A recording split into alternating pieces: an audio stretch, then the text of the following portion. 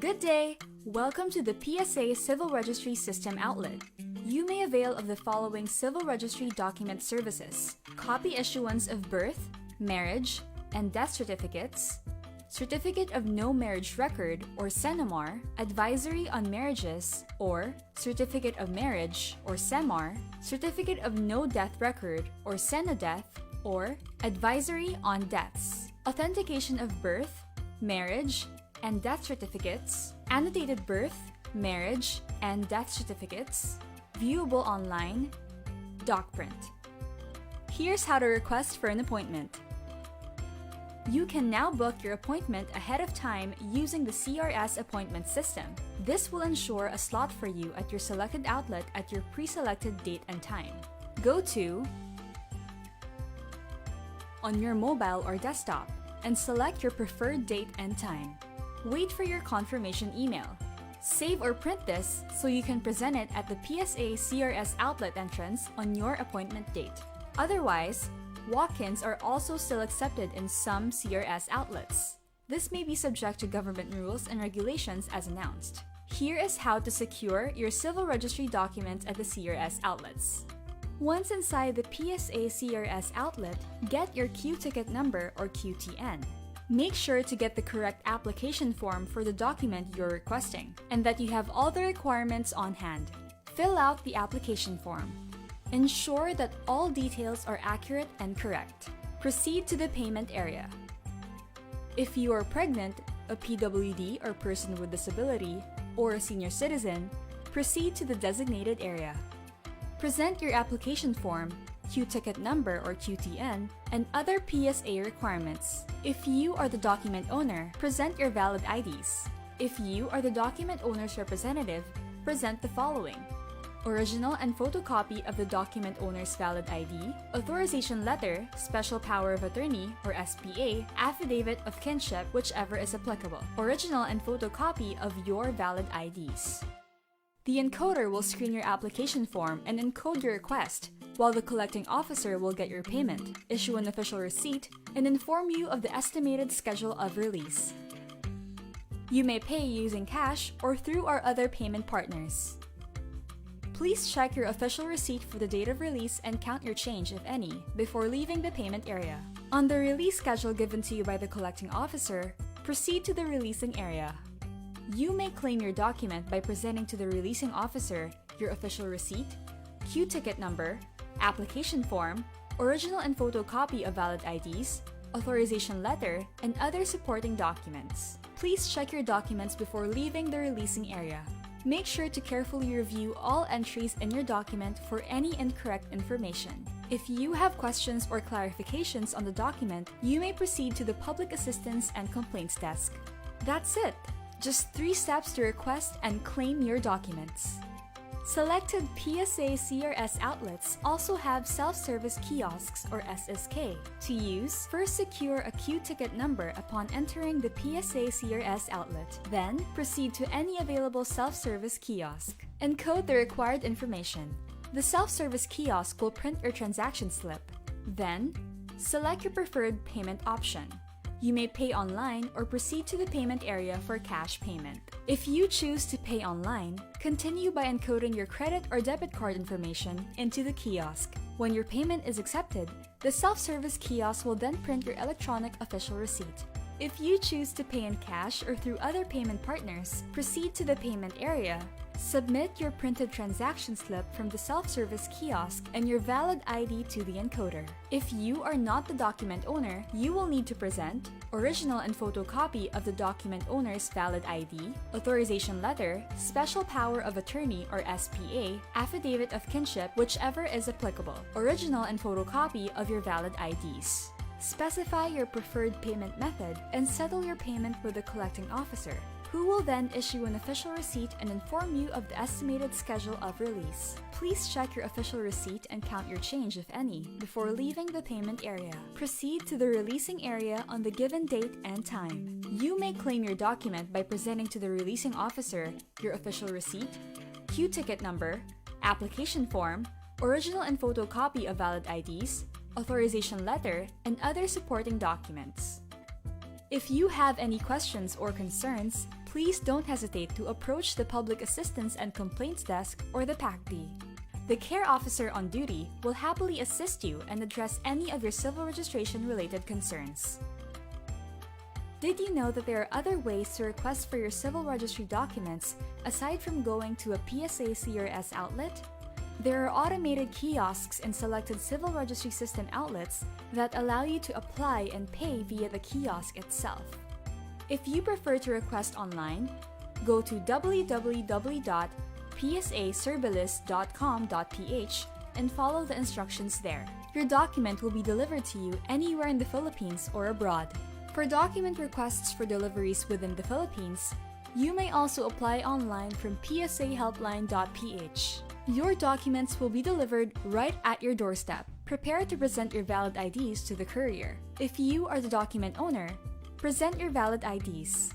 If you are the representative of the document owner, present the following: original and photocopy of the document owner's valid ID, authorization letter, special power of attorney or SPA, affidavit of kinship, whichever is applicable, original and photocopy of your valid IDs. For even more convenience and accessibility, you may also request your documents through the PSA Batch Request Entry System or the BREX, available at the following BREX accredited partner locations. These are some of the many convenient ways to get your civil registry documents from the Philippine Statistics Authority.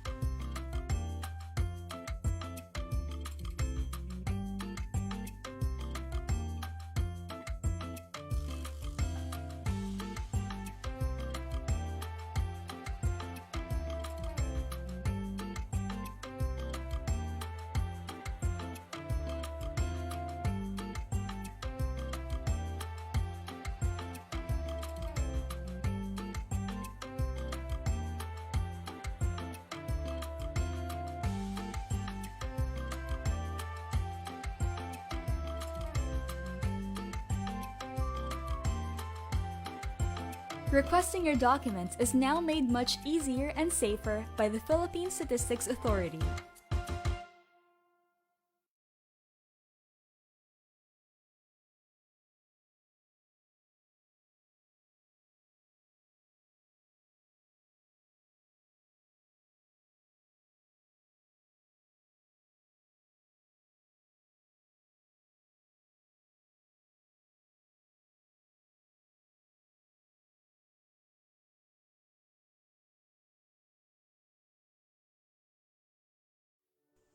Alam mo ba na pwede ka nang makakuha ng birth, marriage, or death certificate online? Handog ng Philippine Statistics Authority ang psahelpline.ph at PSA Servilis para makakuha ng civil registry documents mula sa inyong mga bahay o kung saan ka mang lugar. Sa 3 simpleng steps, mabilis, madali at ligtas ang pagkuha ng mga ito sa panahon ng COVID-19 pandemic. Una, mag-online at pumunta sa website ng psaservilis.com.ph at ng psahelpline.ph. Ikalawa, mag-fill out ng online application form. Ikatlo, magbayad sa mga accredited online payment channels. Panghuli, maghintay ng delivery sa inyong mga bahay. Ano pang iniintay mo?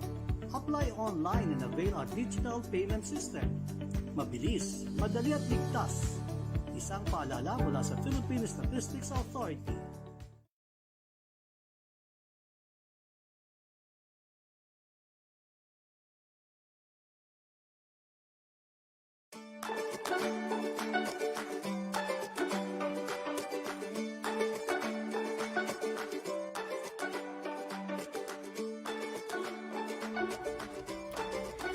Mga kababayan, huwag basta-basta makikipagtransaksyon lalo na kung ikaw ay kailangan maglabas ng pera. Dahil ang pagkuha ng CRS appointment slip ay libre. Oo, libre ang pagkuha ng CRS appointment slip sa Philippine Statistics Authority. Walang kailangan bayaran upang makakuha ng appointment slot o slot sa pag-request ng civil registry documents at certification sa lahat ng Civil Registry System o CRS outlets sa buong bansa. Narito ang mga hakbang para makakuha ng CRS online appointment slip.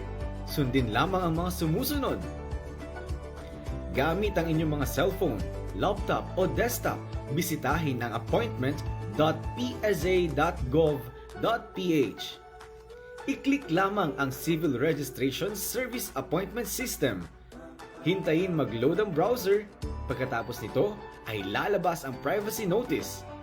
Basahin ito at intindihin, at ito ay sang-ayunan upang makatuloy sa susunod na proseso. Basahin ang mamahalagang paalala at i-click ang next. Sa landing page, piliin ang iyong rehiyon at syudad. Piliin ang branch ng CRS outlet kung saang outlet ang nais mong puntahan. Puna ng mga hinihingi impormasyon. Siguraduhin tama ang lahat ng impormasyon na inyong ilalagay. Basahin at sang-ayunan ang disclaimer at i-click ang next. Hintayin sa ginamit na email ang verification code. Puna ng verification at i-click ang verify. Matapos ang verification, puna ng impormasyon na hinihingi patungkol sa ire-request na civil registry document. Siguraduhin tama at kumpleto ang detalye, i-click ang next. Sunod nito, piliin ang araw at oras na inyong nais para sa inyong appointment. I-confirm ang appointment details. Maaaring i-print o i-save sa inyong mga devices ang CRS appointment slip mula sa browser o sa email na iyong matatanggap. Para sa karagdagang impormasyon o sa inyong mga katanungan patungkol sa CRS appointment system, maaaring tumawag sa sumusunod na mga numero: 846-10500, Local 702 at Local 703. Isang mahalagang paalala mula sa Philippine Statistics Authority.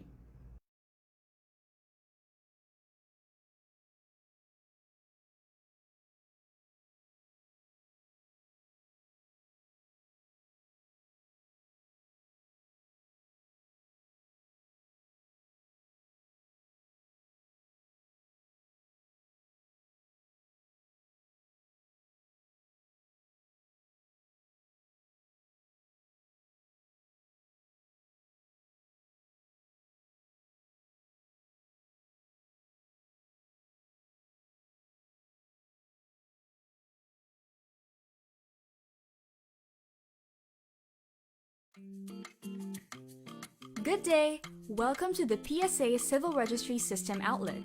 You may avail of the following civil registry document services: copy issuance of birth, marriage, and death certificates, certificate of no marriage record or CENOMAR, advisory on marriages or certificate of marriage or CEMAR, certificate of no death record or CENODEATH, or advisory on deaths, authentication of birth, marriage, and death certificates, annotated birth, marriage, and death certificates, viewable online, DocPrint.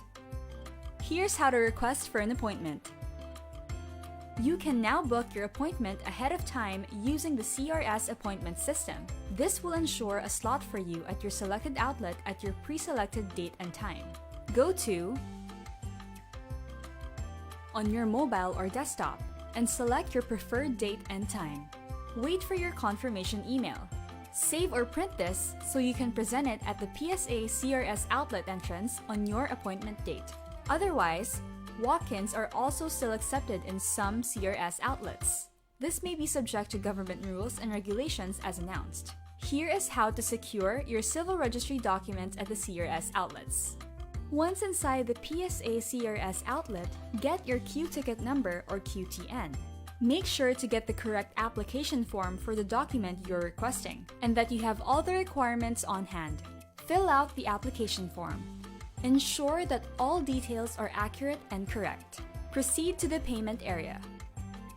If you are pregnant, a PWD or person with disability, or a senior citizen, proceed to the designated area.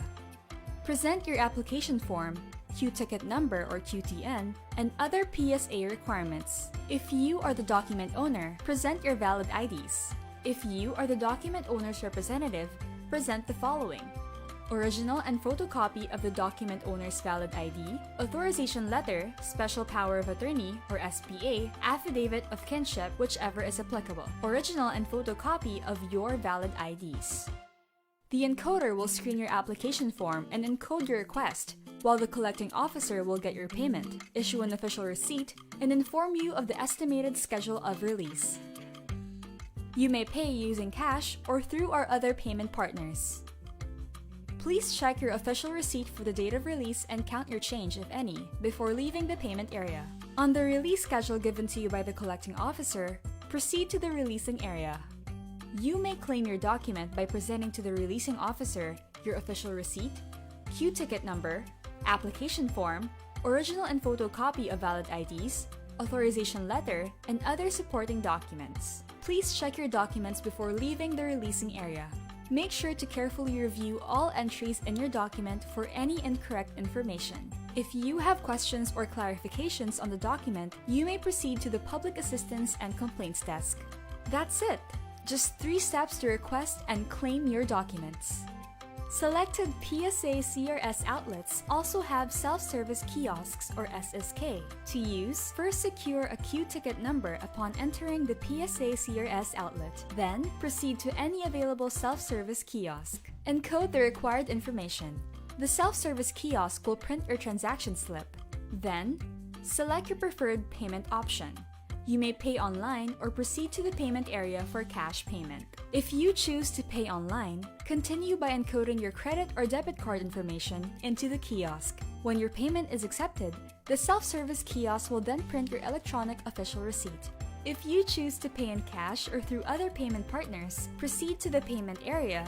Submit your printed transaction slip from the self-service kiosk and your valid ID to the encoder. If you are not the document owner, you will need to present original and photocopy of the document owner's valid ID, authorization letter, special power of attorney or SPA, affidavit of kinship, whichever is applicable, original and photocopy of your valid IDs. Specify your preferred payment method and settle your payment with the collecting officer, who will then issue an official receipt and inform you of the estimated schedule of release. Please check your official receipt and count your change, if any, before leaving the payment area. Proceed to the releasing area on the given date and time. You may claim your document by presenting to the releasing officer your official receipt, Q-ticket number, application form, original and photocopy of valid IDs, authorization letter, and other supporting documents. If you have any questions or concerns, please don't hesitate to approach the Public Assistance and Complaints Desk or the PACD. The care officer on duty will happily assist you and address any of your civil registration-related concerns. Did you know that there are other ways to request for your civil registry documents aside from going to a PSA CRS outlet? There are automated kiosks in selected civil registry system outlets that allow you to apply and pay via the kiosk itself. If you prefer to request online, go to www.psaservilis.com.ph and follow the instructions there. Your document will be delivered to you anywhere in the Philippines or abroad. For document requests for deliveries within the Philippines, you may also apply online from psahelpline.ph. Your documents will be delivered right at your doorstep. Prepare to present your valid IDs to the courier. If you are the document owner, present your valid IDs. If you are the representative of the document owner, present the following: original and photocopy of the document owner's valid ID, authorization letter, special power of attorney or SPA, affidavit of kinship, whichever is applicable, original and photocopy of your valid IDs. For even more convenience and accessibility, you may also request your documents through the PSA Batch Request Entry System or the BREX, available at the following BREX accredited partner locations. These are some of the many convenient ways to get your civil registry documents from the Philippine Statistics Authority.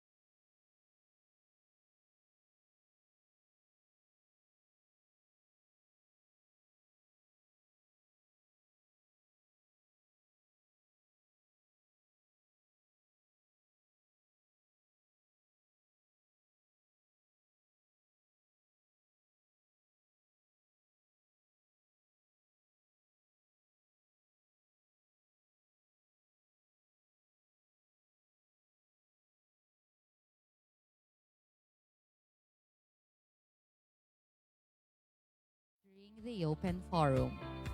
All participants are enjoined to post their questions and concerns related to the topics discussed through the QR code provided per session. This is to manage the open forum smoothly. There will be assigned moderators for each session who shall act as intermediary between an acquiring participant and the paper presenter. Moderator shall read the questions related to the topics discussed.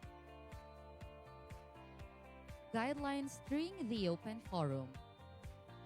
To ensure that the schedule of activities in the program is followed, only a limited number of inquiries per session shall be accommodated.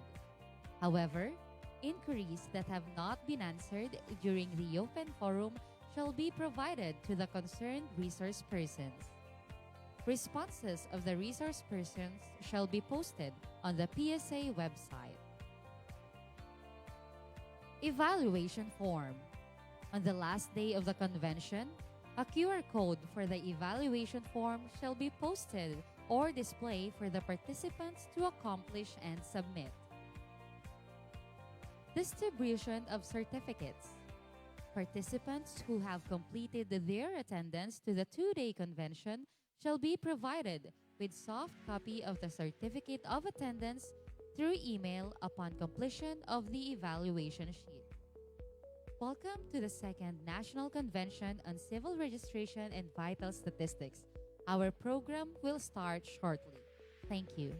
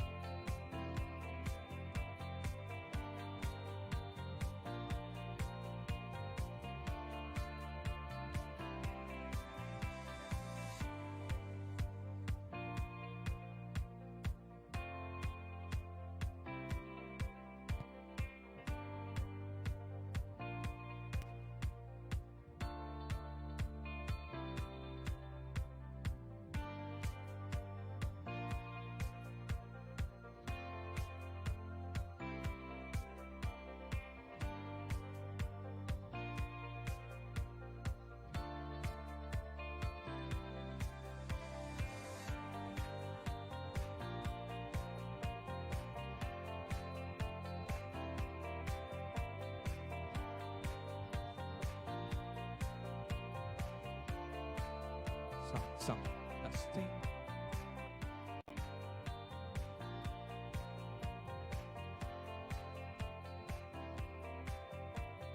Sound. Testing. 1, 2. Sound. Sound check.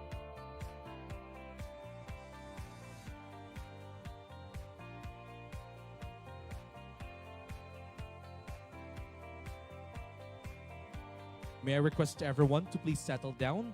We're about to start our program. Again, may I request everyone to please settle down? We're about to start our program. Thank you.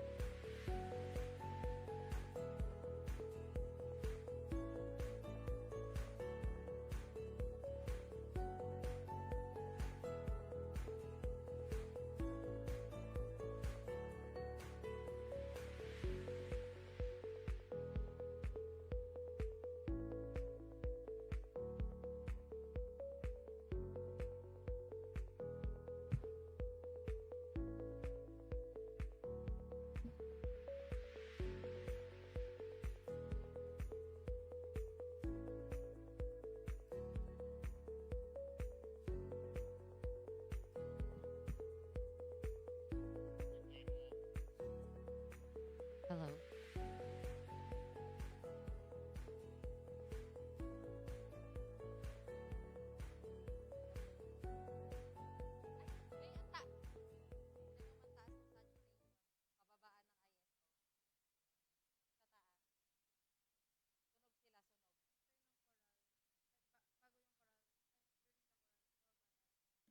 Okay na, be, okay na.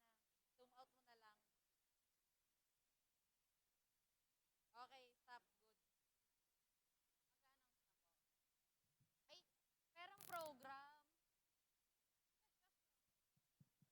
Ay, perang program. Kahit walang program. May program ka gamit, ano?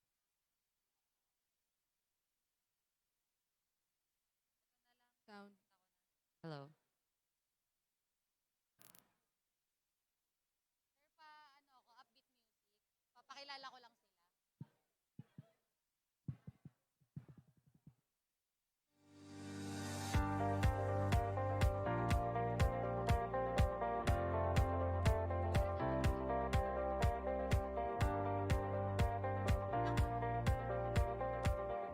Hello.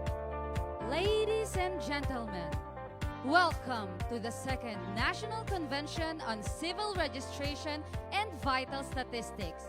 Let us all welcome our Master of Ceremonies, Mr. Jordan Arnaez and Christian Joyce Data. Okay, good morning, everyone. Good morning. This morning marks the start of an exciting and meaningful day ahead for all of us gathered here in Sofitel, Philippine Plaza, Manila. That's right, Jordan. This is especially true for our local civil registrars who are our main participants for this two-day event. Without further ado, ladies and gentlemen, Welcome to the second National Convention on Civil Registration and Vital Statistics. Improving civil registration and vital statistics implementation strategies through digital information. And I am Jordan Arnaiz from the Philippine Statistics Authority. And I am Chen Daida, also from the Philippine Statistics Authority, and we will be your hosts for the first day of this convention. And to officially start our program, may I request everyone to please stand for the doxology and please remain standing for the singing of the Philippine National Anthem to be rendered to us by the PSA Chorale.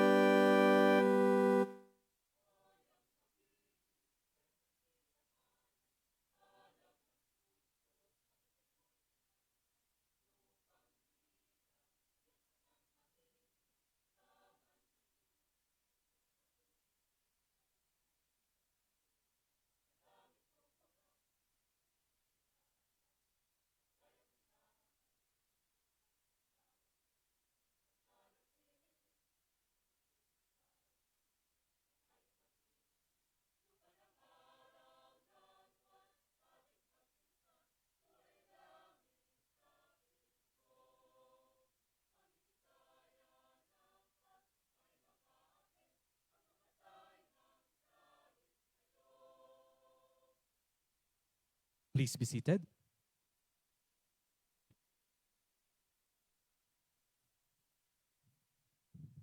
Now, of course, our program will not be complete without the introduction of our honored guests and participants we have today. Let us start with Yusek Dennis S. Mapa, our National Statistician and Civil Registrar General. Also, we have our former National Statistician and Civil Registrar General, Dr. Lisa Grace S. Bersales. We also have with us OIC Deputy National Statistician of the PhilSys Registry Office, Director Fred S. Soliesta. OIC Deputy National Statistician Minerva Eloisa P. Esquivias. We also have with us OIC Deputy National Statistician Ms. Grace Del Prado.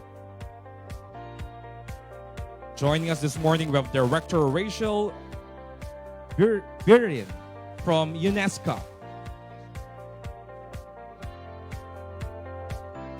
Next, may I call in all the PSA officials, specifically our Assistant National Statisticians and Directors of the Central Office, to please stand to be recognized.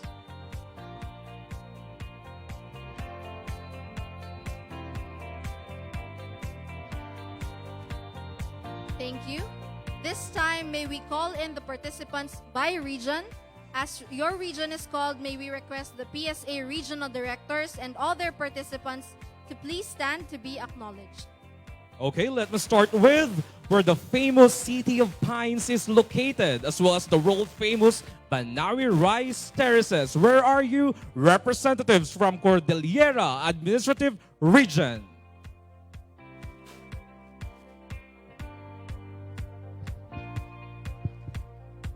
Okay, headed by your Regional Director, Veliafe P. Alipuyo.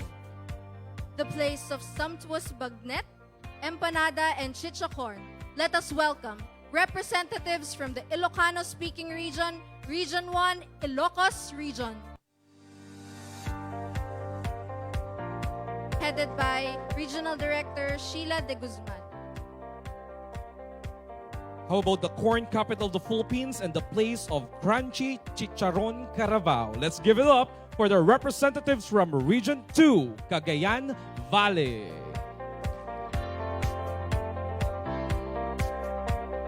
Headed by Regional Director Marilyn Estrada. The Rice Bowl of the Philippines and where the country's Christmas capital is located. Representatives from Region 3, Central Luzon. Headed by our Regional Director, Ma'am Arlene Devino. Okay, who wouldn't know this region for their hot springs, Bukupay, and the Taal Volcano? Make some noise, representatives from Calabarzon.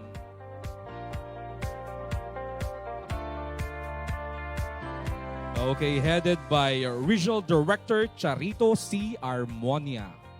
The next region is known for their underground rivers and white beaches. Mabuhay! Representatives from Mimaropa. Headed by our Regional Director, Ma'am Lenny Rio Florido. The home of famous Mayon Volcano and the Sili and Pili capital, Barahay na Adlaw sa Indog, Cabos. Representatives from Bicol Region.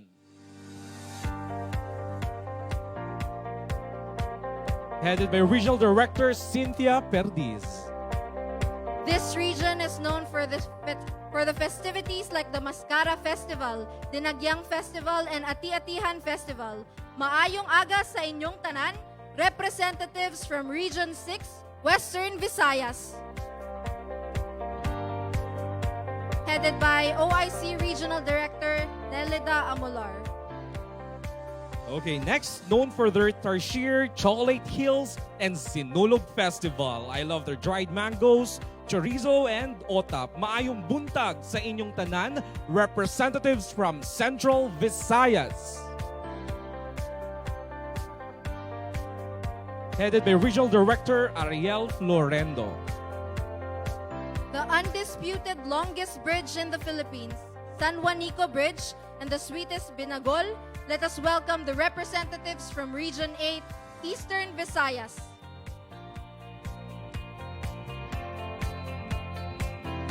Headed by Regional Director Wilma Perante.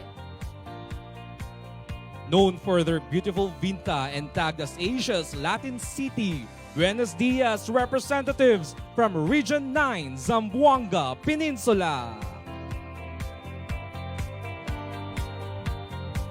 Headed by Regional Director Muchon Pamaran. Home to the Paradise Island of Mindanao and two biggest pineapple companies, Maayong Adlaw representatives from Region 10, Northern Mindanao.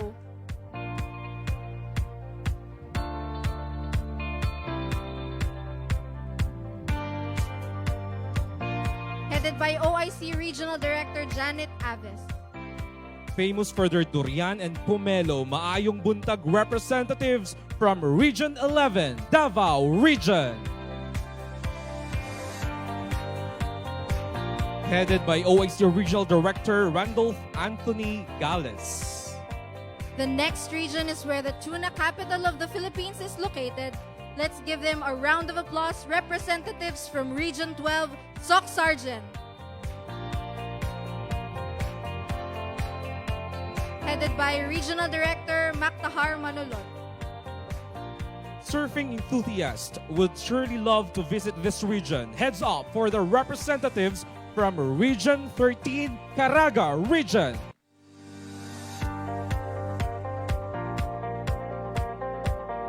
Headed by Regional Director Rosalinda C. Apura.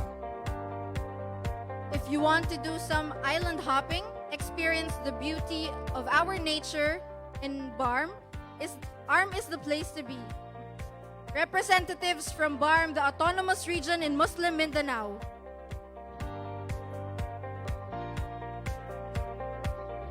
Headed by our OIC Regional Director, Director Akan Tula. And now, the last but not the least, the capital region of the Philippines and our country's business capital. Please stand up, representatives from the National Capital Region.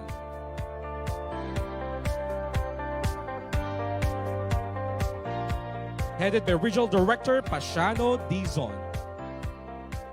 Thank you very much. At this point, let's hear the message of the heart behind this convention and the man with a heart for the welfare of the PSA constituents and clientele.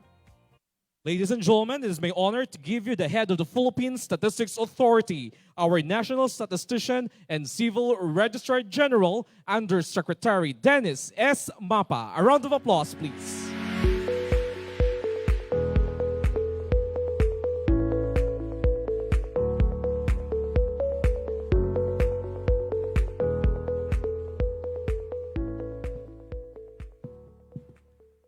Magandang umaga sa ating lahat. Mayong aga sa mga kasimanwa ko sa Region 6. Rachel, I'm talking in our language. Good morning, everyone. I'm so happy to see a lot of participants in this second national convention. So first, I'd like to say good morning to our keynote speaker, the Honorable Senator Grace Po Yamansares. She's coming in a few minutes. Also, to the Department of Social Welfare and Development Undersecretary Janila Ejercito Estrada, who is also our partner, being the Executive Director for the National Authority for Child Care. Director Rachel Riben of the Statistics Division, the United Nations Economic and Social Commission for Asia and the Pacific. My colleague, former National Statistician and Civil Registrar General, Dr. Lisa Grace Bersales, who is now the Vice President for Planning and Finance of the University of the Philippines. Our former Deputy National Statistician for the PSA Civil Registration and Central Support Office, and now the University of the Philippines Chancellor for UP Cebu, Attorney Leo Malagar.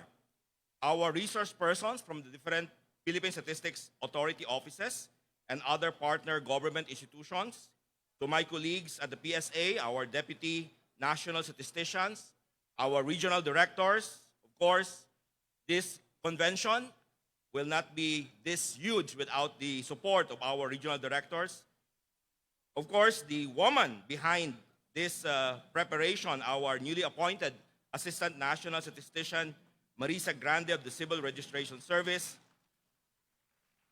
other officials and personnel of the Philippine Statistics Authority, our beloved city and municipal civil registrars led by the Philippine Association of the Civil Registrars President, Lucina Flores, solemnizing officers, members of the academe, other stakeholders and partners from the government and the private sector. Muli, magandang umaga.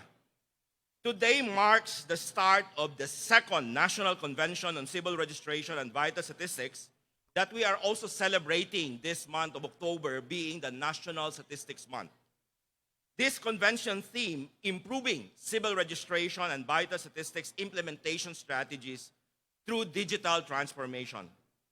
I would like to share with you that the Philippine Statistics Authority has already incorporated digitalization of civil registration and vital statistics system as part of its major deliverables for this year, 2022, to further improve the efficiency of the delivery of civil registration services in our country, as it has been identified as one of the key strategies to attain the goals of the Philippines CRBS Decade 2015-2024.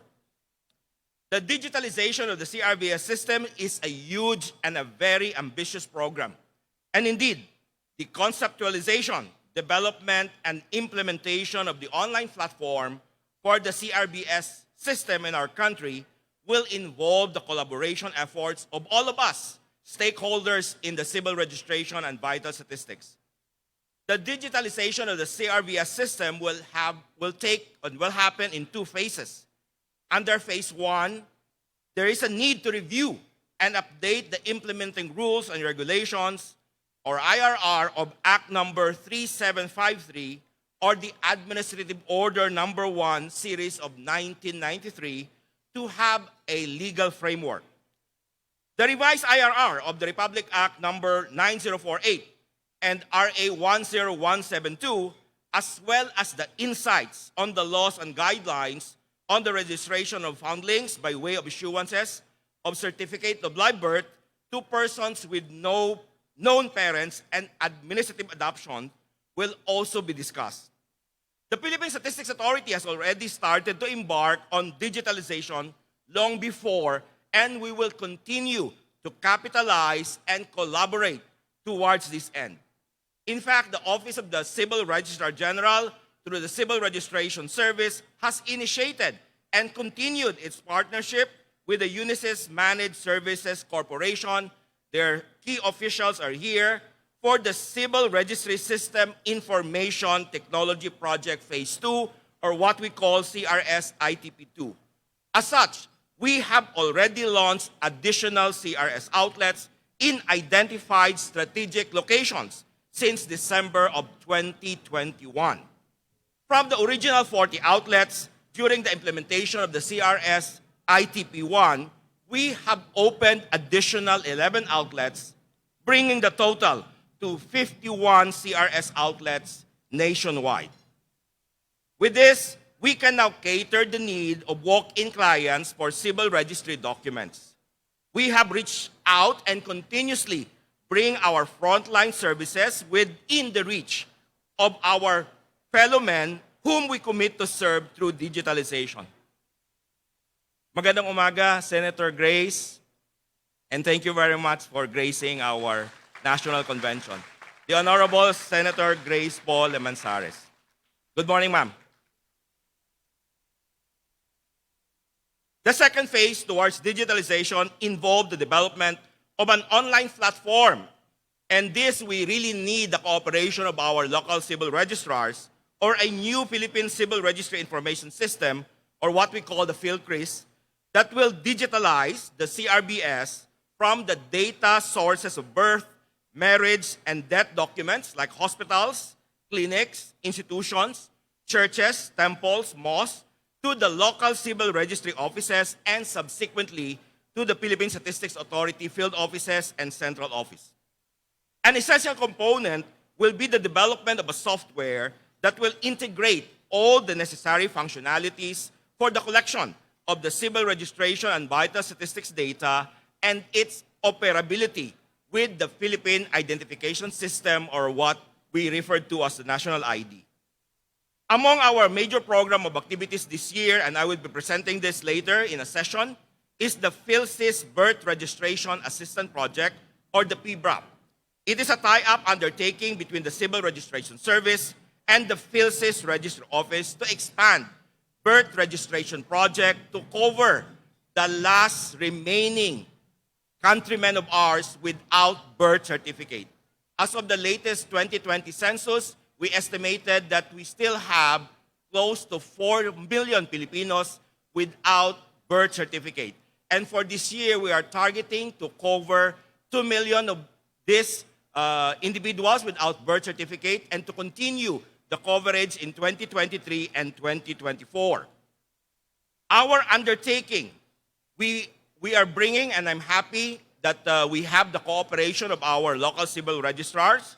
We've been to marginalized communities where we have our brothers, the indigenous peoples, Muslim Filipinos, and those in the poorest sector in our country. A birth record coupled with the Philippine Identification Card, also known as the PhilID, will provide them primarily with legal identity that will enable them to access social benefits. To promote awareness on the importance of the PhilID and to further encourage the public to register, all civil registration outlets are directed to set up a special lane to extend assistance to PhilID card holders requesting for a copy issuance, authentication, and certification of their civil registry documents. A PhilSys Registration Assistance Desk has also been set up at the CRS outlet in the East Avenue, and we will expand this later on to all CRS outlets, in addition to those already existing in malls and in our mobile registration centers. Our invited resource persons from the PhilSys Registry Office later on will share with us details and updates of this initiative. Looking back in 2019, the Philippine Statistics Authority started to implement the Decentralized Copy Annotation Process, or what we call the DCAP. Being one of the significant milestones of the Philippine Statistics Authority, it enabled the regional statistical services offices nationwide to process annotations of civil registry documents affected by RA 9048 and RA 10172, or those clerical errors that can be corrected through administrative procedures and supplemental reports. The decentralization system was developed in compliance with RA 11032, or the Ease of Doing Business and Efficient Government Service Delivery Act of 2018. With the DCAP, the Philippine Statistics Authority regional offices are enabled to issue copies of annotated civil registry documents in security paper within 7 working days instead of the usual 15 days or more prior to the decentralization. I would have to say, and I've been assessing this, I've been going around the country, that the DCAP is, I think, one of the most successful projects undertaken by our Civil Registration Service. Last year, we have also successfully pushed for the full implementation of the CRS online appointment system through collaboration with our private sector partner. With the CRS online appointment system, we can now manage the number of transacting items and the daily crowd in the CRS outlets, ensuring the standard health and safety protocols remain to be observed. We continued our collaboration with the Department of Foreign Affairs and the Philippine Embassy in Kuala Lumpur, Malaysia, for the online mobile registration of more than 600 undocumented Filipinos in plantations in Sabah last February 2022. Moreover, the Philippine Statistics Authority delegation joined the Special Consular Mission to Sandakan, also in Sabah, for the on-site registration of births and the PhilSys enrollment of our kababayan from August 20 to September 1 this year. In addition, the Philippine Statistics Authority also participated in the 12 multi-agency service mission in Cambodia last June 2022, a joint undertaking of the Philippine Embassy in Cambodia and the Samahan ng mga Pilipino. The mission, a one-stop shop for on-site document processing and information dissemination, of various Philippine government agencies providing frontline services, just like the PSA's Civil Registration Service. Moreover, I would like to announce, and I'm happy that the Philippine Statistics Authority successfully collaborated with our partners from the private sector, Pilipinas Teleserve, and Unisys Managed Service Corporation, and soon we'll be launching the e-certificate. This e-certificate system will provide digital copy services for participating government agencies. With this new service, respective clients of the civil registry documents and certifications directly being pushed to the enrolled email addresses of concerned government agencies instead of the individual securing hard copies. So we will be sending directly the e-certificate. This will help ensure authenticity of our documents being submitted to various government agencies for various purposes. In the area of vital statistics, we continuously generate and provide updates on births, marriages, and deaths for monitoring purposes of the government as well as for policy and decision making. I am happy to inform everyone that we have already significantly reduced the lag in reporting on our official deaths, marriages, and births from the usual 2 years to now 1 year, and continuously reporting updates on preliminary reports every quarter since 2020. As the PSA is committed to the continual improvement on the quality of statistical information on vital events, the transition from the use of the World Health Organization International Classification of Disease and Related Health Problems, 10th revision, or what we refer to as ICD-10, to ICD-11, the latest revision in the encoding of the causes of death, is ongoing in collaboration with the Department of Health. Last September 2021, we also successfully conducted the first National Convention on Civil Registration and Vital Statistics through a hybrid setup due to the restrictions brought about by the COVID-19 pandemic. And from that hybrid program, we received positive feedbacks from our local civil registrars, our invited guests and participants, and had more than 20,000 daily engagement through our Facebook live stream. Hats off to these men and women who are here with us today, for we have accomplished many activities and programs and even went beyond our regular activities towards the achievement of the goals of the CRBS Decade 2015-2024, despite the many challenges that we have faced in the last 3 years. I am also overwhelmed to receive information that even before we officially announced the start of the registration of our second National Convention on CRBS, there have been many inquiries expressing desire to become part of this undertaking. I am also very much delighted to finally see all of you face to face as we gathered for a similar cause to get every Pinay and Pinoy in the picture. I am officially declaring this 2-day convention open and look forward to your active participation, particularly during the talakayan on CRBS. Again, maraming salamat at magandang umaga sa ating lahat.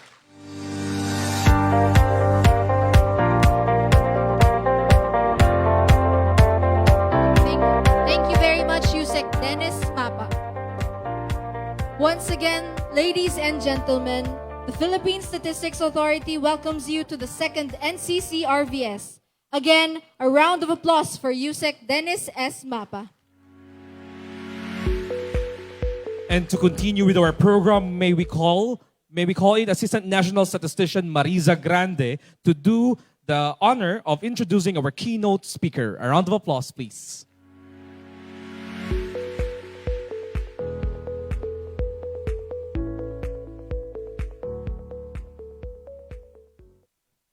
Good morning to our USEC Dennis S. Mapa, Director Rachel Biben, United Nations Statistical Division Director, former Lisa Grace S. Bersales, our PSA Regional Directors, Interagency Committee on Civil Registration and Vital Statistics Partners, our mayors, local civil registry offices, staff and civil registrars, and other CRBS partners, good morning.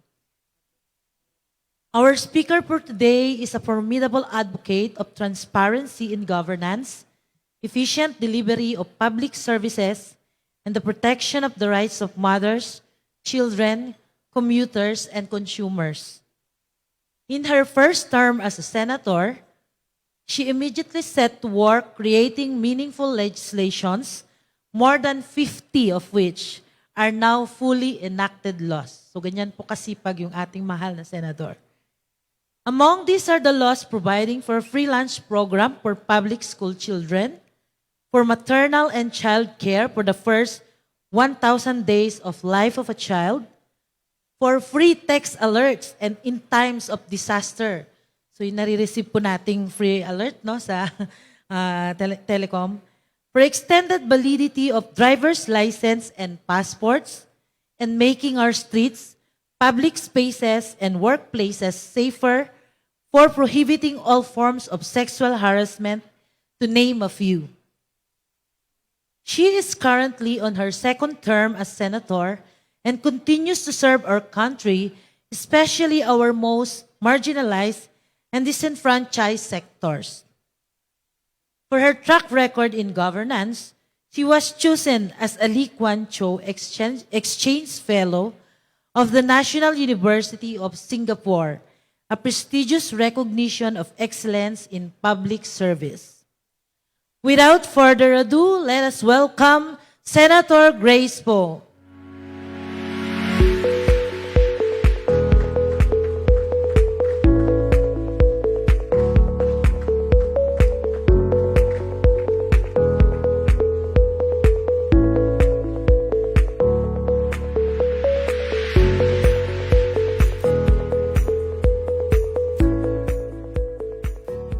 Magandang umaga po sa inyong lahat. Thank you, Ms. Marisa, for the introduction. Alam mo, sinalubong ako ng mga members, mga delegates ngayon at ang gaganda ng mga Filipiniana. Nahiya tuloy ako sa suot ko. Pero alam mo, budget hearing namin ngayon. So pagkagaling dito, baka dumiretso ako sa trabaho. Gayon pa man, nais kong batiin ang ating mga kasama. Una, syempre, ang ating Undersecretary Claire Dennis Mapa, ang ating director na si Rachel Biven, United Nations Statistics Division, si Engineer Marisa Grande, Dr. Lisa Grace Bersales, at sa lahat po sa inyo, magandang umaga po muli. As anyone who has had to enroll a child knows, lahat ng mga nagpapa-enroll ng inyong mga anak, pamangkin, the document that schools and universities require first and foremost is a valid birth certificate. Yun po yung naging problema ng aking mga magulang noon. But there are other reasons for needing a birth certificate, such as when claiming insurance benefits, or applying for a passport or driver's license, or securing a work permit. Ang ating birth certificate ay kasagutan sa isang mahalagang tanong, sino ka ba? In order to be eligible for certain public services and social protection, we need to establish our legal identity, civil status, and family relations. In the Philippines, which is still in the process of fully implementing a national identity card scheme, civil registration documents are the primary means for Filipinos to prove who we are. Thus, children without a birth certificate are one of the most vulnerable classes of people, as they are bereft of the document that is necessary in accessing health, nutrition, education, and social protection. For young infants, access to these essential services is a matter of life and death. Noong September 3, 1968, ako po ay natagpuan sa simbahan sa Haro, Iloilo. I was a newborn baby, abandoned by my biological parents for unknown reasons, without a clue as to my identity. It was then that I was declared a foundling. Nag-isip pa nga ng pangalan yung mga nakakuha sa akin kung anong ibibigay. At ewan ko kung natatandaan nyo pa, ang nagbigay ng pangalan ko ay noon Bishop ng Haro, Cardinal Sin. For decades, just as I had been left alone and defenseless in that church, the law had left foundlings such as me alone. Foundlings were legally invisible. Yung mga hindi kilalang magulang ay parang walang karapatan. Our laws were silent on them, implying that we foundlings were stateless.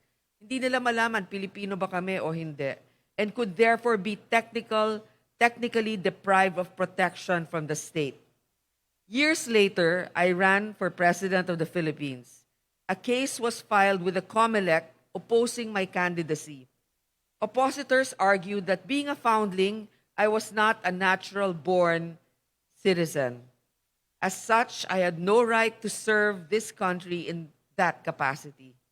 The COMELEC agreed and resolved to cancel my certificate of candidacy. But we elevated this case to the Supreme Court, believing that patriotic men and women who drafted our constitutions did not intend to discriminate against foundlings. The High Tribunal agreed with us. The Supreme Court said to deny full Filipino citizenship to all foundlings and render them stateless just because there may be a theoretical chance that one among the thousands of these foundlings might be the child of foreigners is downright discriminatory, irrational, and unjust. I believe that this momentous Supreme Court decision was a victory not just for me, but for all foundlings in this country. In May of this year, Congress took its cue from the court decision and passed Republic Act number 11767, an act promoting the rights of providing greater protection to deserted or abandoned children with unknown parents and recognizing their status as natural-born citizens of the Philippines. Ang nag-file po sa Congress, sa lower house, ay si Ronnie Ong, na representative ng Ang Probinsyano Party List. At si Yeda Romualdez na asawa ng ating Speaker, Romualdez. Sa Senate naman, ang unang nag-file doon ay si Senator Lito Lapid. At kinampihan din ni Senator Soto. So kung napapansin nyo, mga kaibigan ng tatay ko lang, naintindihan nila. Recently, the implementing rules and regulations, or IRR, of this law were signed, thereby enabling this law to be fully implemented. I am grateful to those who participated in the drafting of the IRR, especially representatives of the PSA and the Civil Registry Office. Maraming salamat po sa inyo. Di pa tapos. Section 5 of our new law states, para lang dun sa mga kasama natin delegates, a foundling found in the Philippines and or in the Philippine embassies, consulates, and territories abroad, kahit na sa ibang bansa, is presumed a natural-born Filipino citizen. Pag nakita dun sa ating mga consulates o embassy, kunyari may iniwan dun. As a natural-born citizen of the Philippines, a foundling is accorded with rights and protections at the moment of birth equivalent to those belonging to such class of citizens whose citizenship does not need perfection or further act. Ladies and gentlemen, in my opinion, no sweeter words have been written. Today, we foundlings are no longer invisible. The law mandates the National Authority for Child Care, NAC, to take care of submitting the application for registration of the child to the local civil registrar. In turn, the registrar is directed to issue the certificate of live birth. I have continued to advocate for the establishment of an enhanced framework to facilitate the prompt registration of all children, especially those in need of special protections. Such children who have been displaced or are trapped in situations of armed conflict or are victims of trafficking. I was talking to Ms. Lisa and she said, when the birth certificate will be made, ang nakalagay na doon, certificate of live birth, hindi certificate of foundling. Kasi doon pa lang parang, dampot ka lang, Diba? Pagka at least certificate of live birth, medyo patas-patas tayong lahat, diba?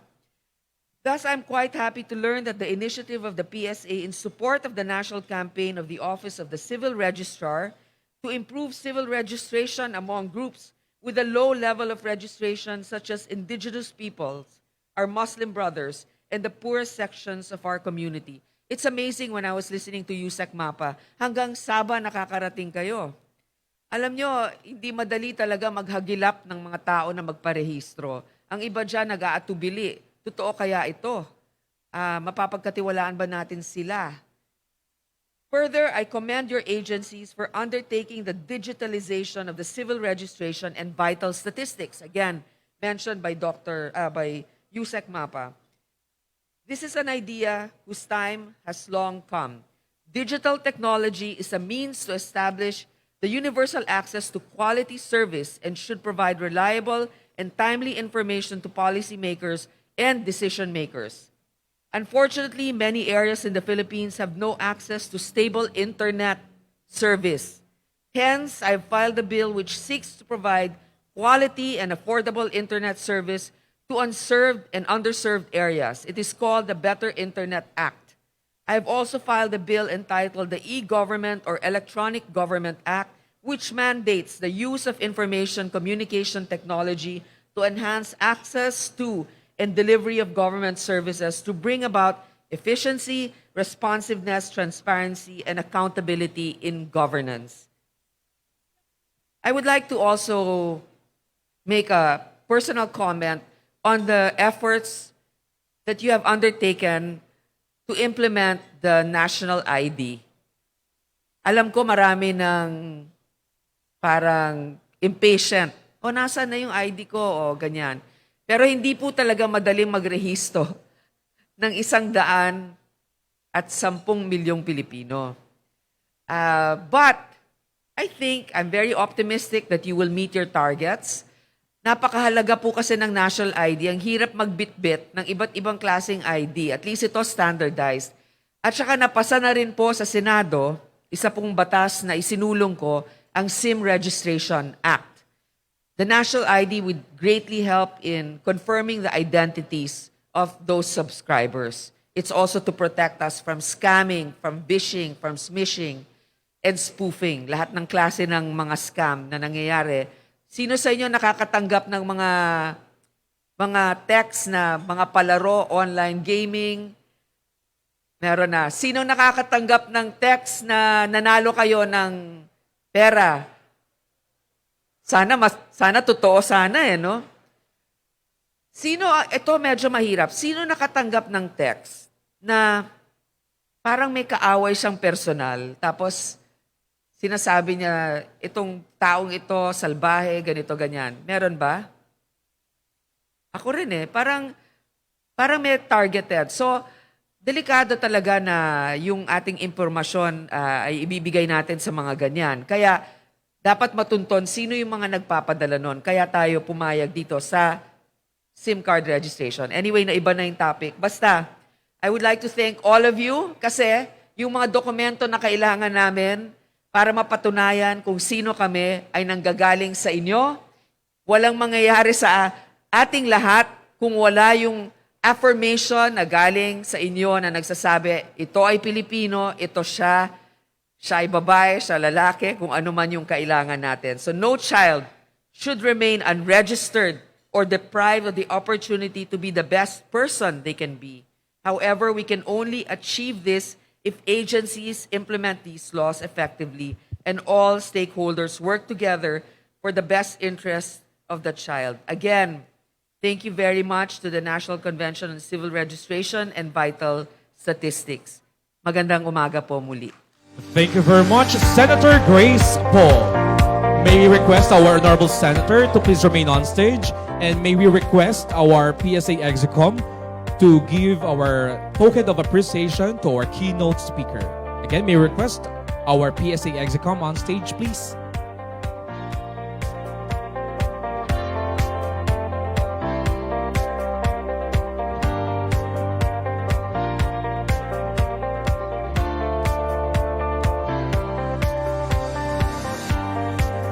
May we request our Central Office Management Committee to please ready for the photo session to be followed by our regional directors.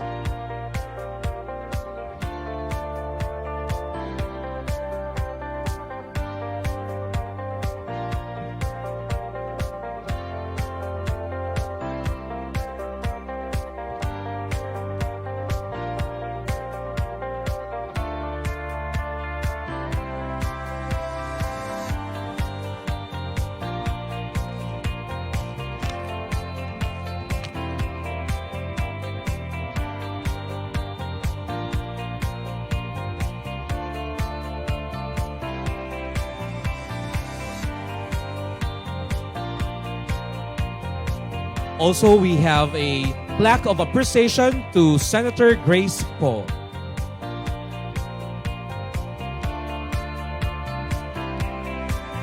May we request our Central Office Management Committee on stage, please, for the photo session to be followed by our regional directors.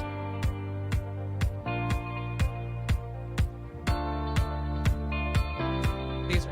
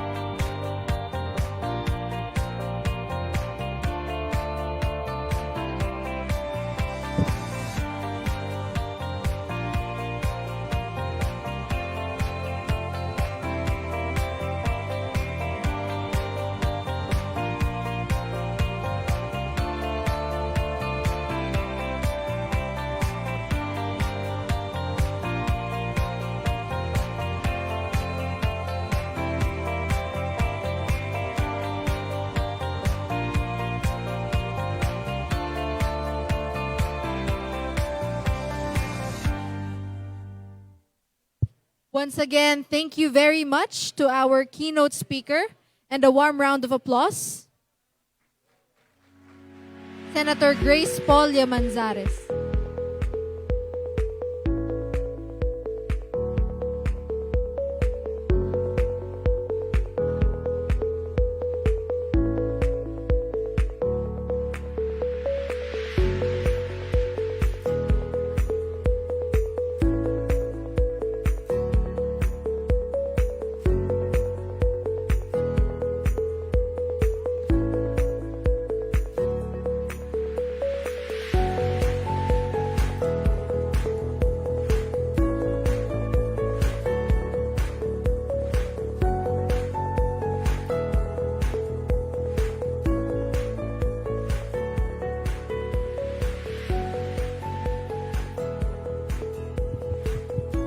Sound. Okay, and now, ladies and gentlemen, we're about to witness our first finalist for the Regional Cultural Dance Contest. But before that, allow me first to introduce our Board of Judges. Our first judge, member of Sindao Performing Arts Guild, member of Andres Bonifacio Elementary School Alumni Rondalia, one of the performers in the 2019 Tourism Expo in Japan and 15th China ASEAN Expo in the year 2018. Ladies and gentlemen, our first judge, Mr. Jover Manahan.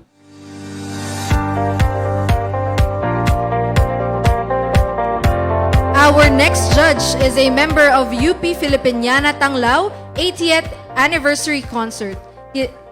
She is a Musician of the Year at Cayetano Arellano High School and a former member of the Bayanihan Dance Company, the official dance company of the Philippines, performed in Hawaii, Greece, and Russia. Ladies and gentlemen, Ms. Jovelyn Canoy.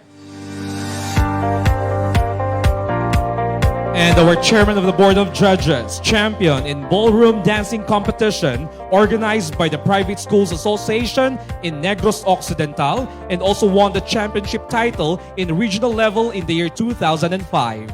Third place in the ballroom dancing competition organized by the International Dance Sport Federation of the Philippines. Former dance instructor at 116 Studio. Performer, choreographer, and dance instructor. Ladies and gentlemen, let's all welcome Miss Christine Baculina Aurelio.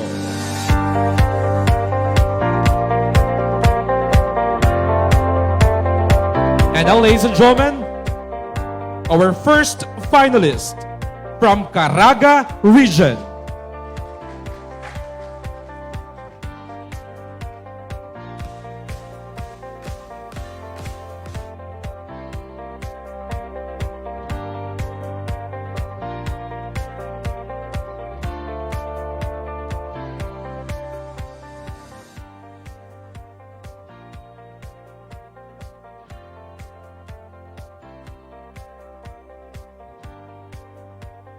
Caraga region is well endowed with all the nature's bounty, thus making it to be among the most visited region in the Philippines. One of the region's grandeur is the unique and diverse culture of its indigenous people whose ancestry contributed to the region's rich history and heritage. The Manobo and Mamanwa tribes that are dominantly found in the various parts of Agusan have a vital contribution to the region's progress and prosperity. The Manobos' reverence of the Panlabaw and its surrounding forest is rooted in their belief that it's the birthplace of their ancestors. It is the home of their spirits that provide the bailan, their spiritual and medicinal wisdom and healing abilities. The indigenous people's expression of their faith to their gods, their gratitude of thanksgiving for all that is bestowed upon them, be seen in their unique music and dance steps.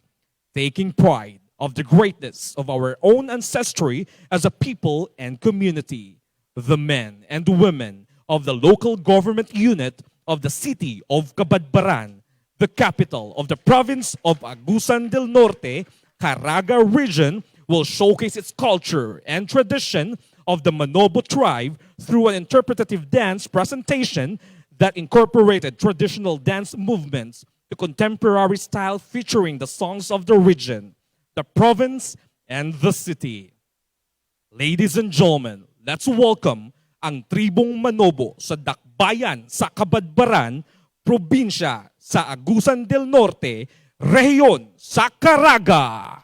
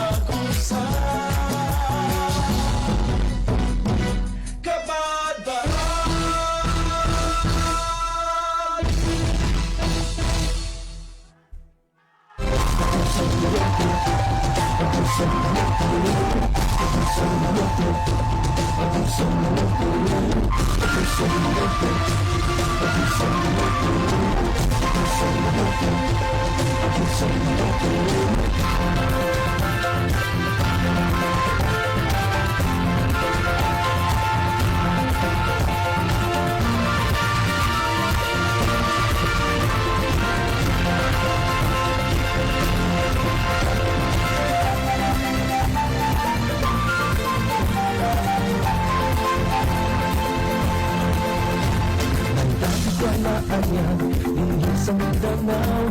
Dapat sa kauswagan, dapat sa kalinaw. Ang kamindot dili, mungkin di katandi, maukini ang abusan del norte. Carmen Masipit, Buena Vista, ating Arabonga. Las Nuevas, Cabandaran, Santiago, para sumuyunta. Magallanes, Tubay, Kitcharaw, at Tuunta. Ang lubyo, ang abusan del norte.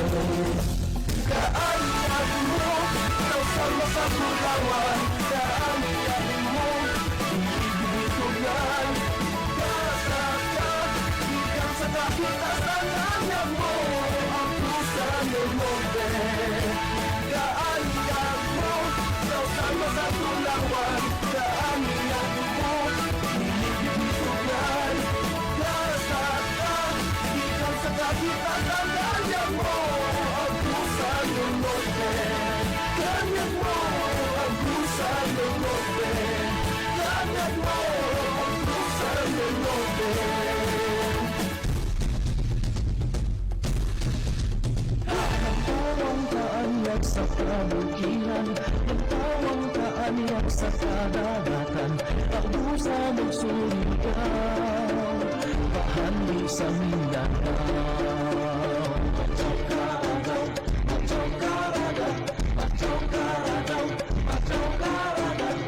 Kalasangan o kakahuyan, bandong sa panginabuhian. Kamatagan o mga basakan, pahanding amay kipigan.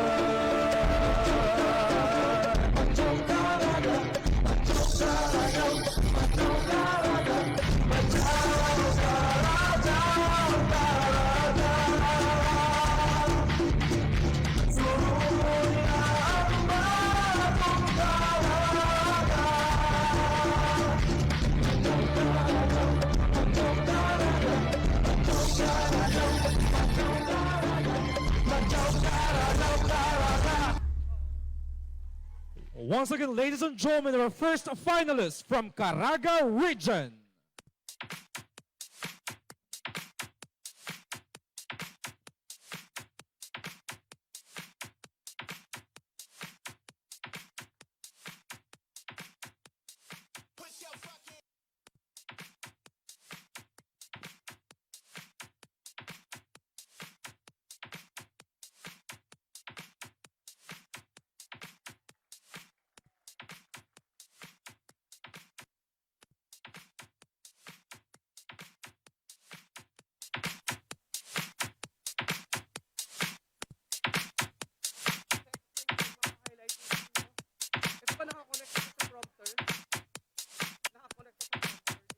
So once again, thank you very much to our first finalist for the Regional Cultural Contest. And now, allow me to introduce our next speaker. Ms. Bevan has over 30 years of experience in government statistics, in particular data preparation and analysis. She has also worked extensively with governments, multilateral agencies, and statistical community, most notably through the United Nations Statistics Division, ECA, ESCAP, World Bank, and Paris 21. Prior to joining ESCAP Statistics Division, Ms. Bevan led the Data for Development team at the Foreign, Commonwealth, and Development Office of the United Kingdom, where she managed a global portfolio of statistical programs to build core statistics as well as help countries modernize their statistical systems. She was also a leading advocate for financing for data and statistics. Ms. Bevan has provided a wide range of technical support from improving economic and financial statistics to estimating local population using geospatial data. She is one of the founders of the Inclusive Data Charter launched at the 2018 High-Level Political Forum to mobilize political commitments and to advance inclusive and led disaggregated data. Ms. Bevan also led a program on monitoring the Sustainable Development Goals and United Nations Statistics Division and established a data science hub at the Office of National Statistics of the United Kingdom to explore the use of data science, in particular geospatial, as well as big data to monitor progress. Ms. Bevan holds a master's degree in statistical applications in business and government, as well as business administration, and a bachelor's degree in geography and geology. Once again, allow me to introduce Ms. Rachel Bevan, the Director of the Statistics Division in ESCAP. A warm round of applause, please.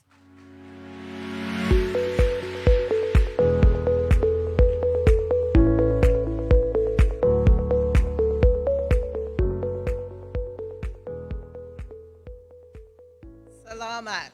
Thank you. Magandang umaga. I hope I said that right. Good morning, Excellencies, distinguished participants. It's my real pleasure to be able to join you today here in person at this very important event and to be able to share some opening remarks. Indeed, I think this is the biggest in-person event that I've been to in quite a few years, so it's lovely to be able to be here to share with you. Can we go to the next slide, please?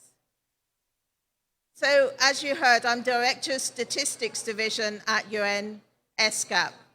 ESCAP is one of the 5 regional United Nations commissions, all of which work to promote regional cooperation among countries to achieve inclusive and sustainable development.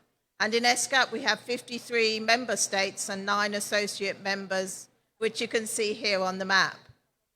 We work on a number of areas, including research and analysis, policy advisory services, and also capacity building and technical assistance to governments, and intergovernmental platform work, which we do. And that's much of the work which we do on CRVS is part of that intergovernmental work. One of the divisions in ESCAP is Statistics Division, where we predominantly work with national statistics offices, and the CRVS initiative is very much part of the work which we do. We know that CRVS work is really, really crucial part of the broader 2030 agenda and part of what we need to do to achieve the Sustainable Development Goals. And a large number of indicators which we need for the Sustainable Development Goals are sourced from CRVS systems. So we need these well-functioning CRVS systems, not just for planning and implementing the SDGs, but also it provides really, really vital information to make sure that we can actually continuously monitor the SDGs. So we know that the information from CRVS system feeds into 60 to 70 different SDG indicators. And it feeds in both directly to the civil registration, so data from the civil registration system helps, for example, on target 16.9 of the SDGs, which says that by 2030, we need to provide legal identity for all, including birth registration. And we just heard earlier as well from the Senator how important that is. But we know that it's also important not just for those direct SDGs, but also a whole lot of other SDG indicators as well rely on that important information on how many people there are actually in a country. So it's really important, the work that each of you actually does towards that. In 2014, in recognition of the role of civil registration and vital statistics and the role they play to supporting development efforts, in 2014 we had a ministerial conference on CRVS for Asia and Pacific, which really looked at what we needed to do to concentrate efforts on improving CRVS systems. And together there, ministers articulated that shared vision for the region that by 2024, all people in Asia and the Pacific would benefit from universal and responsive CRVS systems that facilitate the realization of their rights and support good governance, health, and development. So we had that Asia and Pacific Civil Registration and Vital Statistics decade from 2015 to 2024, but also in the Philippines, it was actually one of the first countries to also declare their own CRVS decade in line with that regional agreement. But alongside that ministerial declaration, we've also developed a regional action framework which actually sets out more detail on what we need to do to achieve that declaration. And we have the goals and the targets of the regional framework that give us those measurable outcomes so that we can look at what we need to do to achieve that shared vision that all people in Asia and the Pacific will benefit from universal and responsive CRVS systems. Within that regional framework, we set out 3 goals for the decade. The first goal was that we would have universal registration of births, deaths, and other vital events. The second goal is that all individuals are provided with that legal documentation of civil registration, not just for births, but also for deaths and for other vital events. And that's necessary, as we know, so that everyone can claim their identity, their civil status, and the rights that that also provides. The third goal was that accurate, complete, and timely vital statistics, including on the causes of death, are produced based on registration records, but not just that they're produced, but they're also disseminated. So with those 3 goals, we've also set out a bit more detail, and we've got 15 targets which actually have been identified to show what progress we're making. We've identified 8 implementation steps that we think are necessary to have in place so that a country can achieve that fully functional and universal CRVS system. And these have been identified, and we're now looking at how we report against those implementation steps using these 15 different targets. And the Philippines are one of those countries that's been following these implementation steps very closely. But what's been really, really useful as well is that the Philippines provides that really great example for other countries around of what can actually be done. So we're really grateful for all the work that you're doing, because it really does help to showcase what can be done and that actually this is possible and we can really make progress on this together. But last year, we actually did an assessment of the progress that's being made towards that vision, because last year was the kind of mid-year of that CRVS decade. And we presented that picture of progress at the second ministerial conference on CRVS, which was held in November last year. And indeed, that was the first formal event that I did in my role as Director of Statistics Division at ESCAP. Unfortunately, at that time, it was still a virtual event. But it's great today to see that we've moved on from that and we can do these in-person events, which are so, so important. And when we looked at that picture of progress, what we could see clearly is that countries in this region have actually been making really good progress. And actually, by setting that CRVS decade, we've seen a lot of momentum across the region towards strengthening CRVS systems. But although we have actually seen a lot of improvements, particularly in the area of birth registration, we still see that there's much more to be done. So we know across the region of Asia and Pacific, there are still 64.4 million children who are not registered. And we can see that most of those, from this chart, you can see most of those are in South and Southwest Asia. But there's still some across the rest of the region as well. And we know that in order to be able to actually meet that vision, we need to accelerate efforts in all countries. And Philippines is actually one of those countries that has much higher birth registration completeness than most of the other countries in Southeast Asia. And the regional average is that actually 17% of children under 5 are not registered, but that is much, much lower in the Philippines, which is fantastic news. But we know that birth registration is just one part of the picture. The other thing that's really important as well is death registration. And compared to birth registration, death registration is much less complete. We know that that's partly because there are fewer incentives to actually register deaths. However, it is still really, really important.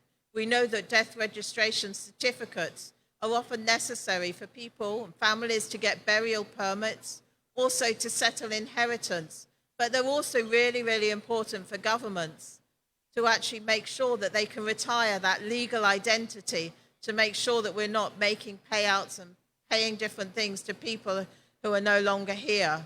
But it's also really important, as we saw through the recent years of COVID, for measuring excess mortality. We need that death registration, but we particularly as well really need to know more about the causes of death.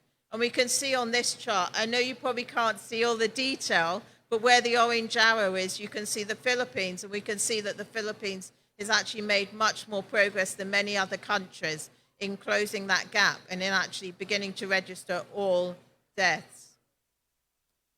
This next chart shows you those 8 steps I talked about that we've identified as being important to help in strengthening civil registration systems. We can see that most countries have been making really good progress. So you can see in blue where the countries have been making progress. But in red, we also see where still more work needs to be done. And one area in particular where we see that more work needs to be done, and this includes in the Philippines, is that area of inequality assessments. And inequality assessments are really important to help us to understand which subgroups of the population are maybe being excluded from the registration systems. We need to understand to make sure that everyone actually gets in the picture. And even in countries like the Philippines, where there's over 99% coverage of birth registrations, it's still important that we look at that other 1%, because that's still a lot of people that can be being left behind. But in order to help countries to make progress on these implementation steps, it's not just about what the country does on its own, it's about working together with others, working with development partners like ESCAP to look at what we can do. But having complete registration is not enough. We know that what's also important is to use that information to produce vital statistics. And across Asia and the Pacific, there's still 17 countries which have yet to use those registration records to produce vital statistics and to disseminate that information. We know that statistics of causes of death still need a lot more to be strengthened. And there's only a low proportion of deaths where a medically certified cause of death has been recorded. And even when information is recorded, often it can just be a very poorly defined code. And we saw recently in the UK, where I'm from, where the Queen died, and we made public in the newspaper her death certificate. And under occupation, it says Her Majesty, the Queen. But under her causes of death, it just records old age. And that's an example of what we know can be improved upon. Even in my own country, we still need to do more work on that. So we need to work together on these things. But I would say that what you have in the Philippines is a really unique position where you've got within the Philippines Statistical Authority, you've got the national ID system, civil registration and statistics being managed by one agency, which gives you that real opportunity to actually work together on this. And what we saw last year at that kind of CRVS ministerial event was that we saw that because not enough action has taken place and much more needs to be done, we actually worked together as a group of countries across the region to actually make a ministerial declaration. And this declaration really builds on the earlier declaration, but it takes things a step further.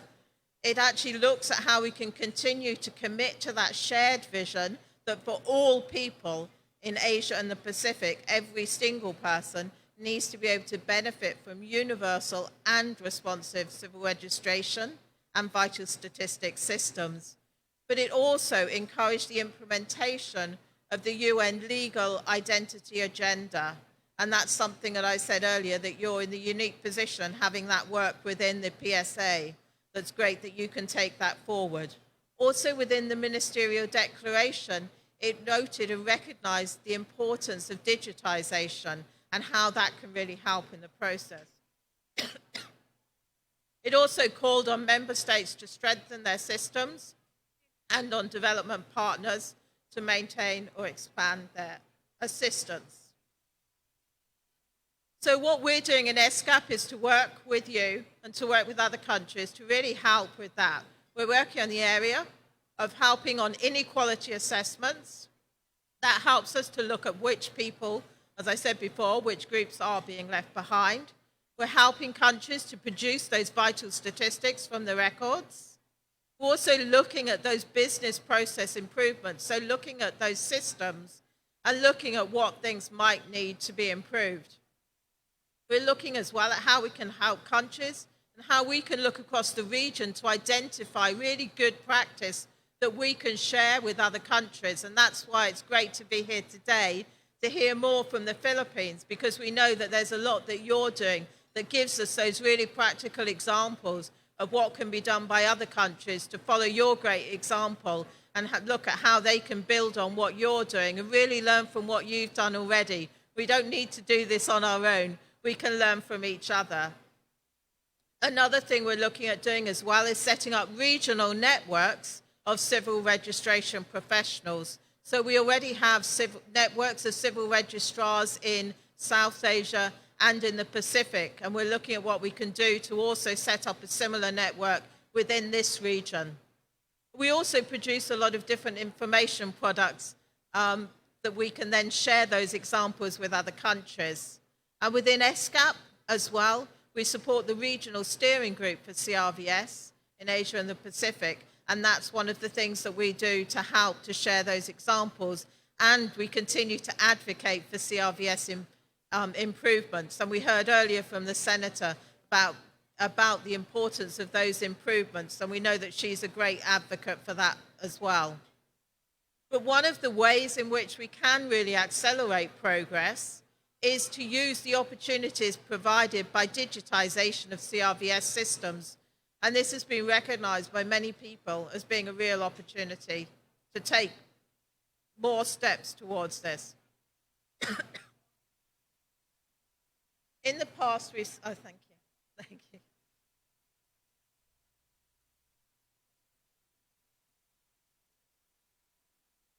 In the past, we've seen that oftentimes different systems, different parts of governments have very siloed systems.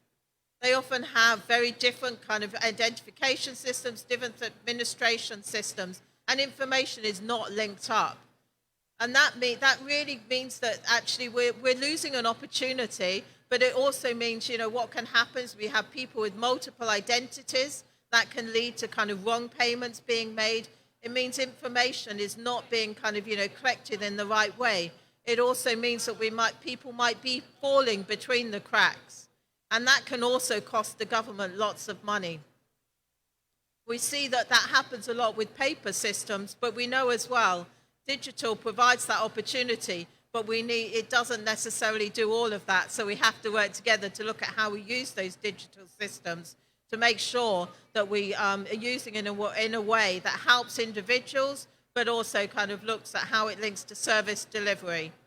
And we know then that will help us as well to reduce that wastage that goes on often with payouts being made to wrongly, but also people missing out on that, on payments. We also know that at the moment there's a lot of information that kind of sits on these different systems, but it isn't necessarily being brought together into actionable kind of data that policymakers can then use. And we saw that very much as well in COVID. And we saw that although there was a lot of information, even in my own country in the UK, we weren't able to actually link up some of that information. And that meant then that we couldn't really look into which groups were being most affected by COVID. And certainly at the beginning of the kind of COVID situation, we had information on causes of death, but we didn't have much other information on those individuals. For example, we didn't really know about their ethnic background. So we weren't able to actually see whether or not COVID was affecting different groups from different ethnic backgrounds differently. And it wasn't until we actually were able to then join up some of our records that we could then actually see the impact of that.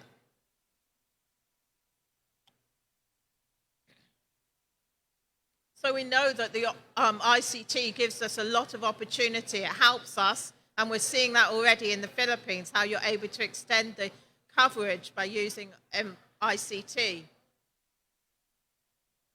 We're also seeing how it can limit that duplication of records and also occurrences of multiple identities.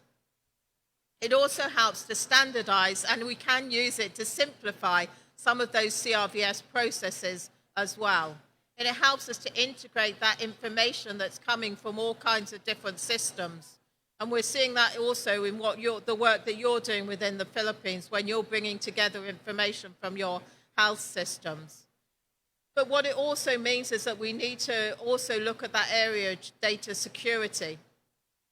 But there is also an opportunity in terms of the visualization of the data. Once we have that data and it's digitized, that means we can visualize it in much more useful ways, which means it can be used then by policymakers much more easily. And it helps as well in terms of that direct service delivery. And it helps to make sure that the services provided by government are being provided in a cost-effective manner. I won't go through all this next slide, but you can see here that digitization affects all of the aspects of CRVS, from the preparation to analysis and design, all the way through to implementation. And we can look at the opportunities across all of those areas. But as well as those opportunities, there are also risks.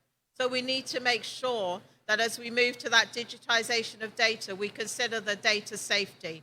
And that's data safety in terms of the transmission and the encryption of data. So it's important that data doesn't get into the wrong hands.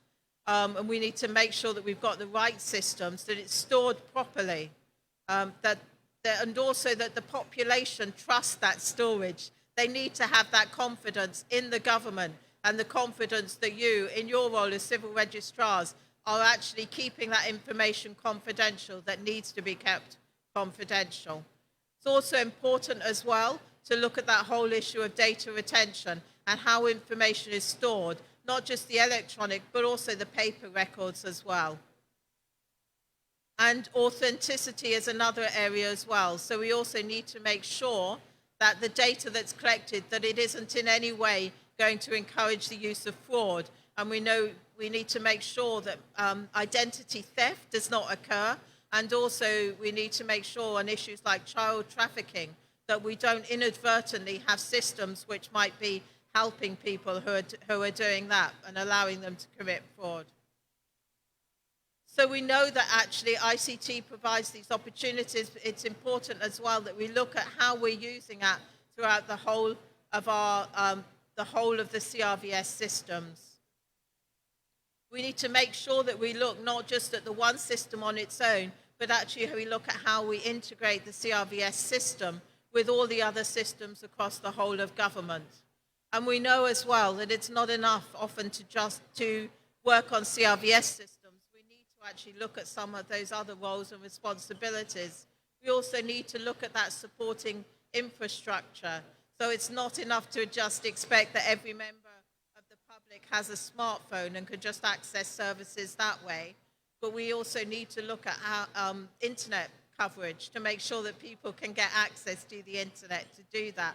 We need to look specifically at those groups that might be being left behind, say in rural areas, but also in areas of the country which might have unreliable telecommunications and internet access. But alongside that as well, we need to have those adequate legal frameworks. And we heard earlier about that change in law that you've made in the Philippines that is really helping those individuals who didn't have that legal identity.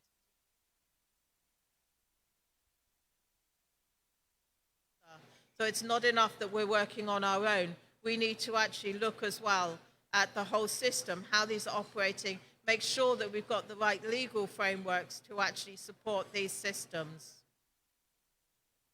But what I also wanted to say, what I heard about last year and just earlier as well, when I was at the second ministerial conference on CRVS, we had an event with the youth and children. And at that event, they were sharing their stories of what it really meant for them to exist without a legal identity.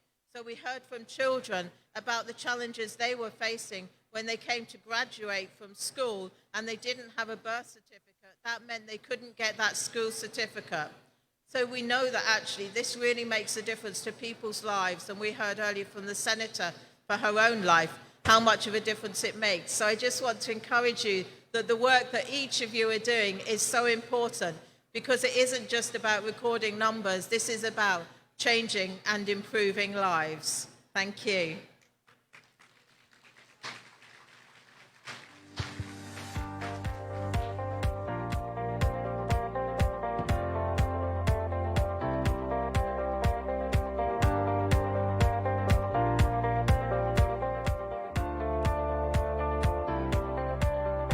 Okay, once again, thank you very much to our speaker, Director Rachel Bevan. At this moment, let's request Director Rachel to please come up on stage for us to award the plaque of appreciation and the token. May we request our Execom, OIC DNS Fred Soliesta, OIC Minerva Eloisa Esquivias to be assisted by ANS Mariza Grande.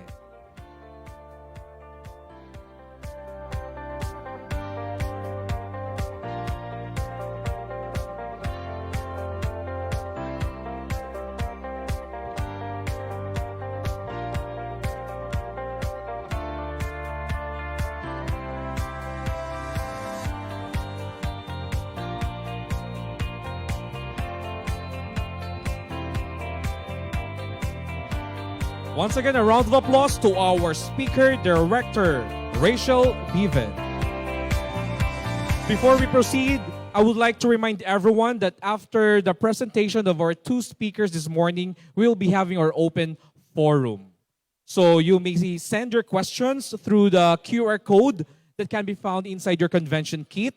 Just scan the QR code and type your question. We have technical staff to facilitate your questions. Okay, so let's proceed to our next speaker.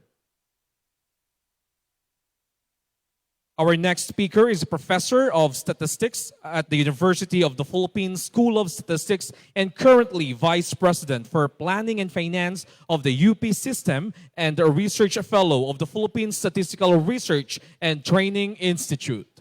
She is the first national statistician of the Philippines and served in this capacity from April 2014 to April 2019. Heading the Philippine Statistics Authority, she is currently a board member of the Open Data Watch based in Washington, D.C., a member of the advisory board of CPA in Colombia, a member of Thematic Research Network for Data and Statistics or Trends of the Sustainable Development Solutions Network of the International Association of, or based in New York, and in editorial team of the Statistical Journal of the International Association of Official Statistics. As a researcher, her areas of interest are varied. These are reflected in her more recent publications, most of which are in collaboration with other researchers, strengthening the CRVS statistical system or CRVS system of the Philippines, standard in social statistics, the capacity of national statistics or statistical system to adapt to the international standards, problems, challenges. Big data in the Philippines, how do we actually use them? Making civil registration and vital statistics system work for women and children, a country perspective. The multidimensional approach to measuring poverty, determinants of regional minimum wages in the Philippines. Ladies and gentlemen, let us welcome our next speaker, Dr. Lisa Grace S. Bersales.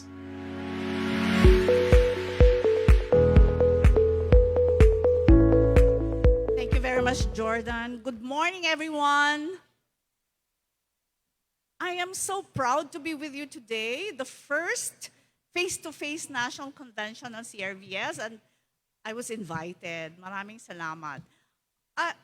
My presentation is from an assessment that we did on the CRVS system of the Philippines, which was done last year. And it was funded by the World Health Organization, but the project was done with the partnership of PSA and the Department of Health and the UP Statistical Center Research Foundation Incorporated, which I am part of. Tintin, thank you. She's helping me with my presentation. So I start with the outlook for the second half of the Asian Pacific CRVS decade 2015 to 2024. Rachel mentioned this already and gave us the goals, the three goals, and USEC MAPA, NS Dennis also mentioned the work that the Philippines is doing to achieve the targets that we set by 2024.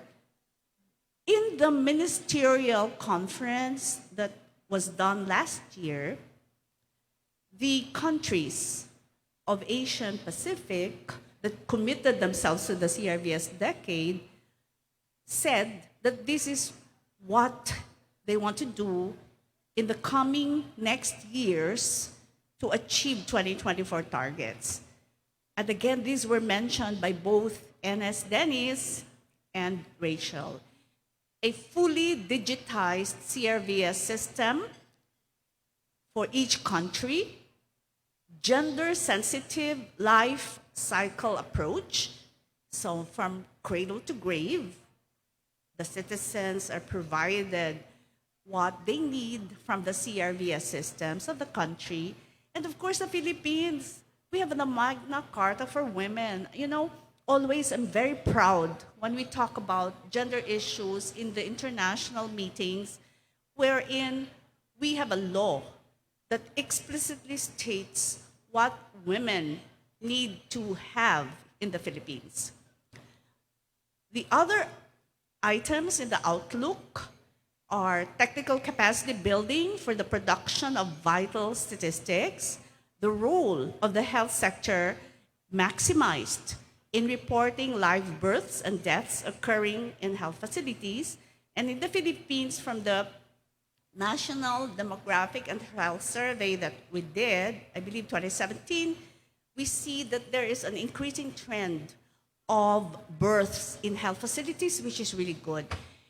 Then, inequality assessments to identify existing barriers to civil registration and determine who is being left behind. In the next slide, so that's the outlook of the member countries in Asian Pacific, and the Philippines has committed to that. The study that I mentioned to you was done in November to December 2021. So NS Dennis already gave a lot of accomplishments in his speech earlier. So the gains and the challenges that I'm discussing may have already been overtaken by the work that PSA has been doing. But I would like to emphasize that that study had listed a lot of gains. I decided to choose those which I believe are really important ones to highlight. The first one is that the Philippines has always been committed to regularly assessing how the CRVS system is doing what it's supposed to do. So, marami tayong assessments na ginawa. So, 2009, this was led by then the National Statistics Office with DOH. Also, the same two partnerships, NSO and DOH in 2012 and 2013. Then, when PSA was born in 2013, the work of the NSO namana ni PSA. Kaya si NS, siya rin yung Civil Registrar General. So in 2014, tamang-tama, may PSA na, nangyari na yung discussions on the CRVS decade for Asia and the Pacific. And in 2014, gumawa uli ng assessment ang PSA with the Interagency Committee on CRVS. Nag-assessment uli ng 2017 and then another assessment in 2021. So, you know, going through the list of years of assessments done, we can see how committed the Philippines is in really monitoring and evaluating the CRVS system. Another very important key element in what I believe is a very good CRVS system in the Philippines is the presence of the laws that govern all that we do. Importante kasi na may batas talaga. Para pag tinanong, bakit ito yung ginagawa nyo? Why are you doing this? We can always go back to say, oh, we have a legal basis. And the laws have been, many laws have been added, and already it was mentioned by the Senator Poe de Manzares, that in May, there was the law that gives protection to foundlings. You know, friends, tayo lang sa Philippines ang my word na foundling. Hindi siya ginagamit ng ibang bansa. For me, it gives stigma, but the fact that we have such a word recognizes the issues of children, which we refer to as foundlings. I also want to emphasize the very important element as well that gives CRVS system in the Philippines strength. And this is the organizational structure of the PSA. It is very clear in the Philippines who the Civil Registrar General is. And there is a specific unit in PSA that is dedicated to civil registration service. Of course, we know that it's already ANS Marisa Grande who heads it as the service head. And then we have the legal service of PSA, where lawyers focus on legal issues related to CRVS. I would like to highlight as well the public-private partnership of the PSA with Unisys.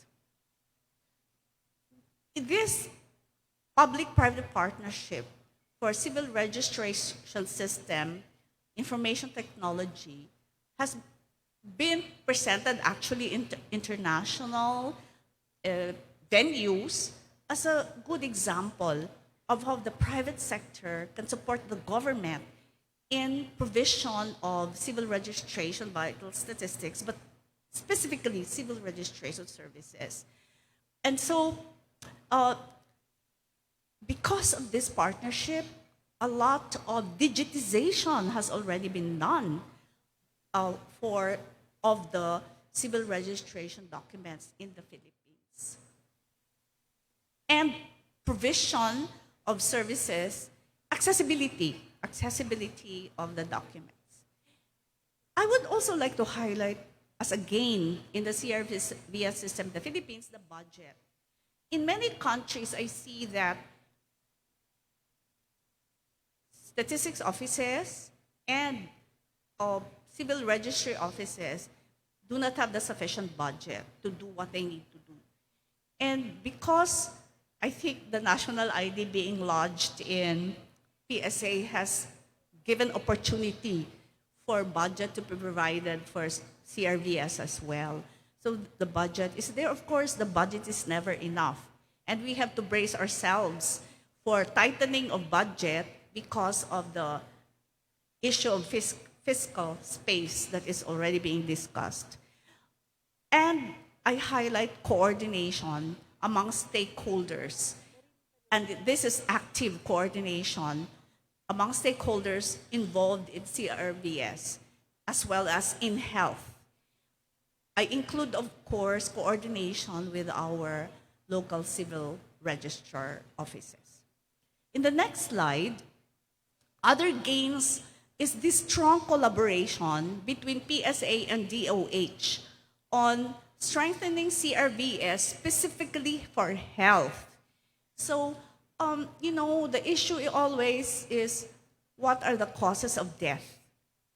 And as Dennis mentioned earlier, one gain, which is more the quarterly releases of preliminary vital statistics and the lessening of the gap between the release, the processing and the release of the official reports from 2 years to 1 year.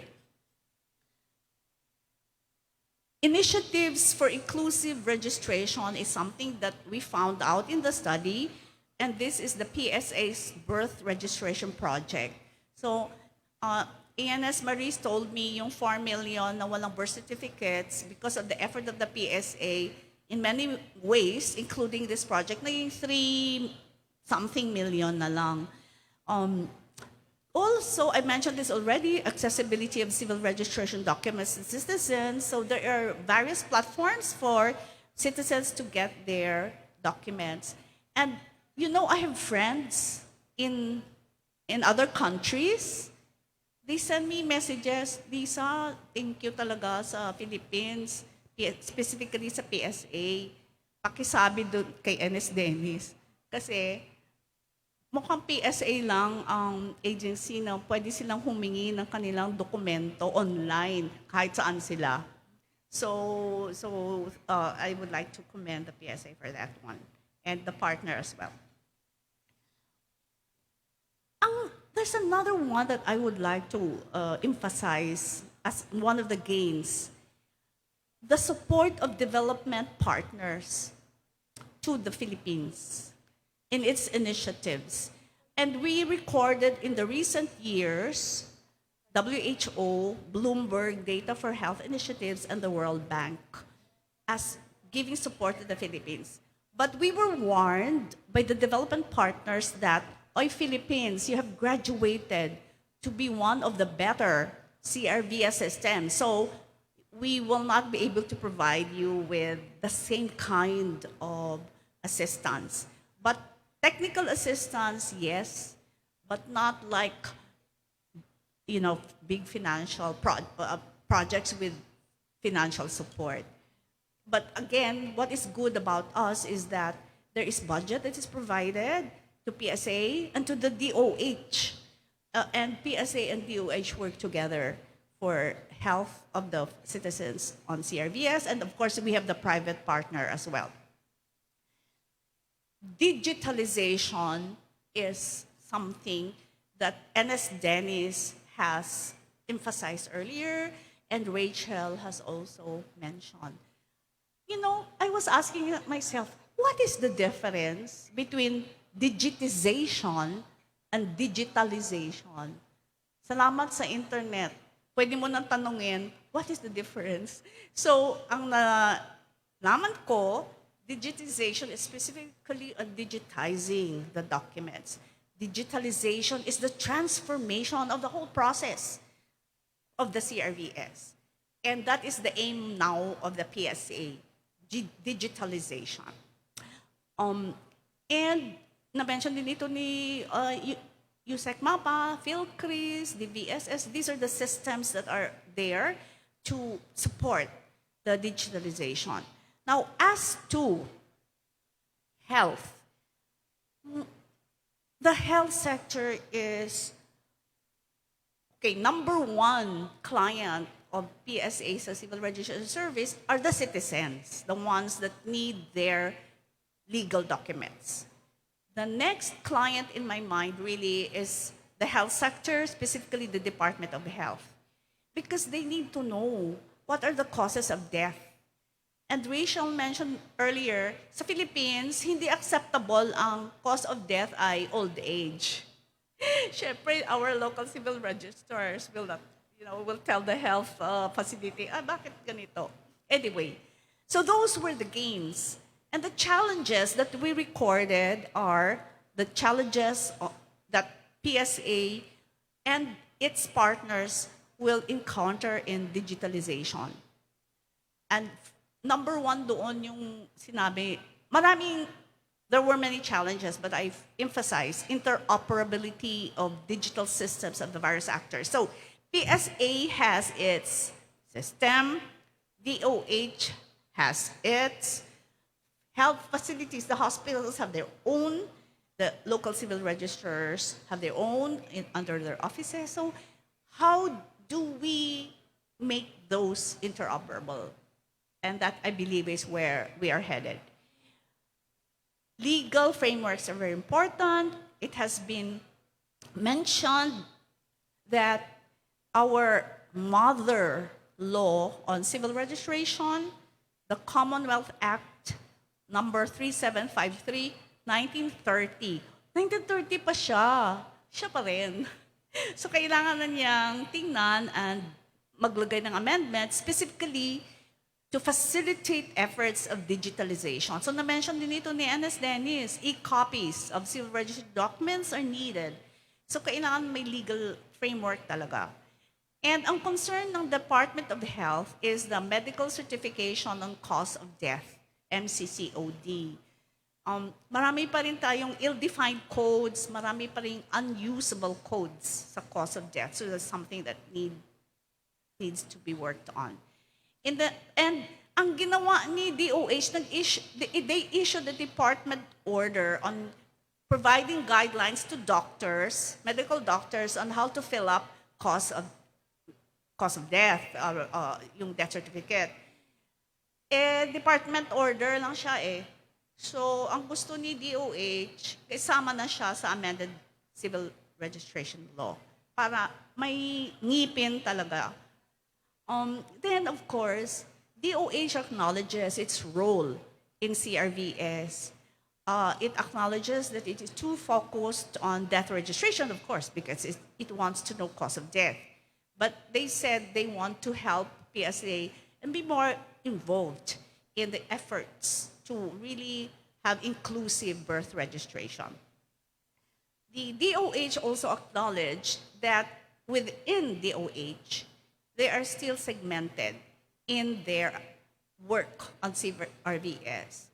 So kailangan mag-usap-usap sila para ang effort nila on CRVS are the same. Methodologies, na-mention ito, yung mga estimating completeness of birth registration and death registration. PSA estimates this, but there is no official methodology yet. In the next slide, this is a perennial issue, the quality of cause of death statistics.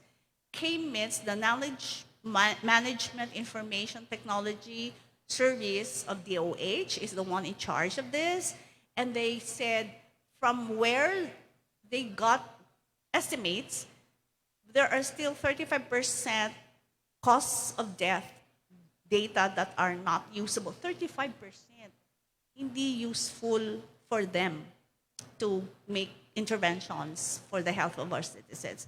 And 15% are considered ill-defined. And so, actually, itong mga estimates nag-iba-iba eh. Kasi wala pa tayo talagang official. So, but that is where we are. So they also acknowledge that there is a need for more capacity building, especially for our doctors, the medical doctors, kasi sila mag-fill up eh. So they need. He is currently the Professional Organization of Statisticians in the Philippines. Ladies and gentlemen, allow me to introduce Dr. Dennis Mapa, our National Statistician and Civil Registrar General.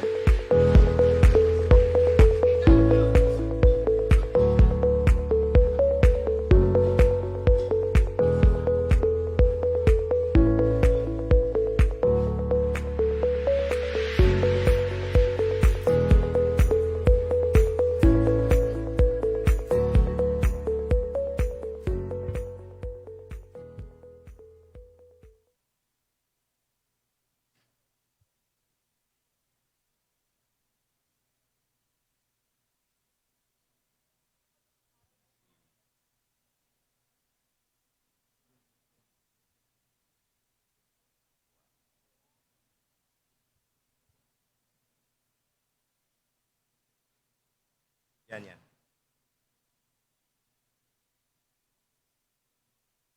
Good morning. Good morning, everyone. Ilang minutes ba ako? 10 minutes lang.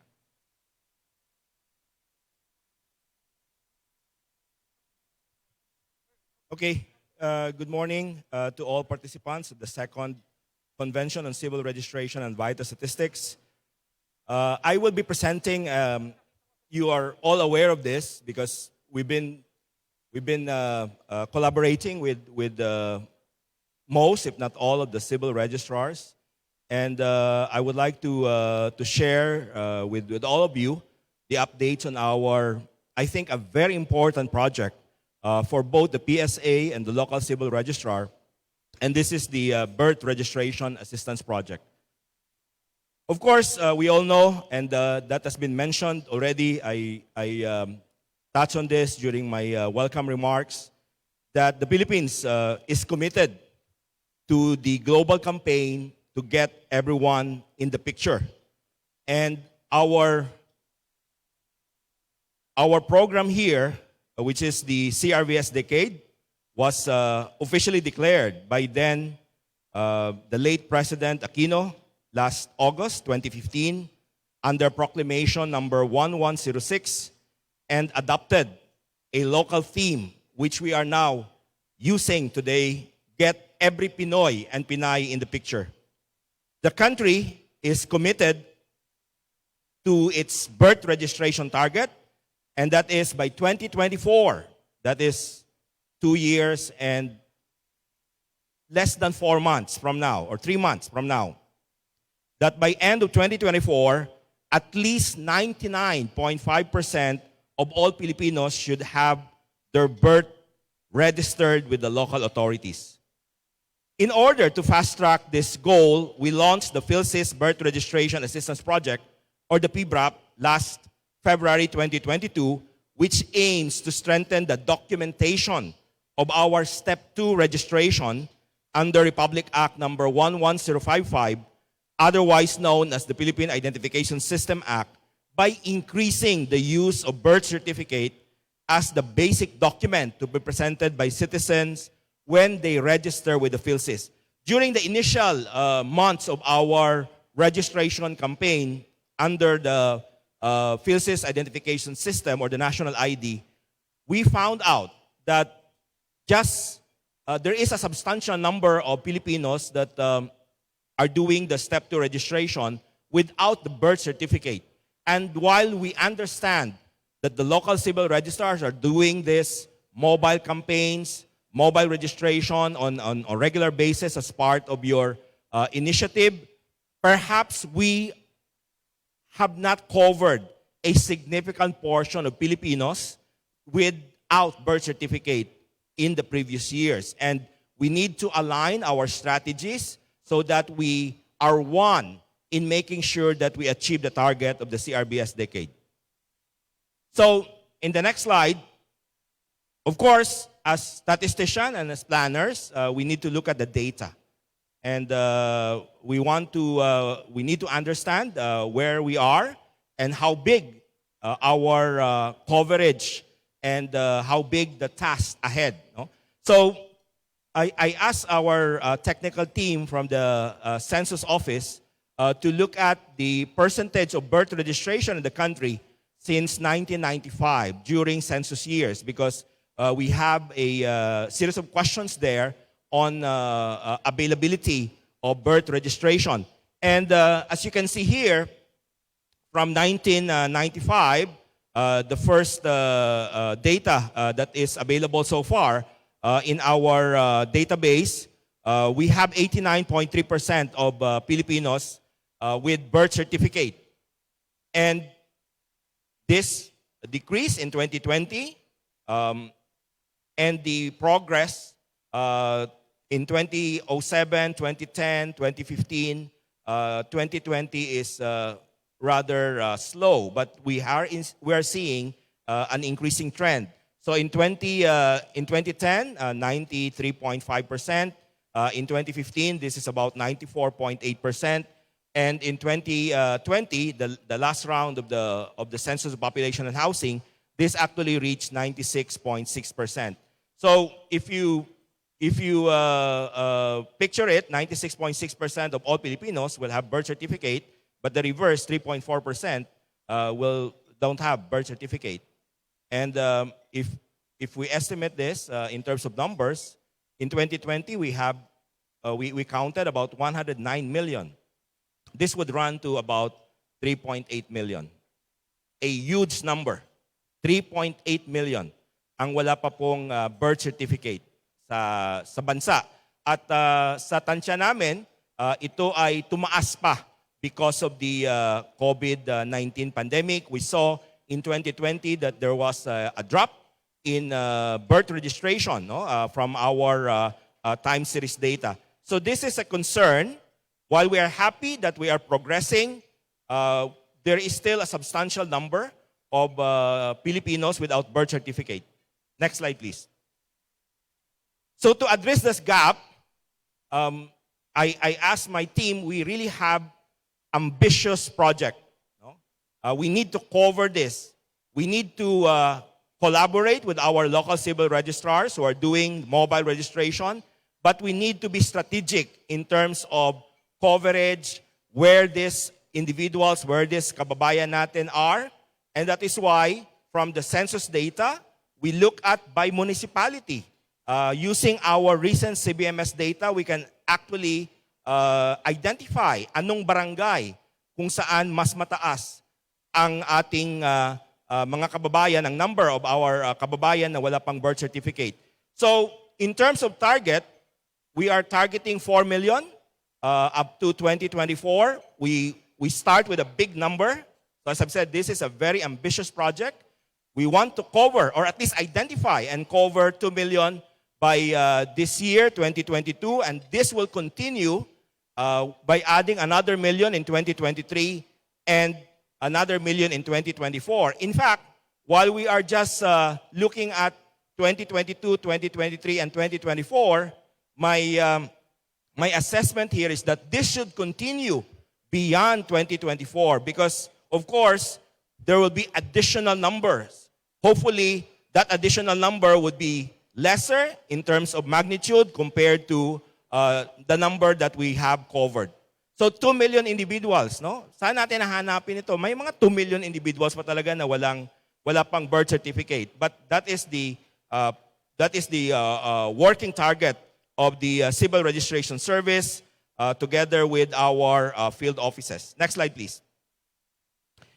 So what is the target for 2022? 2 million. Again, base sa datos, dahil may data tayo from the Census of Population and Housing. What we saw is that from North Luzon, Cordillera Administrative Region, Region 1, Region 2, Region 3, Calabarzon, and the National Capital Region, mataas na yung kanilang percentage of birth registered. Mataas na. In fact, there are municipalities in this region na umaabot na talaga ng 99.5%. No?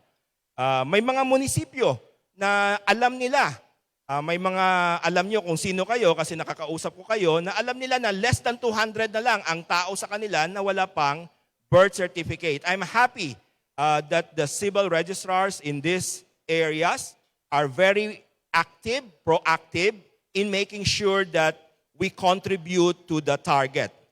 Now, there are regions, however, wherein the percentage is really high. And what we saw again from the 2020 Census of Population and Housing is that Mimaropa, Bicol Region, all the way to Mindanao, BARM, mayroon talagang substantial number of individuals without birth certificate. So in this case, we are targeting, of course, BARM, the Bangsamoro Autonomous Region of Muslim Mindanao. For this year, we are actually allocating close to 500,000 of our resources to identify these individuals, these kababayan natin na wala pang birth certificate. So this is working target. Of course, that can adjust as we identify the needs. But we want to cover 2 million. Next slide, please. Who are the recipients of this project? Of course, the target beneficiaries are those in marginalized communities. Ito yung mga pinupuntahan natin. Katulong namin ng mga local civil registrars, yung mga malalayong lugar. Persons in marginalized communities, remote and geographic challenge areas. indigenous people, our Muslim brothers, the poorest sector in the country, persons currently living outside their place of birth. So these are our target. Next slide, please. Who implements this? Of course, we have the Office of the Civil Registrar General through our Civil Registration Service. Katulong natin ang PhilSys Registry Office dito kasi may mga activities tayo kung saan nagkakaroon tayo ng mga collocation activities. Magkakaroon tayo ng distribution of birth certificate at the same time registration to the national ID. At ang pinakamahalaga, no, hindi magagawa ito ng Civil Registration Service, hindi ito magagawa ng PRO, PhilSys Registry Office, hindi ito magagawa ng Philippine Statistics Authority kung wala yung tulong sa local government units, particularly ang Office of the Local Civil Registrar. So ako'y nagpapasalamat at ang ating mga local civil registrars, no, marami akong nakasama sa ating mga pagbisita sa malalayong lugar para lang mahanap kung sino pa ang walang birth certificate. Next slide. How do we implement this project? Of course, first, facilitation of delayed registration process for the target beneficiaries by conducting mobile registrations in remote or far-flung areas. Deployment of birth registration agents in the PhilSys fixed registration centers. We increase our personnel at the field offices. We hired what we call the birth registration agents to help our LGUs, particularly our local civil registrars, to make sure that we can identify and pinpoint the individuals where they are residing, yung mga wala pang birth certificate. Also included here is the verification from the PSA Civil Registry System database, the existence of birth and the issue of omnibus certification of negative results. We want to minimize the barrier for registration, no? Kasi kaya naman hindi nagre-register ito. Una, ito'y mga nakakasalumuha ko sa ground, ano, talagang walang kakayanan. Walang pera, una. Hindi sila makapunta even sa office ng local civil registrar dahil wala silang pamasahe. So kailangan nating tanggalin itong mga barriers for entry na makakuha sila ng birth certificate. We are providing civil registry forms needed during the registration, and we assist the registrants in processing out-of-town registration of births. Ito yung isa sa mga challenging component na nakita ko, yung out-of-town registration of births. And I'm very happy na marami tayong kasama sa local civil registrars na ganun din yung objective, ano? Kasi common yung objectives natin dito, ang objective ng PSA at objective ng local civil registrars na ma-i-register ang ating mga kababayan na wala pang birth certificate. At ang sagot ng PSA ay the issue of birth certificate in SECPA free of charge to the recipient of this project. So ito yung tinatanggal na nga natin yung mga barriers to entry. Next slide please. Siguro magtataka kayo, talaga bang mayroong mga tao na wala pang birth certificate? At ito yung mga numero, ano? So as of October 4, we received 634,343 records for verification.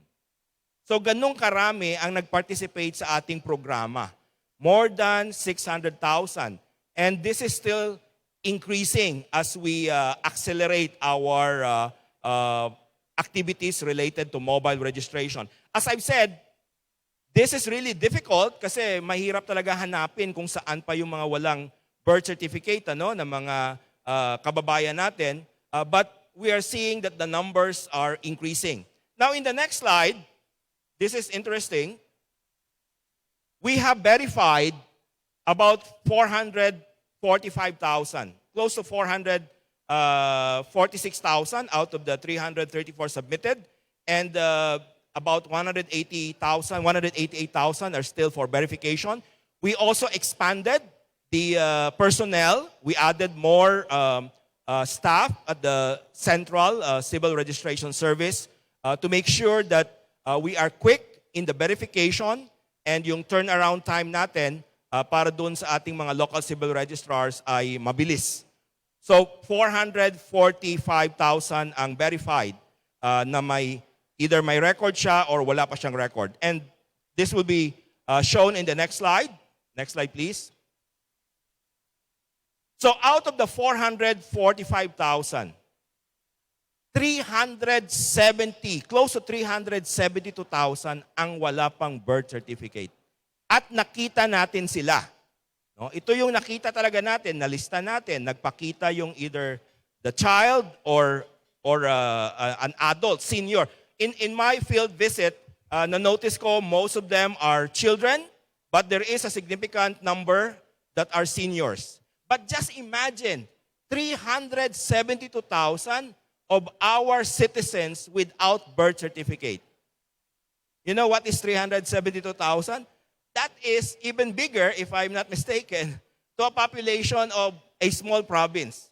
So just imagine one province, everybody without birth certificate. Can we live, as your civil registrar general and you as the local civil registrar, can you live with that? Isang probinsya, lahat ng mga tao walang birth certificate. 372,000 is a huge number. And this is just a small portion of the 4 million target. So I think we really have to act as one and fast to make sure that we even identify and add more people without birth certificate. But this is a good start. At least we know this 372,000. We are now giving them hope. They started with step 1. As I've been discussing with our local civil registrar and our civil registration team, the process for some may be easy. The process for most of them may be difficult. So if you put steps, some after 5 steps, it can be done. But maybe for some, it would require 20 steps. But what is important here is we start with step 1. And thus, we are giving hope to these individuals that eventually, they will get their birth certificate. They may get their birth certificate next week, they may get their birth certificate next month, or even in 2023. But there is hope that they will eventually get this birth certificate. So this is what is important in this project. We are able to identify and we are able to start the process. 74,000 with records, no? So ito naman, in fact, yung iba dito, binibigay na natin na lang yung birth certificate, no? But what is important really is those with negative birth certificate. Even ako, I was surprised. I was visiting an urban barangay in Negros Occidental.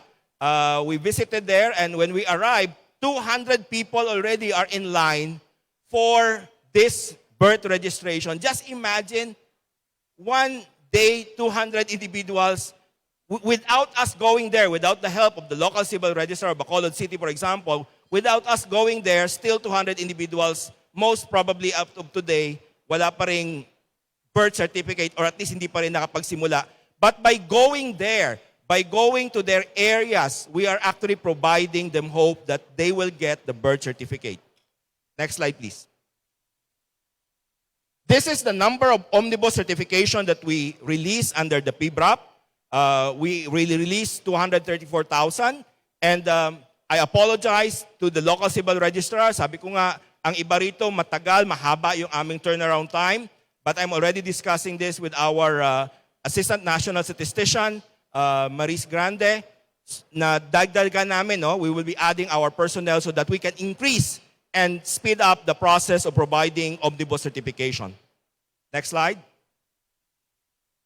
This is the total number of SECPA, printed and mailed SECPA. Ito na talaga yung first birth certificate na nakuha, no? Of course, the number is low relative to our target. Kanina, may na-identify tayo na 370,000 plus, but we have released 3,675. As I've said, this is not an easy task because if it is an easy task, mataas na talaga yung ating birth registration coverage. Ano? We know that this is difficult, but what is important is that we are together here to make sure that we push this all the way until the release of the first birth registration certificate under SECPA. This is continuously increasing, and I'm happy to note that there are numbers or there are regions with high number, 977 from 4A. We have 879 from Mimaropa. We have 760 from Region 5, Bicol Region, and even BARM. I'm happy that BARM already started. No? Once you start, kasi the process, you learn from it, you know the problems, and you're able to provide solution to make sure that the numbers are increasing. Next slide, please. This is just some of our activities. As I've said, this project is very close to me as your Civil Registrar General, and I'm really eager to push this all the way until such time that we provide the last birth certificate to the last Filipino without birth certificate. So I'd just like to tell you some stories here. On this left side, that's me with Mas. We were visiting a far-flung barangay, Barangay Kilikilihan in San Andres in Catanduanes. I'm not so sure if I remember the municipality right, but there is a barangay, Barangay Kilikilihan. I'm happy on the local civil registrar and our PSO in Catanduanes. There is a lady there, yung lady na nasa left side, mayroon siyang dalang bata, carrying a child, and we were giving the birth certificate copy of the local civil registrar. I think during that day we distributed 10, and when I gave the birth certificate to her, she didn't leave. Hindi pa siya umalis. So I asked my staff, why is it that she's still here? Is it because of picture taking? And my staff said, the next 3 birth certificates are still under her because 4 of her children, aged 2 to 10, no birth certificate. Okay? 4 out of 6, walang birth certificate. So kung hindi pumunta ang local civil registrar, ang PSA Catanduanes in that area, until today, 4 children of this lady will still not receive their birth certificate. No? So tinanong ko, why is it that you were not able to get the birth certificate? Of course, as I mentioned kanina, it's really the cost. Wala siyang pambayad. And she's very happy that PSA and the local civil registrar have this project combined to make sure that her children now will have the foundational identity through the birth certificate. Next slide. So these are updates in Masbate City. You know, Masbate is a capital city. And in the province of Masbate, when I went there in an urban barangay, I thought that everybody is lining up for the national ID, for the national ID registration. But they told me that majority of these are actually lining up for the birth registration project. So all of these individuals that you're seeing in the picture are availing of the birth certificate. So you will notice a number of them are adults already. So this is what we're seeing. While majority are children, there is a substantial number that are adults without foundational identity document through our birth certificate. Next slide. So this is in Zamboanga City. Look at the number on the right side. These are the individuals in Zamboanga City, highly urbanized city, without birth certificate. So what I'm saying here from the picture, and I know you have a lot of documents with you, this is a very important project, not just for PSA, but for all of us. As I've been telling, when we took oath, you as the local civil registrar, me as the civil registrar general, we took oath, and this is one of our deliverables, mandato natin, to provide birth certificate to individuals within your jurisdiction and myself for the whole country. So our objective functions are the same, and we should be working as one here, PSA and the local civil registrar, to make sure that we attain the target of the CRBS decade, making sure that by 2024, 99.5% of all Filipinos will have their own birth certificate. I think this is my last slide. Maraming salamat sa pagbigay ng atensyon para sa ating proyekto na Birth Registration Assistance Project. Thank you very much and good morning.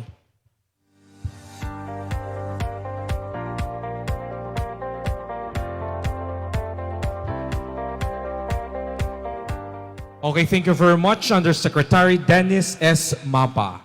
And to proceed to the open forum, may we request our moderator, we have the Regional Director of the RSSO 3. Let's all welcome Regional Director Arlene M. Divino.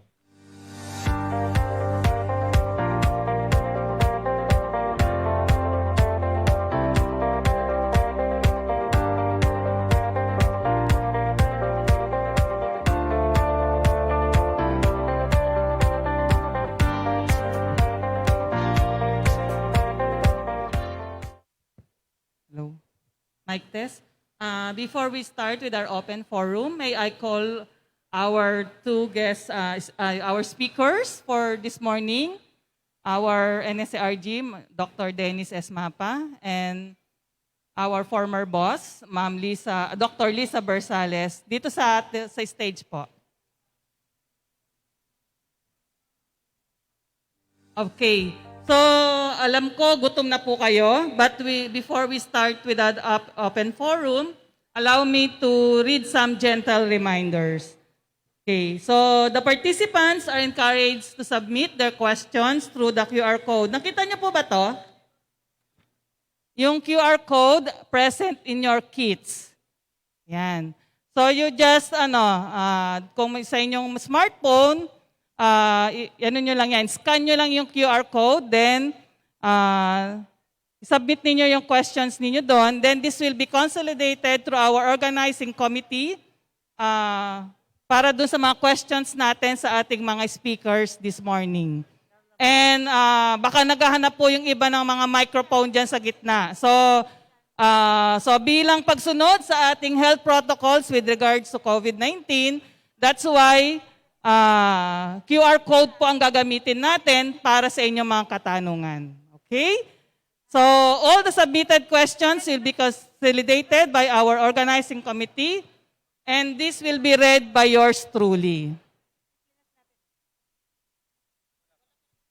Meron po ba tayong mga katanungan sa ating mga, for this morning's open forum, ilimit lang po natin doon sa ating dalawang topic that was discussed by Dr. Lisa Bersales, yung mga gains and challenges on the CRVS systems in the Philippines, and also yung ating about the PhilSys Birth Registration Project.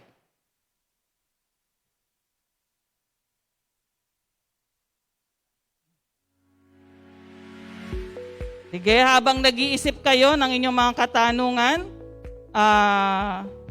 sir, meron na po akong common questions ng ating mga local civil registrar officers with regards to the PBRAP project. Okay. So kanina po, we presented ni NS Mapa yung basis ng ating 2 million target for 2022 and another 1 million for 2023 and 2024. So saan ba galing ito? Doon sa ating results ng 2020 Census of Population and Housing. Ang tanong po nila, sir, saan daw po manggagaling yung listahan o mga target beneficiaries ng ating project? Thank you po. Thank you very much. What we are seeing are numbers. No? Of course, wala kami yung mga pangalan. Pero na-identify na natin kung saan sila. Like for example, there are areas wherein we are really seeing big numbers. No, as I've said, I checked this out. Yung regions from CAR to Calabar zone, while there are municipalities wherein it's not yet 99%, but what I'm seeing is that majority of these are really high. So what we are doing, we are looking at by municipality. And the PSA, together with local civil registrar, we identify which particular barangay we can do the birth registration assistance project. You know, from the targeting point of view kasi, if you are targeting 3.8 million out of 110 million, it's really difficult. It's difficult to identify the small portion from the big portion. That's why I'm aware of the operational difficulties that we will encounter. But we really have to do strategies. And in my discussion, for example, I was in Bacolod City and I talked with the mayor and our local civil registrar. When I provided them with the number for the whole city, they have already an idea which particular barangay most probably these individuals are. And that is where we're going to do our strategies. So wala kami mga pangalan, kaya kailangan namin ng tulong ng mga local civil registrars para hanapin kung saang area, saang barangay, saang purok, saang subdivision, saang group of households sa tingin nyo nandito ito. Of course, we are also doing a campaign.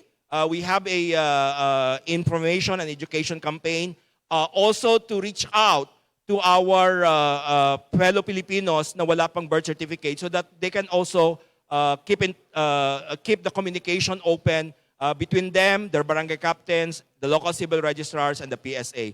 But we really need the help of the local civil registrars to identify sang area. So yun yung kaninang sinabi ko, let's work together so that we can really move this big problem. This is a big problem, 3.8 million of our citizens without birth certificate. Let's work so that we can increase the number, increase the coverage, and at the end, by 2024, this number would be more manageable. Thank you. Thank you very much po, sir. With that clarifications, I hope ang ating mga local civil registers and partners, other stakeholders are cleared with that sagot ni sir or response ni NS. Okay. Kanina pinresent ni ni Dr. Bersales yung kumbaga experience o yung yung gains natin with regards to the CRVS system. So one of these is the strengthening of the coordination with our stakeholders on civil registration. With regards to the amendment on the legal frameworks with regards to civil registration and digitalization projects ng PSA. Ang katanungan po nila sa inyo, ma'am, ay ito. Are the local civil registrars or offices included in the digitization project of PSA? Actually, Both, sir. makakasagot niyan si NS Dennis. Pero nag-submit ako kay NS Dennis ng report na ito and at I emphasized that the digitalization should go down, ideally nga to the barangay level, with the barangay secretary really involved. So, thank you for the question. Pwede ba ibigay kay NS Dennis? Actually po, my project si sir with regards to that. The digitalization, I think, of our records is something that we really have to do. No? Our records keeping, while I know there is a number of local civil registry offices that are really doing digitalization on their own, but I am seeing, based on my visits to your offices, that we cannot sustain this number of folders, number of envelopes, number of steel cabinets that you purchase on a regular basis.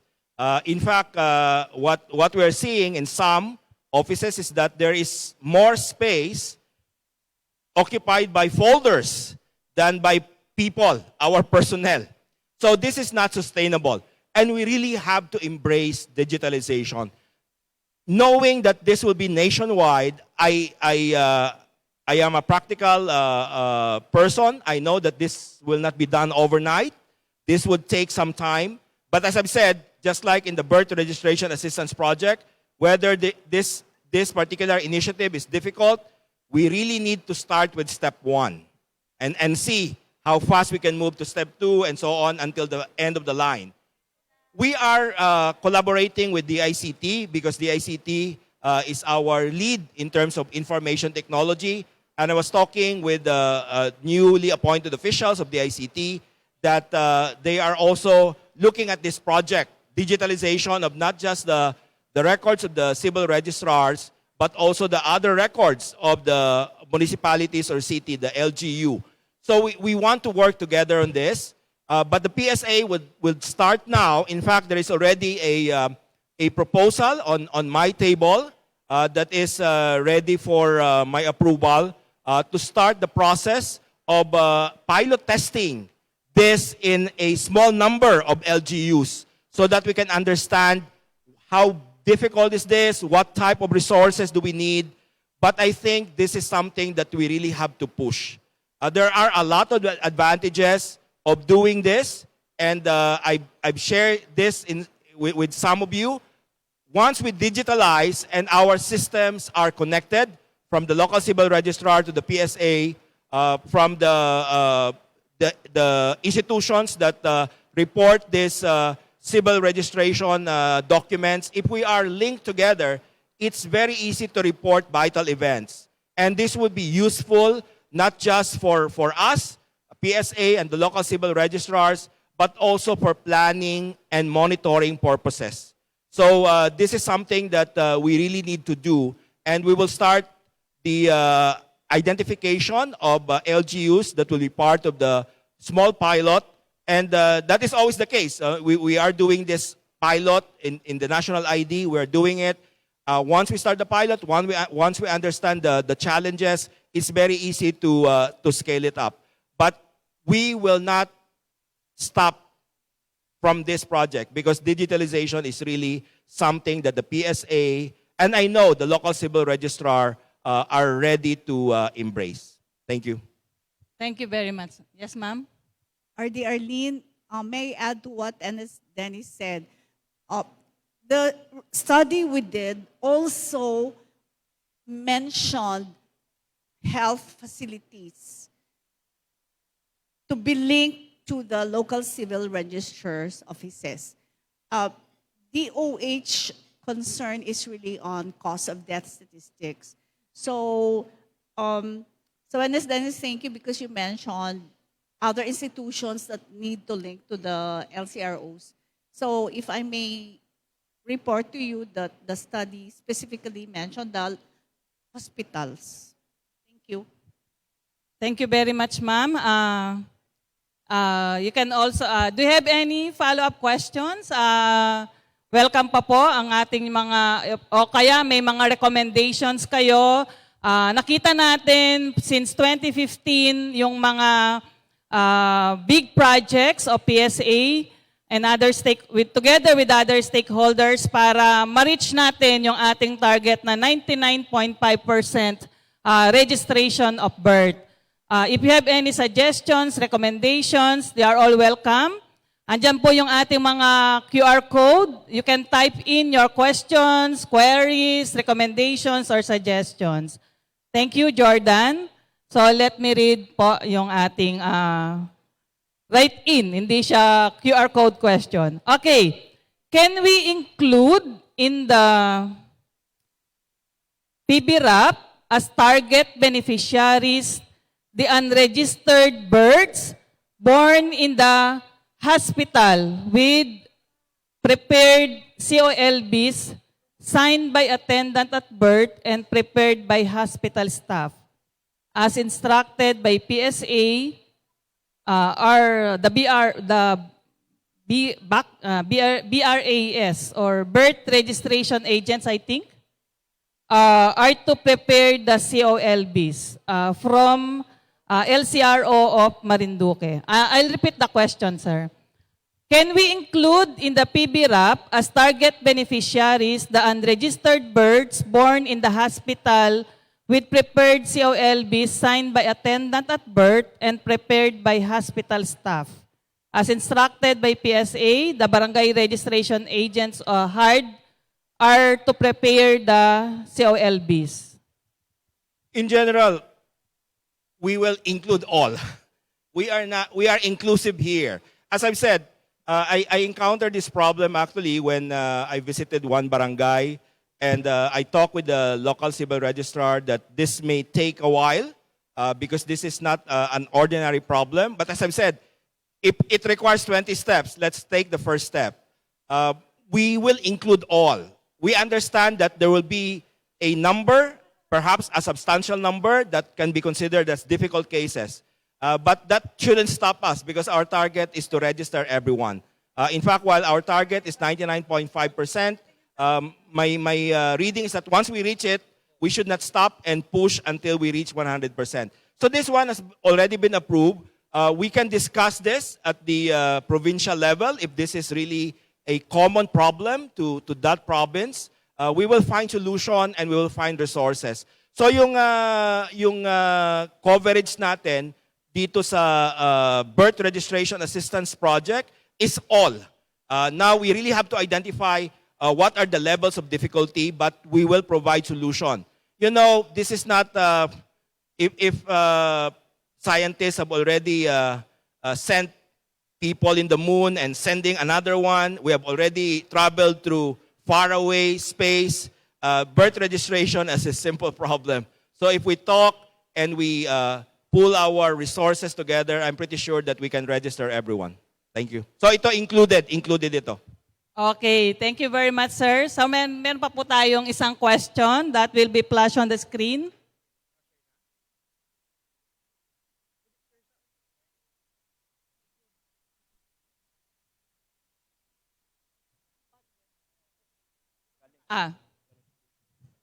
Ka-flash doon.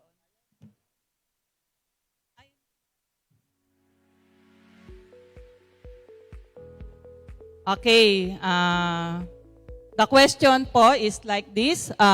Good morning po. Regarding po sa pag-encode ng birth certificate, who will encode the staff of MCR or the PBRAP agent? If ever, sa LGU with one computer lang po ang meron kami, paano po yun, sir? Thank you po. I think it is addressed to Sir Dennis. I know that this will be a problem. No, I've been to LGUs wherein the local civil registrar isa lang ang staff niya, dalawa lang sila, no. And then if there's a volume, as I've said, the PSA will assess the resources requirement. That's why we have the PBRAP agent. So our agreement here is that this is really a problem. If you have more, let's say, more individuals to be registered, but the PSA will be there to assist, no? Particularly on issues with staff complement. That's why in each of the province we have a number of PBRAP agent. So what I would suggest for this particular LGU is to coordinate with the provincial office, no, on how to go about it. Sabi ko nga kanina, ang ating objective is to register, and we should talk on solution to all of these constraints. And rest assured that the Philippine Statistics Authority will be there always to assist and provide assistance to make sure that we end 2024 with really a substantial percentage of Filipinos with birth certificate. Okay, we still have another question, sir, before we conclude this open forum. How do we see non-profit organizations in helping PSA achieve its civil registration goals? Many households that fail to get registered also reside in GID areas, illiterate, and often it's served by the IT and telecom services. How does PSA aim to bring its services to these marginalized groups? Thank you. We have already experiences here. First is that, of course, for PSA and the local civil registrar's offices, we should continue doing our mobile registration, try to go to the different barangays, particularly those far-flung areas. And as your civil registrar general, ako naman I walk the talk, no? Kaya nga pag pumupunta ako sa mga probinsya, pinipili ko palagi yung rural areas, no? Ito man ay civil registration or sa survey. Kasi doon naman talaga mayroong difficulty. So first, our cooperation between the local civil registry office and the PSA to conduct mobile registration. Now, on the role of non-profit organization, yung mga non-government agencies, we welcome them. No, we welcome them. In fact, we have already initiatives with a number of non-government organizations. No, mayroon na tayong project related to civil registration, birth registration assistance project in Mimaropa and even BARM. So we welcome the assistance of our NGOs because these are individuals or groups that also know the situation on the ground, and we will really greatly benefit if we partner with them. So the PSA is open to this type of partnership. We have already existing MOA with other non-government agencies, and we can continue. We have a team that is ready to discuss the details on this. I have the legal service, and we have lawyers also from the civil registration system. There's a team that are always doing this type of mutual cooperation between the non-government organization and the PSA, and even the local civil registrars. Thank you very much, sir, for that clarifications. I think that will be our last questions for this open forum. Nevertheless, if you have other queries, clarifications that may not be addressed or maisip ninyo later during this two-day workshop, no, or conference, you can still send your questions through the QR code in your kit. And this will be consolidated by our organizing committee and will be endorsed to the respective resource speakers or persons later for this 2 days workshop for response. And those responses will be sent through email to our PSA field offices. Also, you may access it to the 2NCCRBS page of PSA official website where it will also be uploaded. All the materials and other questions and that materials that you will need. Okay, I think before I end up this forum, ma'am, and kay Undersecretary Mapa, do you have any parang last message po sa ating mga participants? Well, ang message ko lang po, salamat.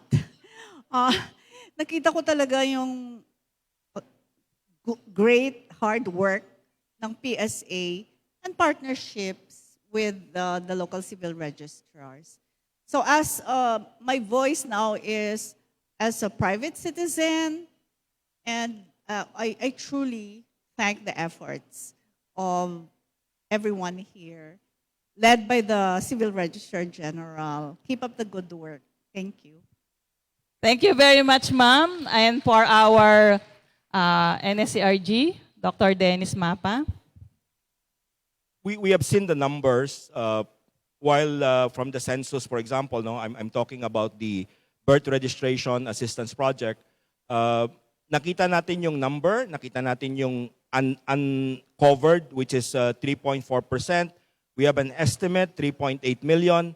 But we saw 371,000 are identified at this moment.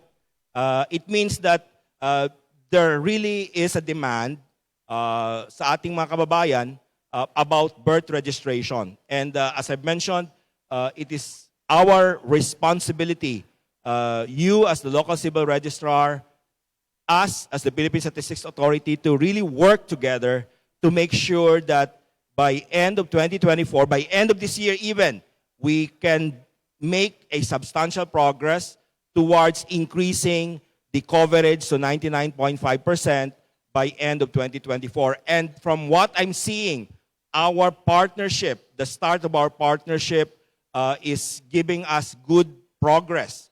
We identify, we work together, we can increase the number of individuals that we will identify, and from there, you have this hundreds of thousands of individuals that we will provide smile on their faces once they receive their official birth certificate. You know, pag nakita niyo nakatawa yung mga kababayan natin na first time nilang makuha yung birth certificate, I think we can say that we earned our day's salary. So thank you very much.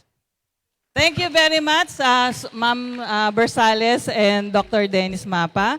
So with that, sa ating pong lahat, let us all work together for the achievement of the Philippine commitment for the CRVS decade 2015 to 2024 in getting every Pinoy and Pinay in the picture. And let me use the words of our Senator Grace po kaninang umaga lang. Let no child should be deprived of his or her identity and citizenship and the opportunity to reach or his or her dream as a person. With that po, maraming salamat sa inyong lahat. Good morning.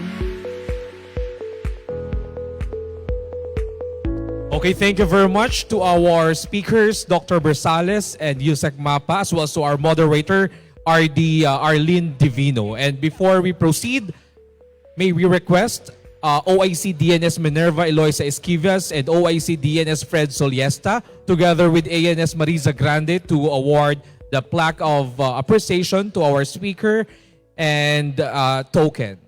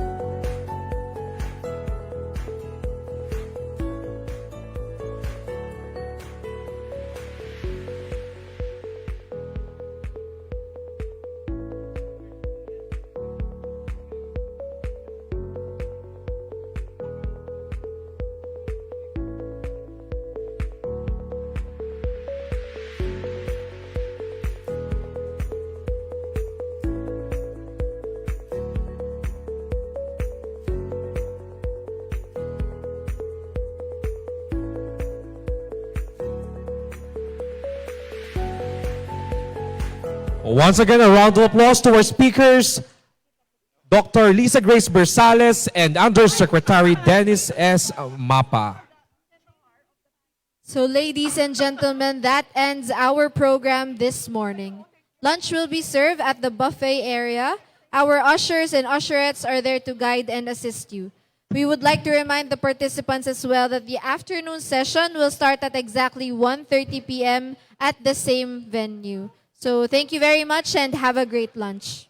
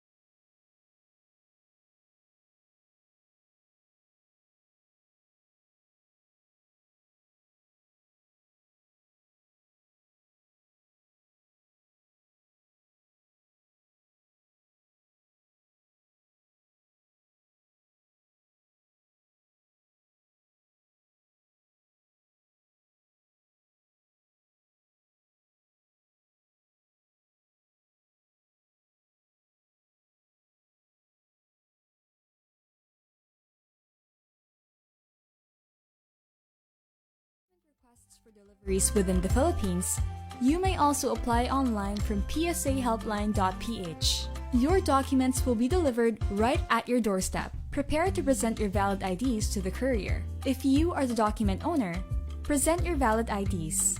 If you are the representative of the document owner, present the following: original and photocopy of the document owner's valid ID, authorization letter, special power of attorney or SPA, affidavit of kinship, whichever is applicable, original and photocopy of your valid IDs. For even more convenience and accessibility, you may also request your documents through the PSA Batch Request Entry System, or the BREX, available at the following BREX accredited partner locations. These are some of the many convenient ways to get your civil registry documents from the Philippine Statistics Authority.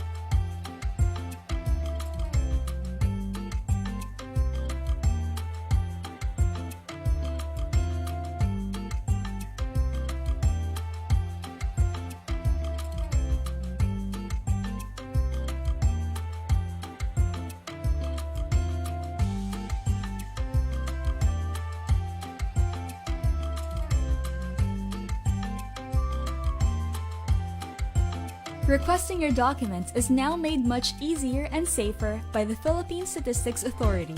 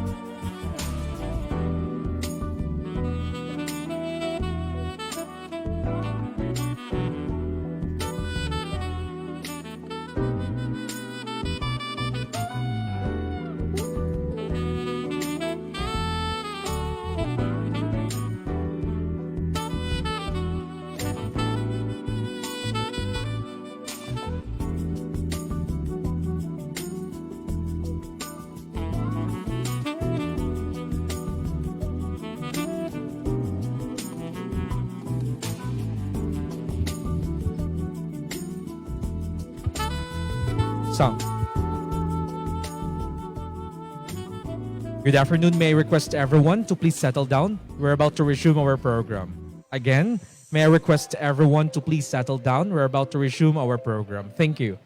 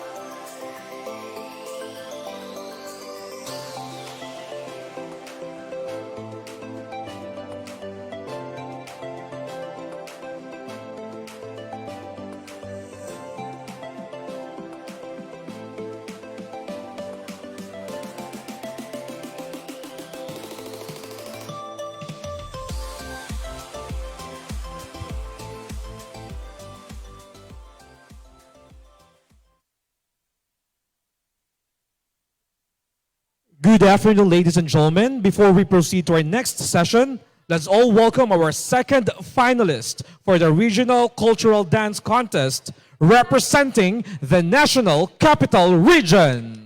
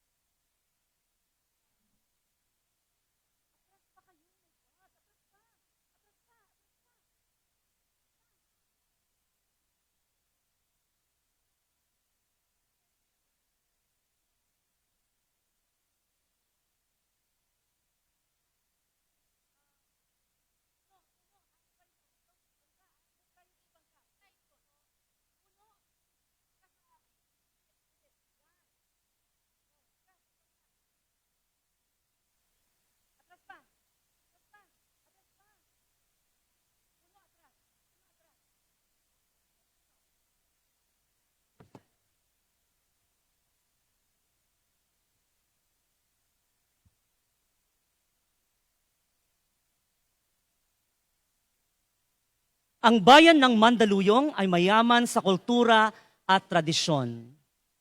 Ang kwento ni Manda at Luyong at ang kanilang lihim na pag-iibigan ay isa sa mga naging basehan ng pangalang Mandaluyong. Mayroon ring mga kwento na nagmula ang pangalan sa luyong, isang klase ng puno na matibay at ginagamit sa paggawa ng mga muebles. At Mandaluyong dahil sa mga naglalakihang alon o daluyong ng tubig mula sa ilog Pasig. Sa paglipas ng panahon, ang bayan ay naging maunlad dahil sa masayahin at masisipag na mga mamamayan nito. Sa katunayan, ang naging pangunahing hanap buhay ng Mandalenyo noon ay ang paglalaba. Mga matitikas at matitipunong lalaki ang mga tagapaglaba. Paghampas sa malaking bato, pagkukusot, pagkukula, ang naging paraan sa paglalaba gamit ang batya at malinis ng tubig mula sa ilog Pasig. Dahil dito, maraming pamilyang Mandalenyo ang naitaguyod ang pag-aaral ng kanilang mga anak, mga doktor, nurse, pulis, sundalo, abogado, guro at iba pa ang siyang napagtagumpayan dahil sa paglalaba. Ladies and gentlemen, the Mandaluyong City and the National Capital Region Civil Register ay magtatanghal ng kanilang ipinagmamalaking Lavandero Festival, Galing ng Manda.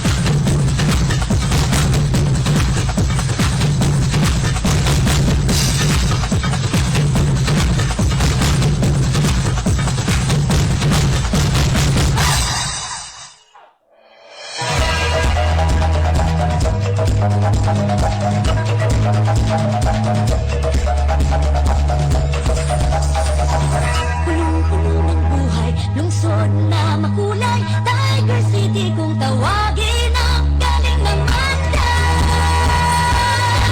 Ganda ng Manda Ganda ng Manda Tuloy-tuloy ang pagsulong Galing ng Mandaluyong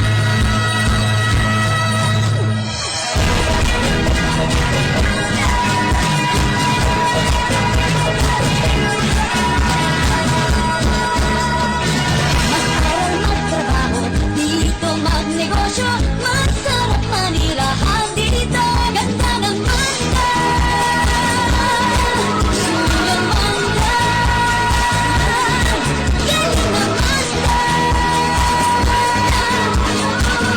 Tuloy-tuloy sa pagsulong Galing ng Mandaluyong Ganda ng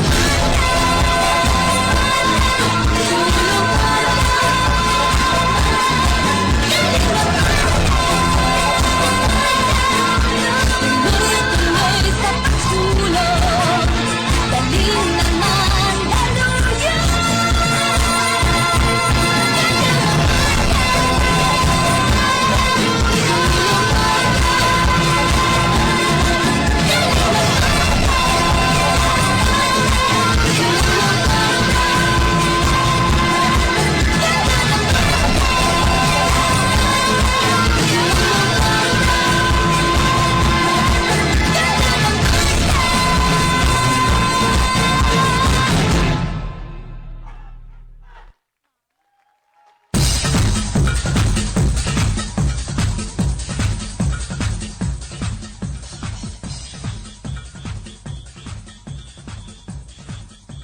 Thank you very much to our second finalist for the Regional Cultural Contest representing the National Capital Region. A warm round of applause, please.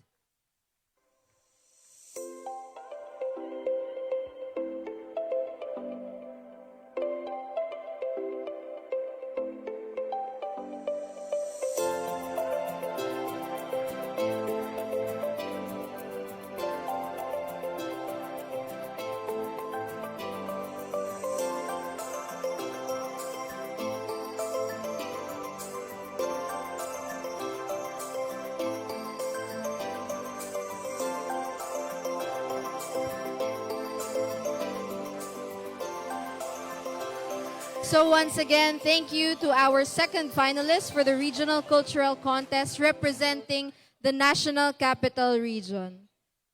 So to proceed with the next part of our program, may I gladly introduce to you the Deputy Executive Director for Operations of the National Authority for Child Care, Assistant Secretary Madeline Arezu T. Jam, to present to us the foundling and administrative adoption. A warm round of applause, please.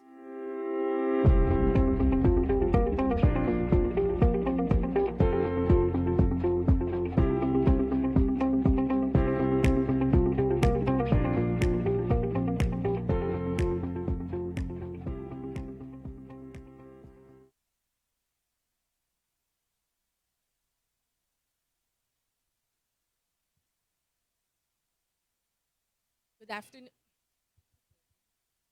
Good afternoon to everybody. Undersecretary Janela Ejercito sends her regrets as she cannot make it due to a medical emergency concern. But she's fine. She just needs to rest. Okay. Good afternoon again, everybody, and thank you for having NACC.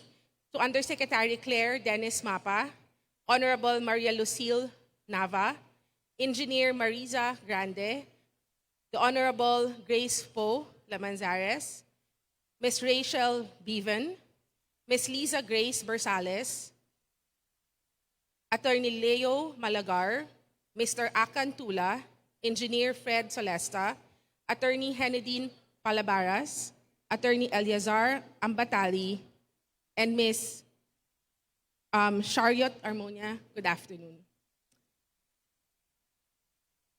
On behalf of the NACC, we would now like to give you some developments and information about the Foundling Act and the activities of NACC with regard to domestic adoption. The recent global and economic developments created a fresh playing field for all governments and for its citizenry to demand for a more just, inclusive, and sustainable recovery strategy. It has not been easy, yet we continue to thrive and make this world a better place for all so that no one is left behind. Year 2022 enabled milestones in the sector of alternative childcare. For far too long, the legal adoption process was viewed as an expensive and tedious process rather than a mainstream public service. People, or we rather, were not accustomed to legal adoption and other methods of alternative childcare. It has been seen as a privilege rather than an opportunity to look into the situation of thousands of Filipino children in dire need of a stable and happy home. This must change. On January 13, Republic Act number 11642, or the Domestic Administrative Adoption and Alternative Child Care Act, was signed into law. Its implementing rules and regulations took effect on June 28. RA 11642 streamlines public administrative functions and mechanisms that pertain to alternative child care. The National Authority for Child Care, or the NACC, is given the mandate to ensure a speedy and inexpensive administrative legal process, including post-placement services, to ensure that the best interest of the child is upheld. The documentary requirements, processes, and prescriptive period are made more specific to avoid nuances in the interpretation of the law and its IRR. Interestingly, the NACC and its regional offices are only given 6 to 9 months upon filing to the issuance of the order of adoption. Of course, this is assuming that the documentary requirements are in order from day one.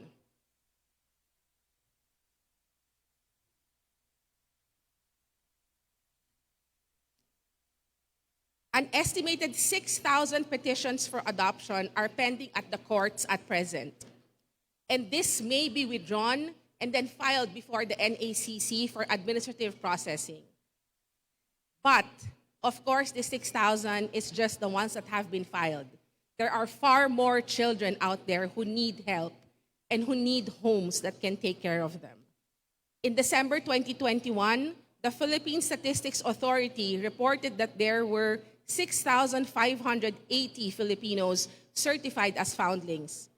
From 2009 to October 2021, 1,473 foundlings were declared legally available for adoption. Less than a quarter, or only 22.38%, were processed in a span of 12 years. The data from the Department of Social Welfare and Development in March this year shows that out of the 5,759 children under the care of the child-caring agencies and residential care facilities, 1,461 children are for adoption, and there are 482 foundlings or abandoned children. If we are then to compare the standard 22.38%, this gives us only 107 foundlings to be cleared for adoption in the next 12 years. We must not and we cannot continue like this.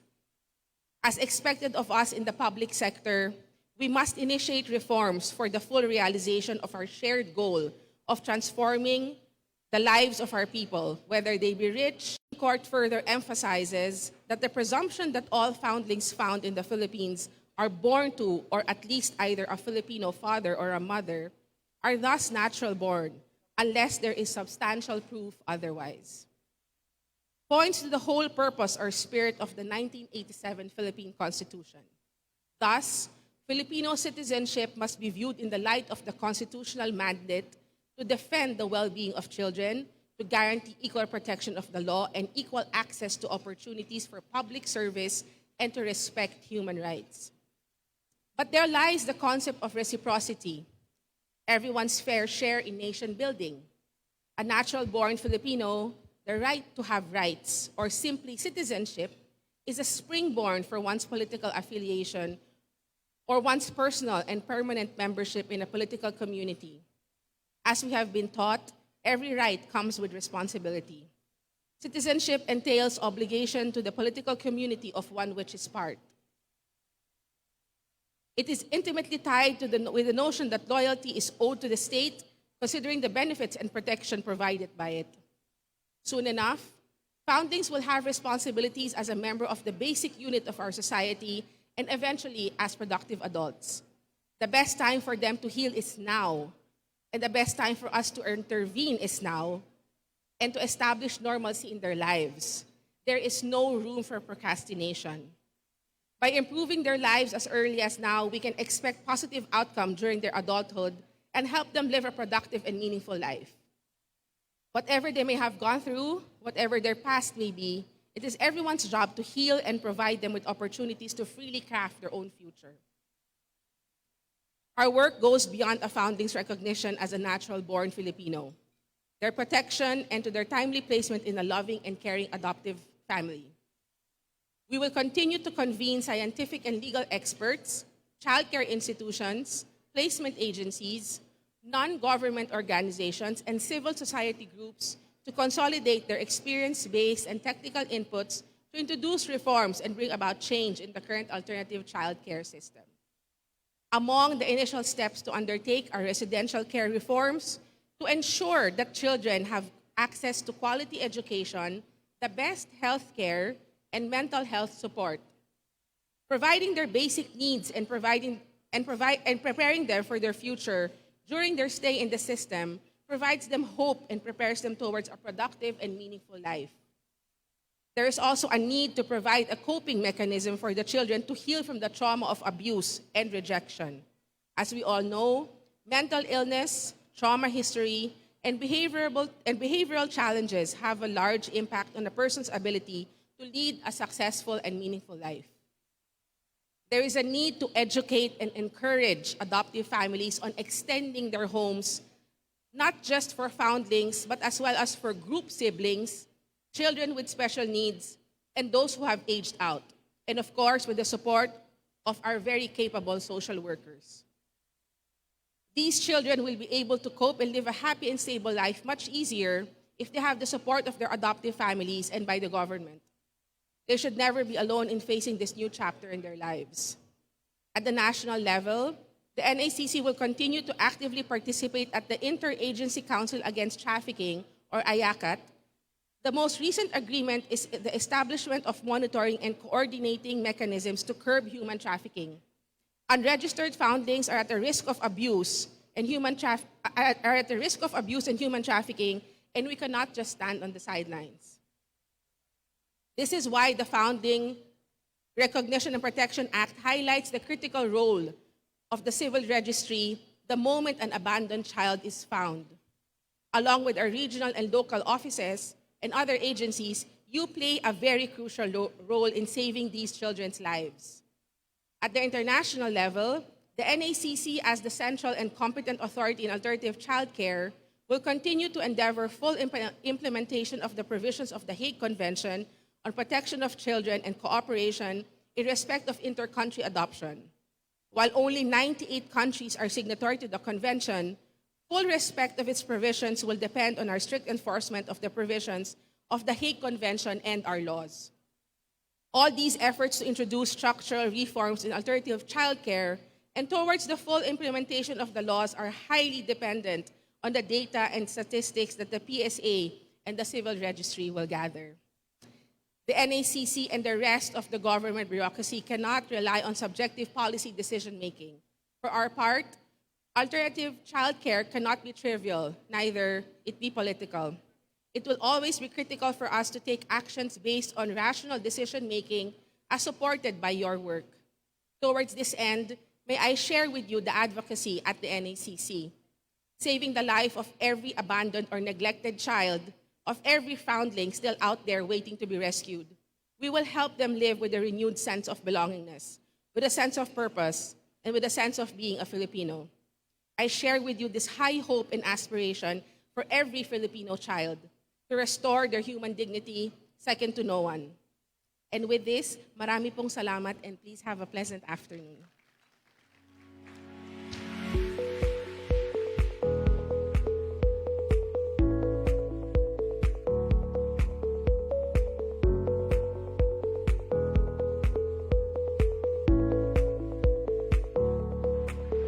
Okay, thank you very much, Assistant Secretary Madeline Arizo T. Chan. Okay, I would like to remind everyone that after the presentation of our next speaker, we'll be having an open forum. Again, for your question, kindly scan the QR code na makikita po natin sa ating convention kits. Okay, ladies and gentlemen, it is my honor to present to you our next speaker. He is a man who has achieved great success through hard work and humility. He is an inspiration to many, and we are fortunate to have him as one of our presenters for today. He graduated from the University of the Philippines with a degree in Bachelor of Arts in Political Science and also obtained a degree in Bachelor of Laws therein. At that time, he served as chairperson of the UP Law Student Government National Affairs Committee, student regent of the University of the Philippines, and president of the Parliament of Youth Leaders. He was also a national finalist in the 10 Outstanding Student of the Philippines and had been an outstanding student of UP Cebu College. He was granted the prestigious Chevening Scholarship and went on to earn his Master's of Laws in Corporate and Commercial Law at University College London. Some other scholarships he was granted were Malcolm Trust Fund Scholarship and Owen White and Peter Doyle of Australia Scholarship. Our speaker is a true academic. He also studied a distance learning course in intellectual property offered by the World Intellectual Property Organization in Geneva, Switzerland, and attended a program for law teachers in London. Also in 2015, he attended a course on the basics of patent drafting. Just in 2019, he obtained an executive master's degree in business administration from the Asian Institute of Management. As an academic, he taught law and other related subjects in various universities in the Philippines, such as UP College of Law, De La Salle University, Pamantasan ng Lungsod ng Maynila, and UP Cebu. He also has extensive experience as a lawyer, serving as attorney in the Commission on Elections, an associate lawyer in the renowned Baker and McKenzie, associate attorney at Villaraza Angangco Law Firm, senior legal manager and assistant vice president of Smart Communications, commissioner in the Integrated Bar of the Philippines, Commission on Bar Discipline. His works were published in Boston University International Law Journal and the World Bulletin. These are International Law of the Outer Space and the Protection of Intellectual Property Rights, and topics on Information Technology Law, GATS, Outer Space and Intellectual Property Rights, and EU Data Protection, respectively. He was also one of the pioneer authors of the Cebu Data Links, a youth correspondent of Sunstar Daily and the writer of Tug-Ani. In 2001, he became the Assistant Secretary and Deputy National Statistician for Civil Registration and Central Support Office at the Philippine Statistics Authority. Just this year, he was appointed by the UP Board of Regents to be the Chancellor of the University of the Philippines, Cebu. Ladies and gentlemen, it is my honor to introduce to you our next presenter to discuss his paper on the proposed amendments to Administrative Order Number 1, Series of 1993. He is a person who endeavors for an inclusive and holistic development in governance, a prospective thinking lawyer, a strategic thinker, and an empathetic leader. Ladies and gentlemen, let's all welcome Chancellor Leo B. Malagar.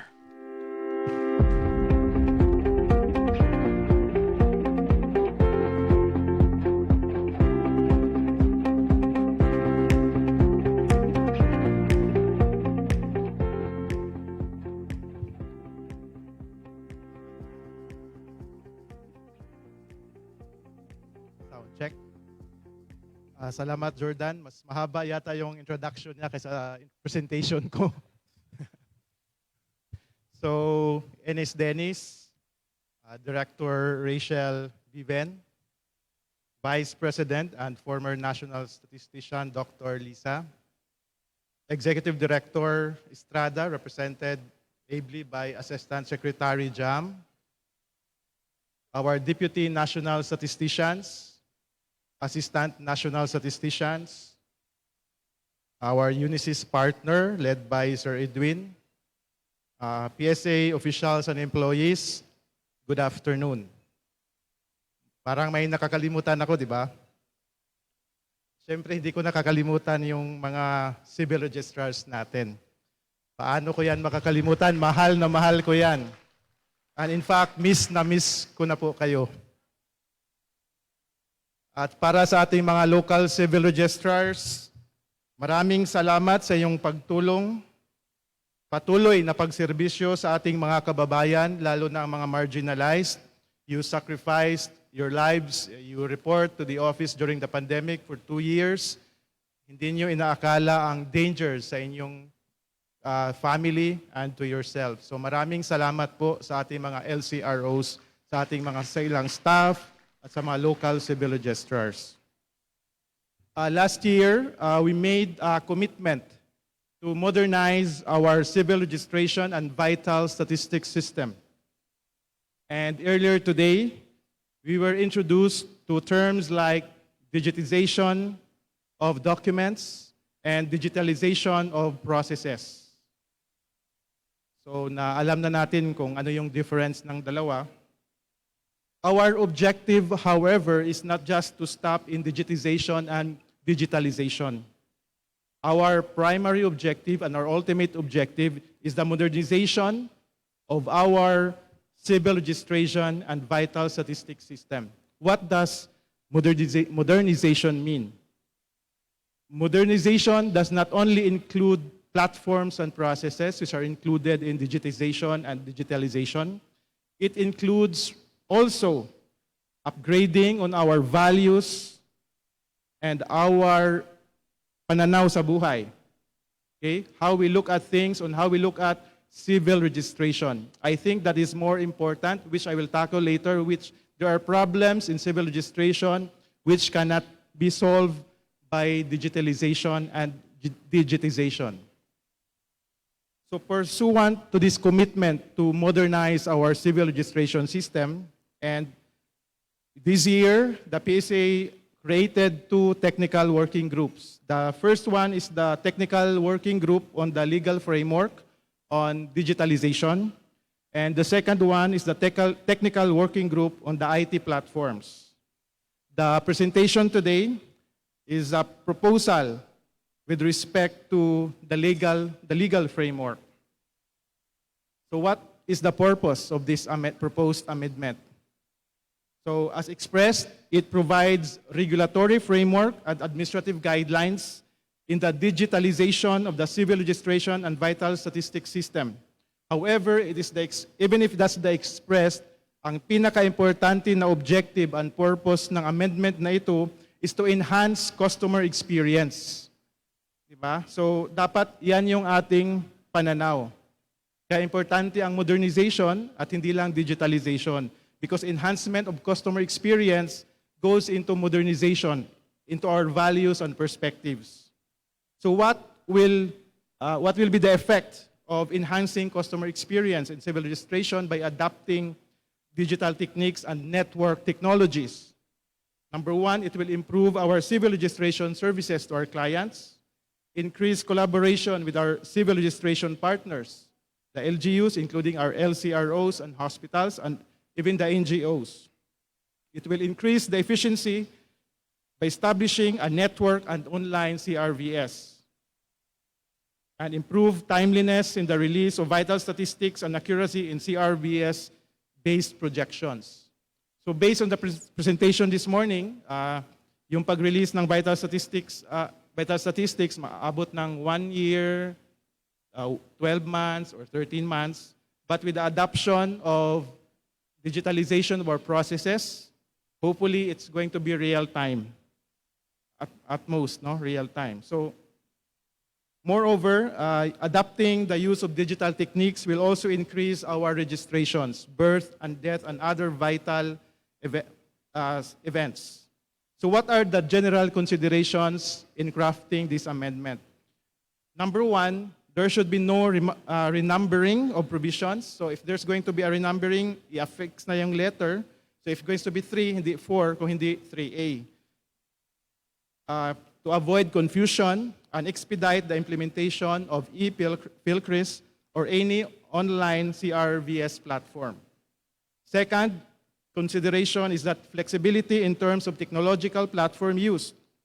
That is why in this proposed amendment, it is stated in general terms. Third, to implement and start the pilot at the soonest possible time. I think our original timeline was the later part of this year. It was asked sa table kung bakit hindi na lang, why don't we amend the law instead of the IRR? My answer to that is that amending the law requires a lot of time and duration, and it takes a lot of lobbying. Whereas, if we just do the IRR, revise the IRR, it's something that the CRG can do, the PSA can do by itself.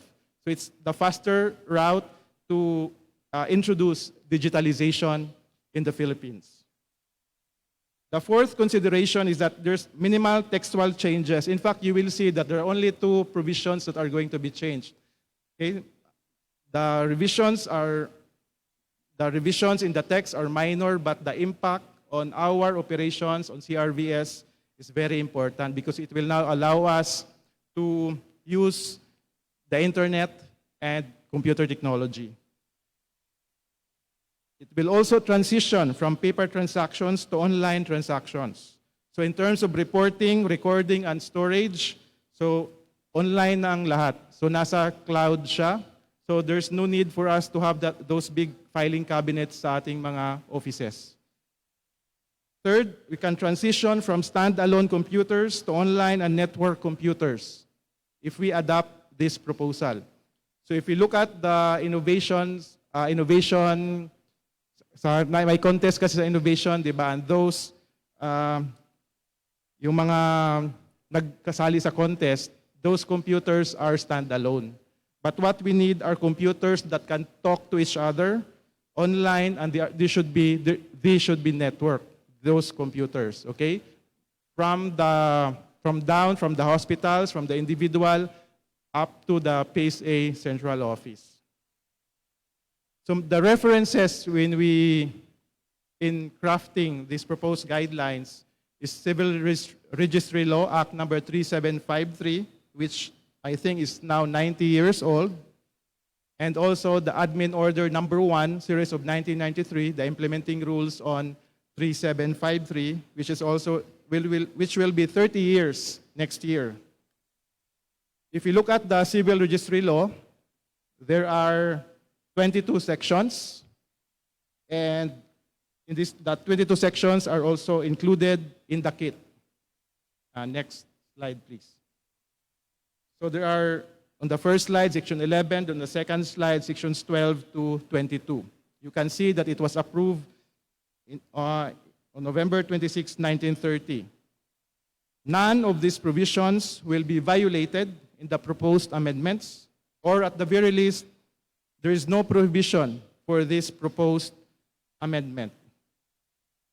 So if you look at again the IRR, there are 10 titles and 75 rules. Again, it's included in our kit. So in this Admin Order number 1, the 10 titles, Title 1, General Provisions, and Title 10, Final Provisions. Okay, so I propose that we include or we introduce the provisions or the amendments under Title 1 and Title 10. Because under general provisions, it will apply to Titles 2 up to 9, and then for the final provisions, it will apply to the preceding provisions. Because if we introduce only in one title, like registration of live birth or of foundling or of death, it will only affect that particular title. That's why we propose that it should be under general provisions and final provisions. So under Title 1, general provisions, there are 17 rules. So from Rule 1 to Rule 17. So if you look at Rule 1 to Rule 17, next slide,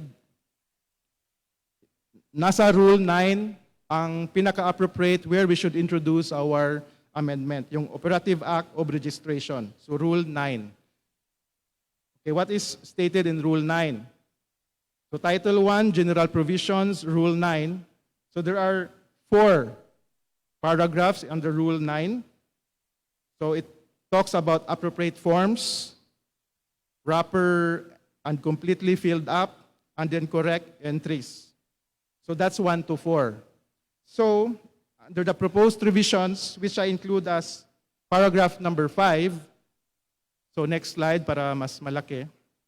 The proposed revision is that the forms, applications, certified true copies, affidavits, documents, civil registers, civil registry books, certificates, transcripts, records, reports, supplemental reports, other papers, and the like mentioned in these implementing rules and regulations and other pertinent laws on civil registration shall be submitted and or accomplished using an online platform or information and communication system as prescribed in writing by the Office of the Civil Registrar General and shall be considered as an electronic document as defined under the Electronic Commerce Act of 2000 or RA number 8792.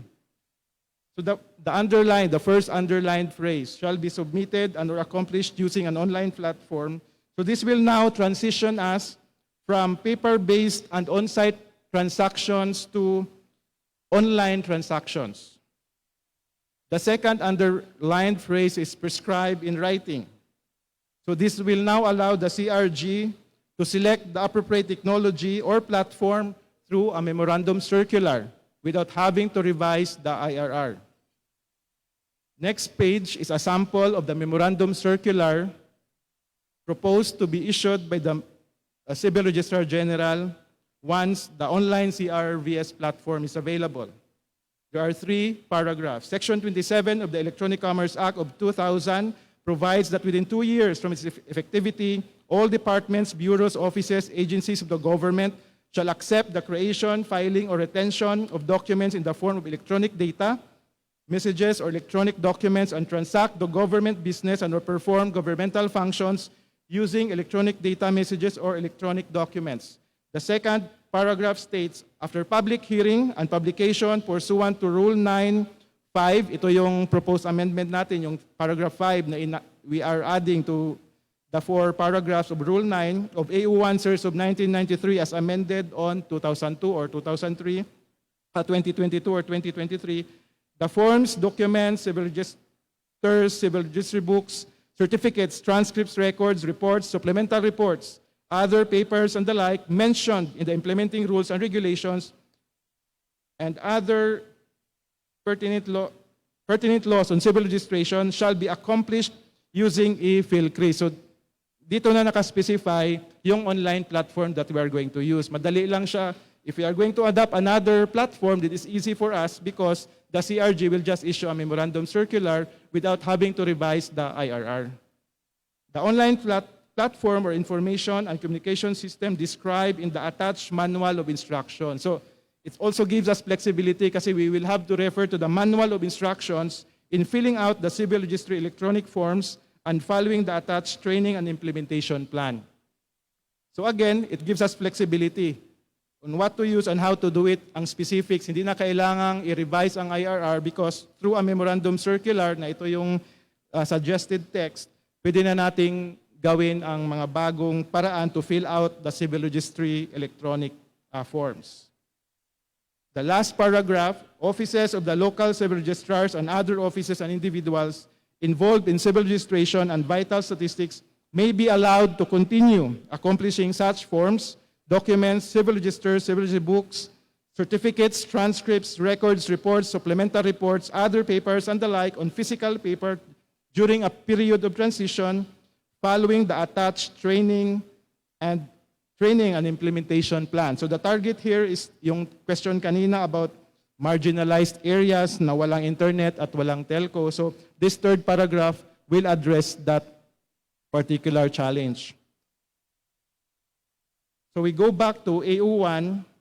So again, there's Title 1 and Title 10. So sa Title 10 naman, what are the provisions that we will have to introduce? So under Rule 75 sa Effectivity Clause, let's start with Rule 75. Next slide. So after sa original clause of Rule 75, the use of an online platform or information and communication system to submit and or accomplish the forms, until and other papers and the like mentioned in Rule 9.5 of these implementing rules and regulations shall take effect 15 days after the publication of the Manual of Instructions in filling out the civil registry electronic forms. There's also an alternative aside from the Manual of Instruction, pwede siyang lagyan ng or as mentioned in the implementation and training plan. So maybe whichever is earlier or later. So that's Rule 75. So you notice we only have two major revisions or amendments of the existing IRR to be able to use online platforms. So what are the ideal features of an online platform? So ito na yung ideal features na sana nandun sa ating technological platform or sa TWG, the second TWG. Number one, it should be network using the same process flow. So the process flow is the same from the individual or hospital, midwife, or the doctor to the LCRO, to PSA, field office, or central office.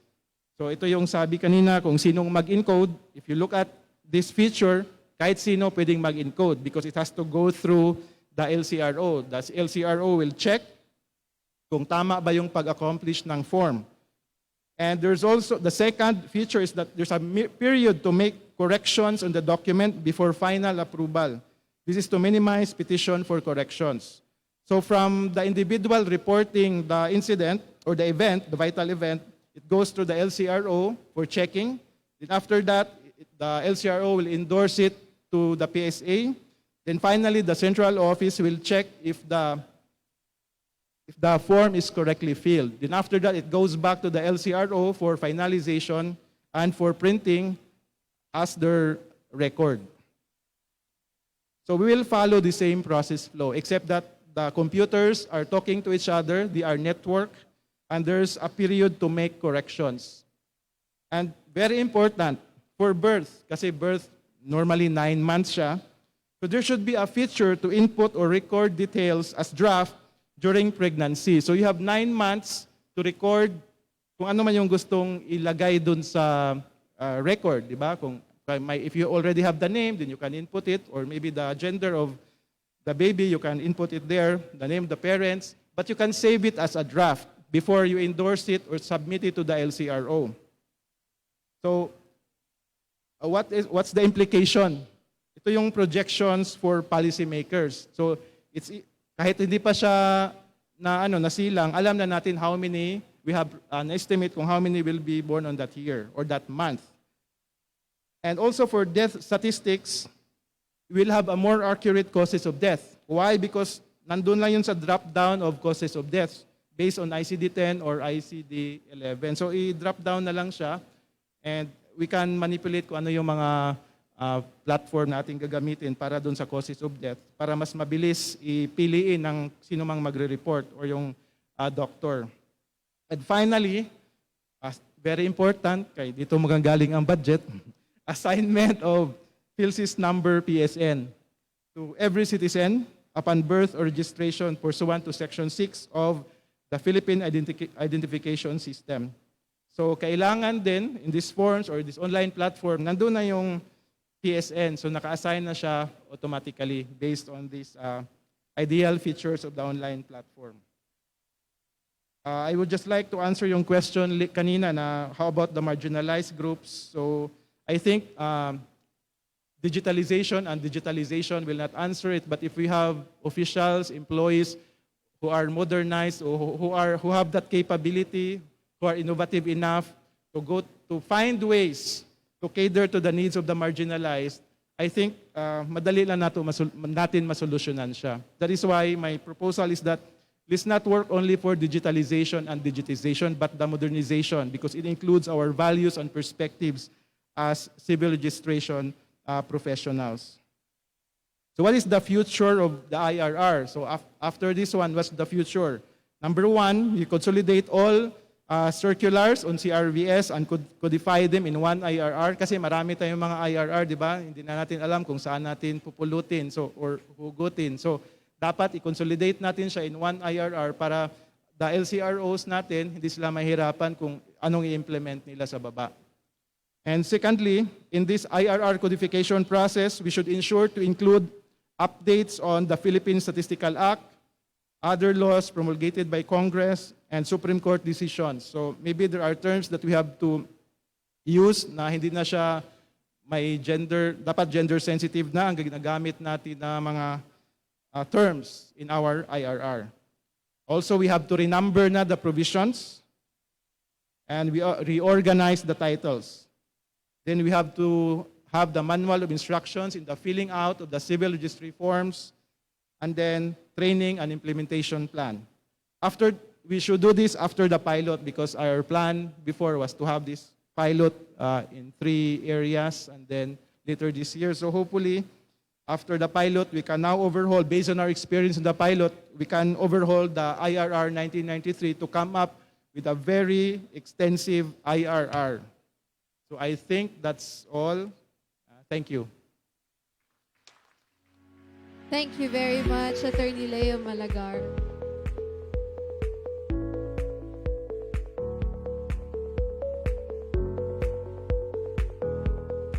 So once again, I would like to thank our speaker, Attorney Leo Malagar, for presenting to us the proposed amendments of Administrative Order Number 1, Series of 1993. So after our 2 sessions, may I now call on the moderator who will facilitate the question and answer portion for our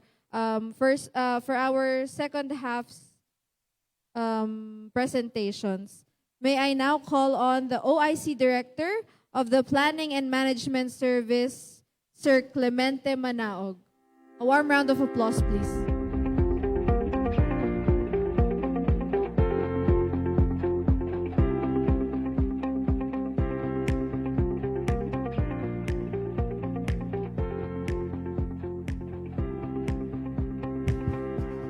Hello. Good afternoon, everyone. Good afternoon. So open forum tayo.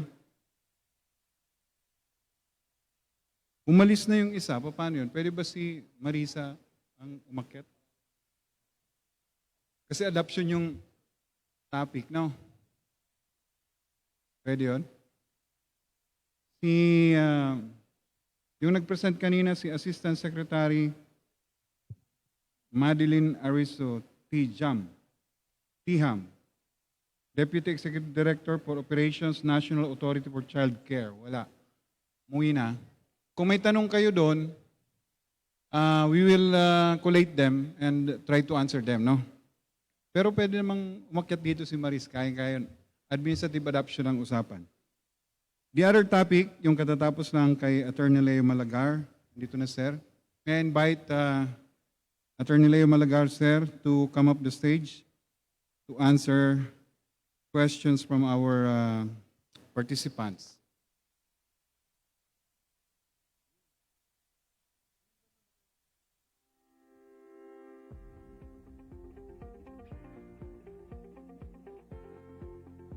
Okay, nandiyan na sir. Sorry. Okay, meron na palang tanong dito. Linawin mo, Emil. Okay. Napansin namin kanina, parang konti yung nag-send ng question dun sa QR code. So, sabi nila, Emil, okay naman, isulat nyo na lang yung question nyo and babasahin natin dito. Pero kung meron din doon, ipa-flash natin yung question. So, Attorney Malagar, sir, ito yung mga unang tanong. Can we include the National Civil Registration Strategic Plan to be laid down by the CRG, term 10 years, as part of the power, duties, and function of the CRG? Baka doon, saan ito ilalagay? Doon siguro sa ano, sir? Babasahin ko yung dalawa, sir. Can we include the National Civil Registration Strategic Plan to be laid down by the CRG term 10 years, and as part of the power, duties, and functions of the CRG? And secondly, can we include in the amendments the mandatory requirements to register birth before issuance of PhilSys ID? So these are the questions, sir. So, yung first, I think it's in the plenary power of the CRG to make rules and regulations with respect to civil registration, which includes yung gusto niyang i-add, yung strategic plan.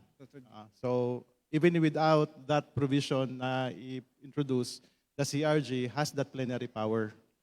Okay. So, second, about the mandatory requirements to register birth before PhilSys ID. Sige.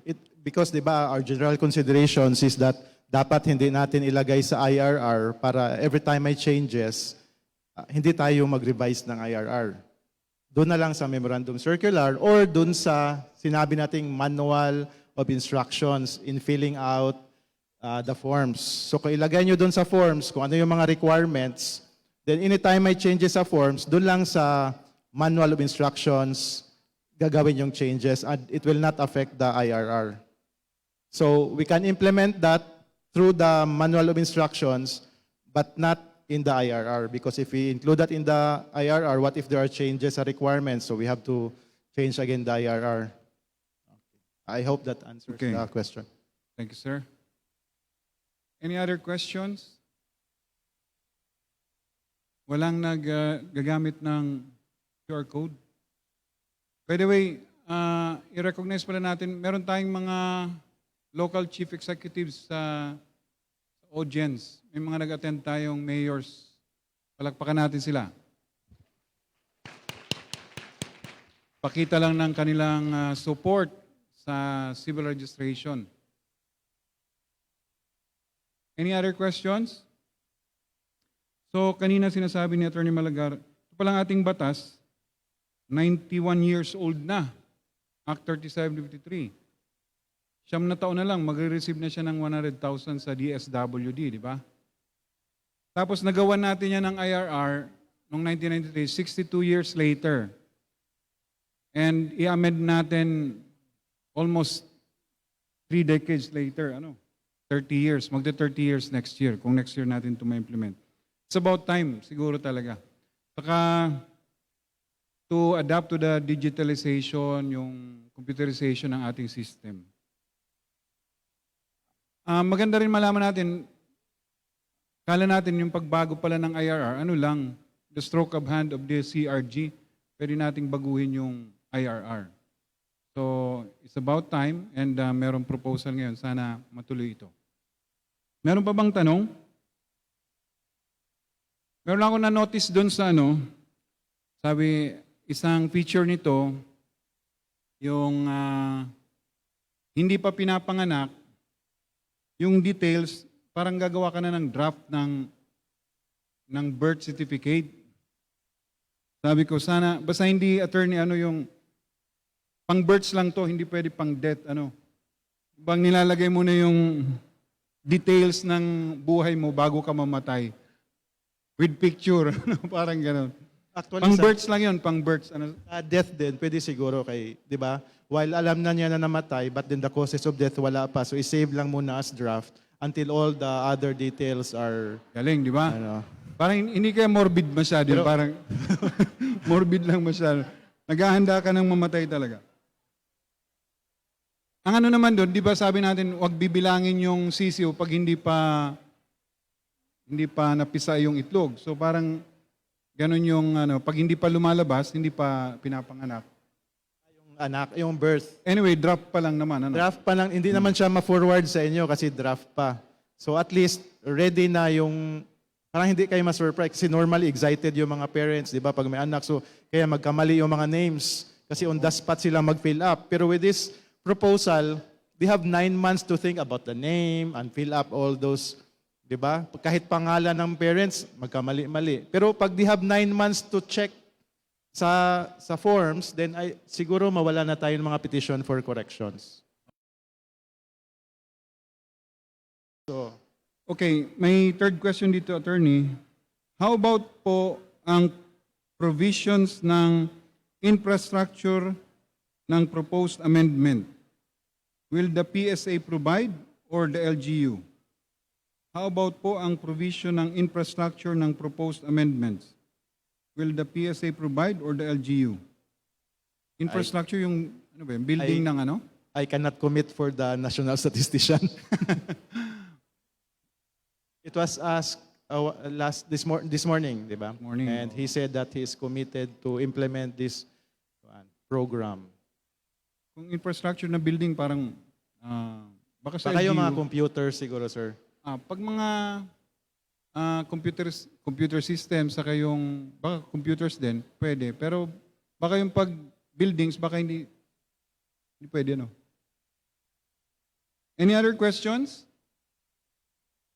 Yung katabi nyo, gisingin nyo kasi baka maiwan dito. Kala nila may session pa, umuwi na pala tayo. Any questions?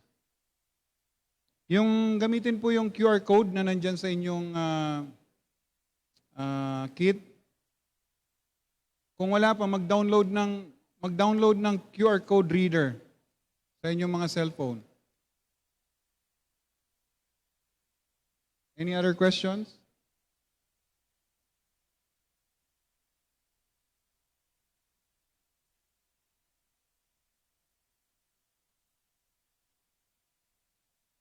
Madadali tayo nito. Pag walang questions. Lana? Attorney Leo, kung walang question, parang tuloy-tuloy na tayo nito, no? Di ba? Final statement. Final draft na, tapos ano na tayo? Signature na lang, for signature na lang yan. Attorney Dines, do you have any questions to Attorney Leo? I think ang question ni Attorney Dines about sa PSN, sa ID. So, sino daw mag-assign ng PSN? So, it should be kung may mamatay or masilang, pag masilang, bibigyan ng PSN. Pag mamatay, i-delete from the system. So, since the computers are talking, di ba? So, it can easily be deleted. Kasi hindi na tayo paper-based online-based na tayo, online transactions na. So, madali na lang siyang ma-implement. Yung PSN naman, di ba, dies with you. Pag namatay ka, yung PSN, kasabay na yun sa'yo. Hindi na gagamitin ulit yun. Kung wala na pong tanong, sabi kasi ni Emil, wag akong magdagdag ng mga tanong, wag din ako mag-discuss. So, Attorney Leo, we would like to thank you for your presentation. Going once, going twice. Kung wala nang tanong, palakpakan natin si Attorney Leo Malagar.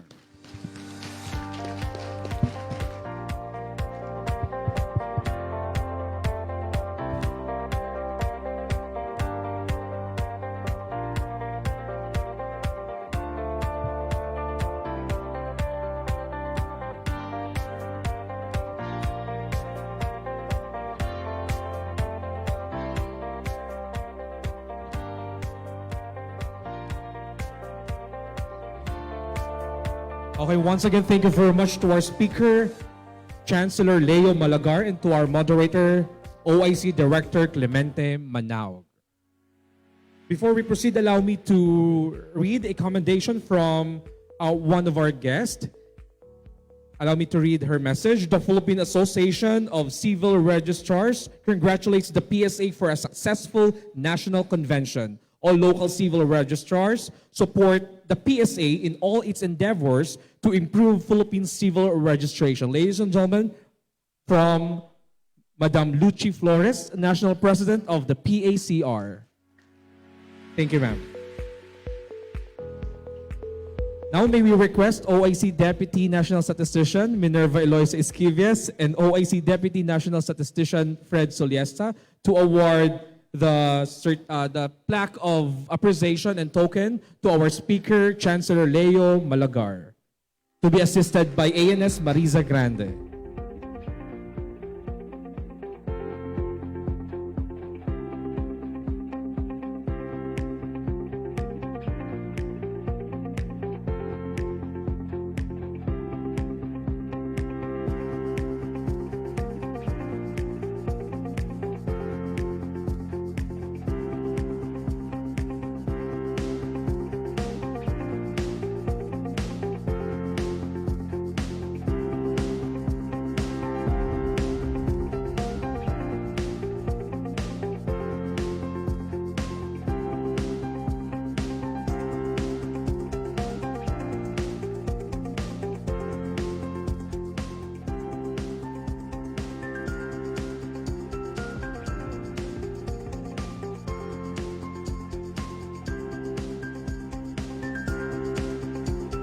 Once again, may we give another round of applause to our speaker, Attorney Leo Malagar.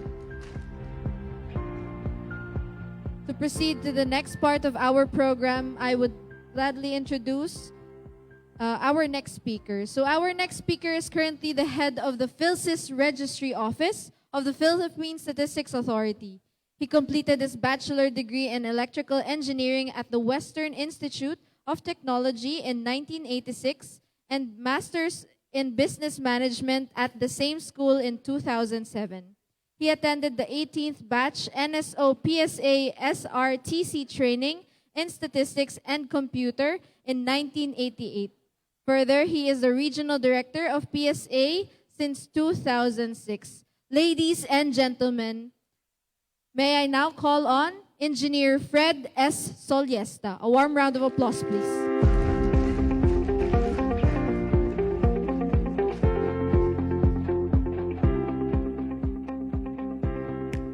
So good afternoon, everyone. The paper I will be presenting is not is titled. The title of the paper I will be presenting is not the one found in your program. The one in your program is the updates on PhilSys, but because the audience is really the civil registrars, I want to add more substance. No? So that's why I replaced my presentation with a paper co-authored by Attorney Hinidin Palabras of the Fraud and Management Division of the PhilSys Registry Office. So the paper I will be presenting is PhilSys Register and Civil Registration Integration for registering children below 5 years old and updating of PhilSys Registry. This is about updating due to deaths.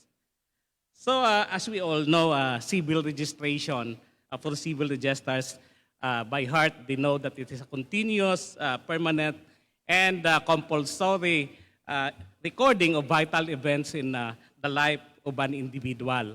So palagi yan sa introduction natin sa CRVS 101, the definition of civil registration.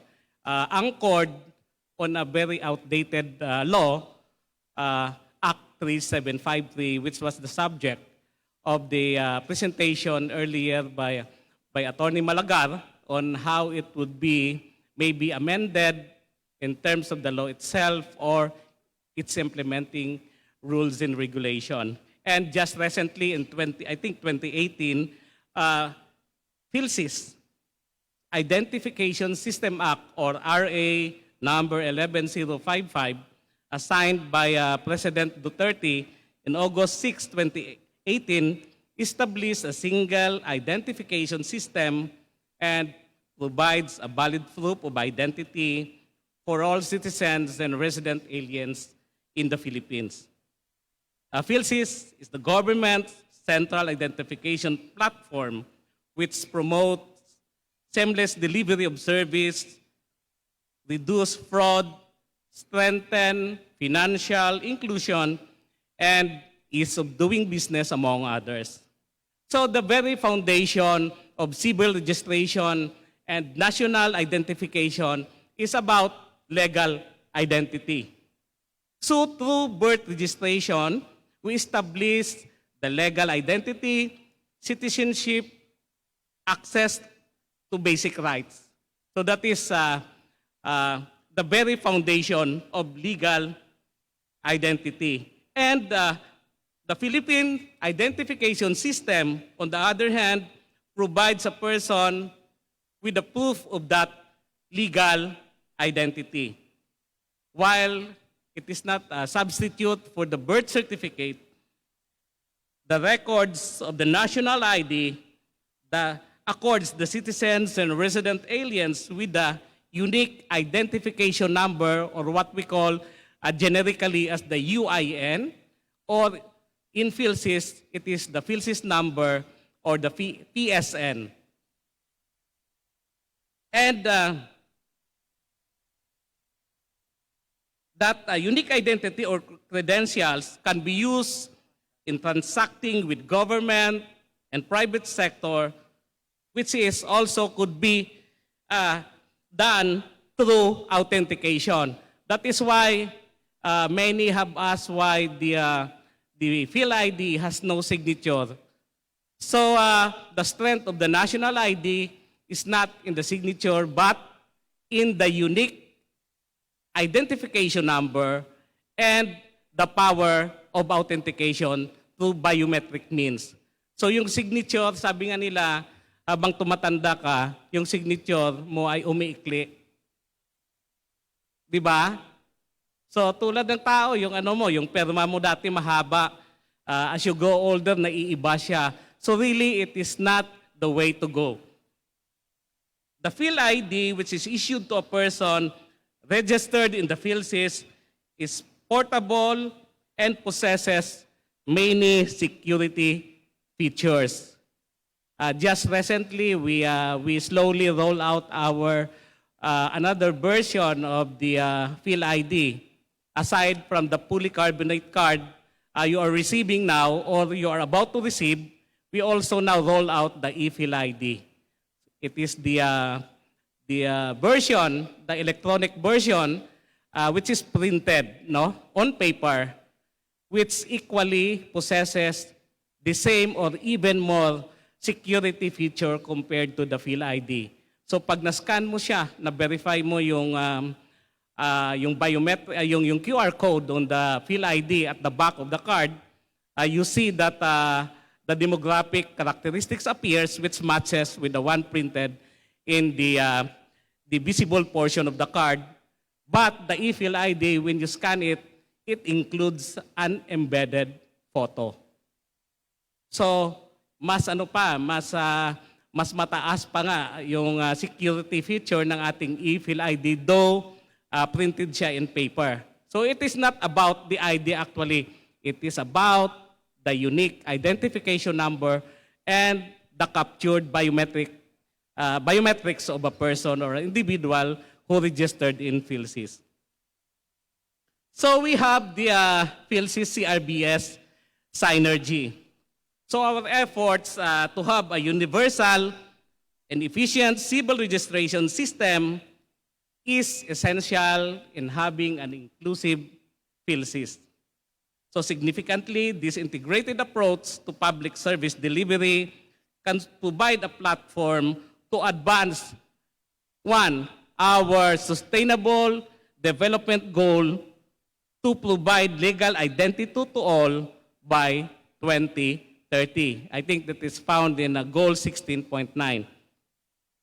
So another use of civil registration data is the use of the death registration to update the PhilSys registry and retire the national ID of the deceased individual. The real-time updating of PhilSys registry death records will benefit many government agencies and private institutions using PhilSys. So you know, the current state is like GSIS, SSS, we have PhilHealth. They regularly request for data matching with the CRS or with PSA.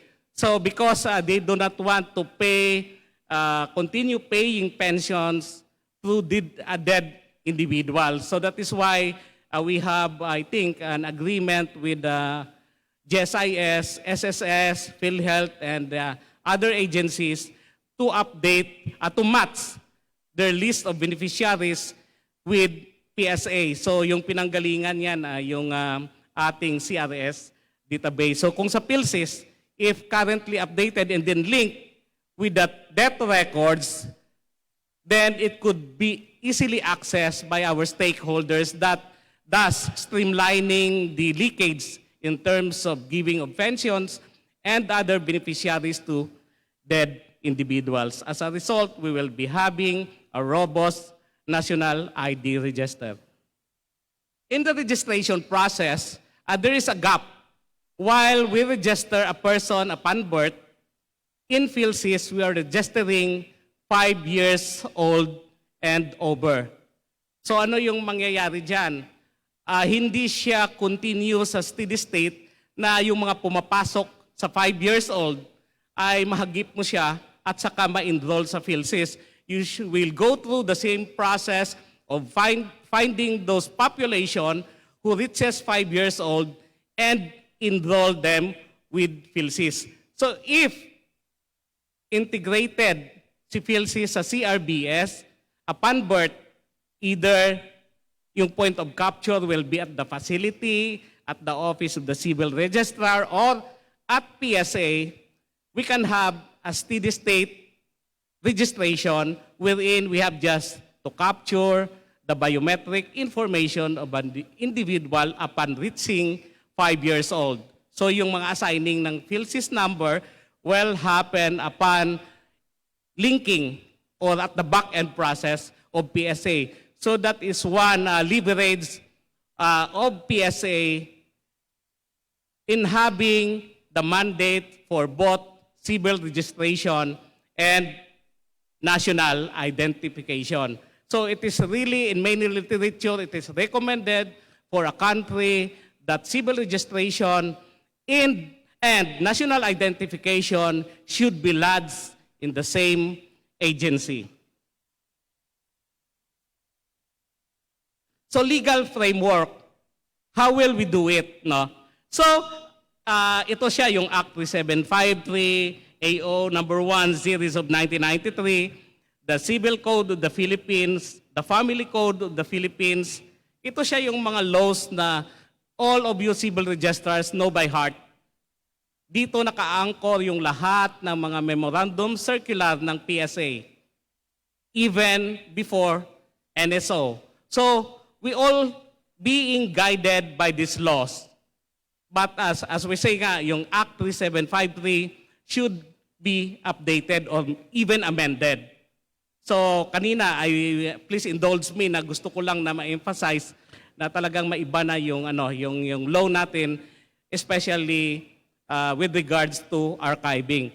And as MAPA is correct in his observation that in some offices of the LCRO, the space allotted for archiving is even bigger than the one used by the staff of the LCRO. So, through the years, lalaki at lalaki yung need nyo for storage. So, I know most of you happen to visit Jakala, the Jakala Archives of PSA. Dati isa lang siya malaking bodega, no? Isa lang siya. Ngayon, I think, tapos na yung pang-5 na bodega. So siguro sabi ko nga sa kanila kanina, after 50 years, subdivision na yan. So we don't want that to happen. The way to go is really through digitalization.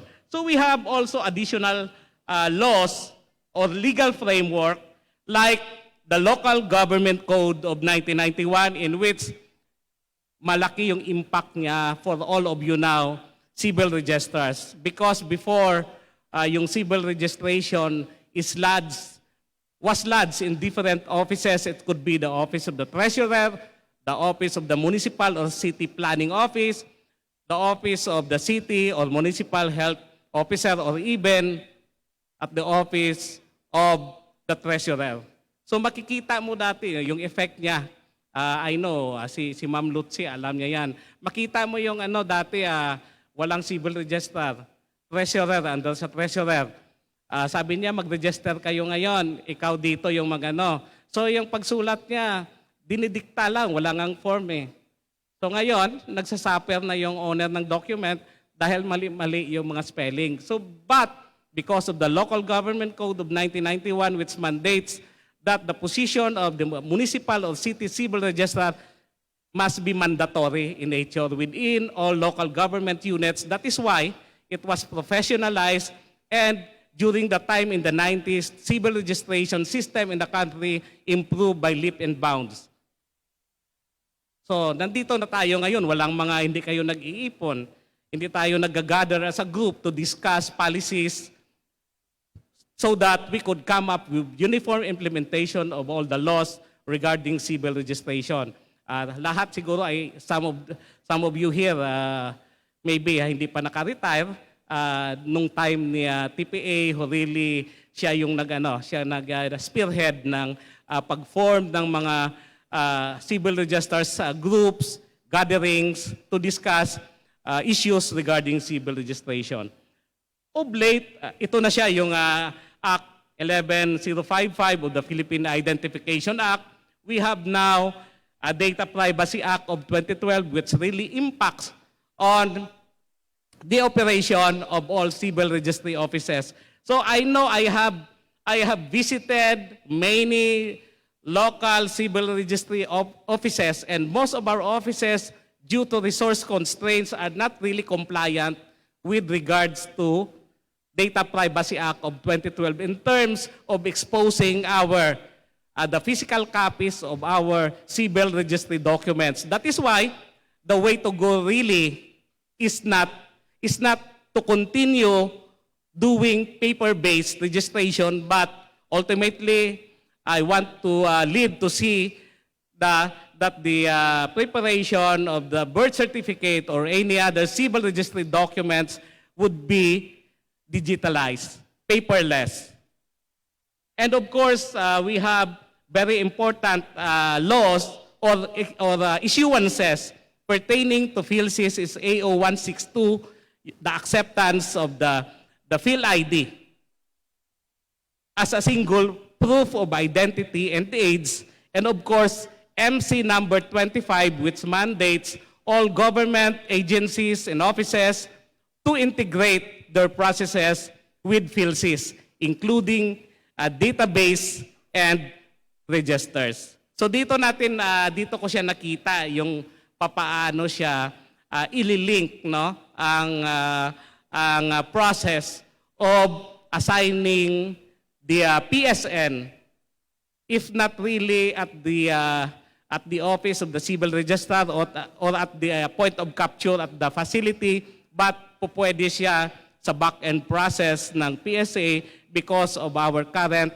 infrastructure and the way we provide also a unique identifier for every birth certificate that was digitized. That is, of course, you know that yung mga civil registrars natin, and then yung sa PSA, the BREN. So we have also legal framework on the CRV's decade. Much has been said about this, and our commitment to the Ministerial Conference on Civil Registration in Asia and Pacific, in which PBRAP is a major component for the Philippines to comply with its commitment that by end of 2024, at least we will have a 99.5% birth registration. That is the number one goal. The number two goal is the provision of legal documentation of all the births registered, the deaths registered. But I see it in the Philippines that we are 100% compliant, considering that at the time of registration, we issue a copy of that document to the document owner or to the next of kin. So compliant tayo doon. But my third part pa, let us not forget, improving vital statistics. So ito siya yung vital statistics na medyo in a way, napababayaan siya ng konti dahil hindi siya yung mga processes natin, hindi siya uniform. Later, I will have some insights on that, especially the preparation of the death certificate. So what would be our implementing strategies? So we have effective institutional coordination and cooperation.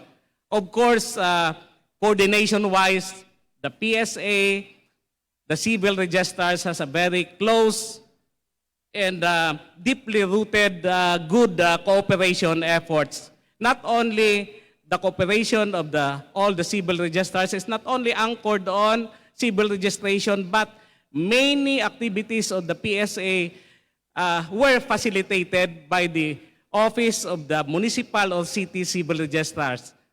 Alam natin, pag census, nagre-recruit tayo, CBMS, nagre-recruit tayo.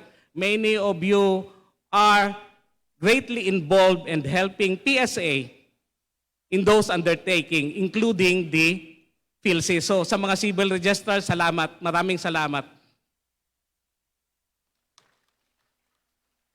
So we have physical collocation of PhilSys registration centers and LCROs, healthcare, birthing facilities. So nakita natin, no, when we do the registration and PhilSys, grabe yung support ng local government unit. Not only because the ILG mandated the LGUs to support, but mostly people see the value in having one national ID, although foundational, but it would be a source of later integrating all your processes and your database. And if we have the interoperability platform available in the near future, so the national ID will greatly help our society in the government's delivering vital services to its people. And the interoperable process or system, while isa tayo dito kasama natin yung mga DICT, but in the context of civil registration, the CRBS and the national ID, the current infrastructure of the CRS to the CRS ITP2 could provide that platform to link CRS or the CRBS and the national identification system. And of course, mass information campaigns is needed for us to make the people understand the benefit of an inclusive identification system and universal civil registration and vital statistics implementation. So what is the scope and coverage of this paper in terms of capturing the gap between the registration, the civil registration, birth registration, and the PhilSys registration? So newborn whose birth are for registration or timely registration, and then we have minors 0 to 4 whose birth are not yet registered or delayed registration. Dito papasok si PhilSys Birth Registration Assistance Project. So tuloy-tuloy lang, no? Tuloy-tuloy lang yung PhilSys Birth Registration Assistance Project, even kung nakita natin na halos na nagka 100% tayo, kung hindi natin makita na 100% na tayo, tuloy-tuloy pa rin tayo.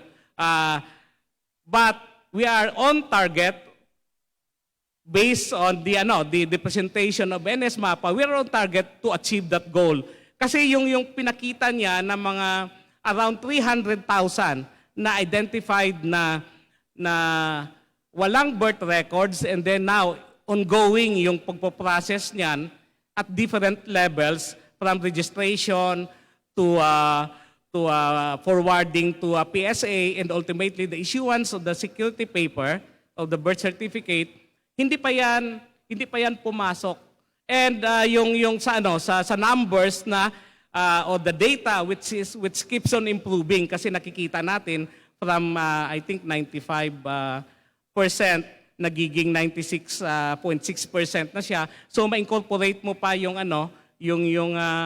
help ng PBRAP, tataas siya yung ating level of registration. So bakit tumaas yung level of registration natin? As presented this morning by NSMAPA, that is because we have now, I should say, a robust civil registration system. May regular na tayo na mga civil registers designated as department heads and all LGUs.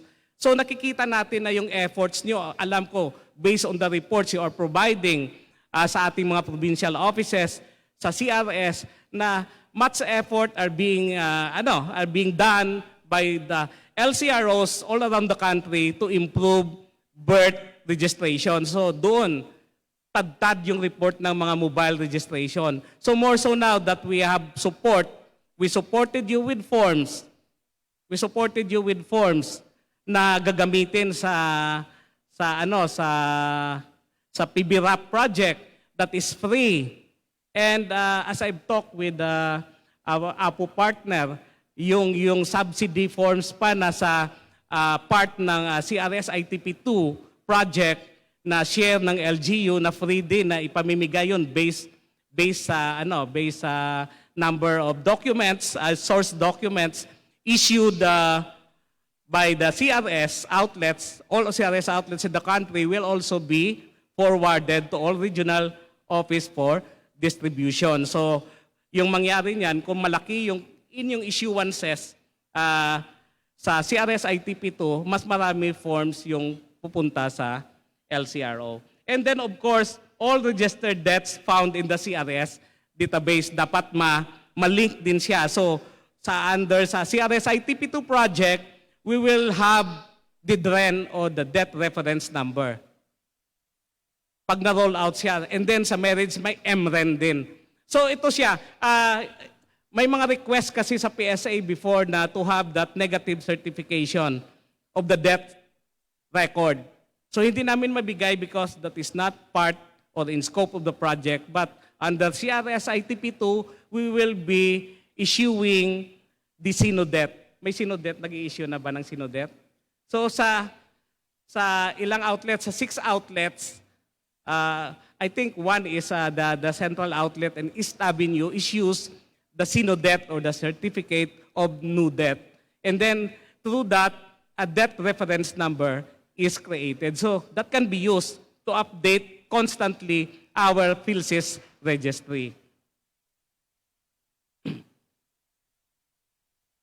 When we registered the birth of an individual, so may mga requirements siya and alam na alam yan ng mga civil registrars natin, at least 2 documentary requirements.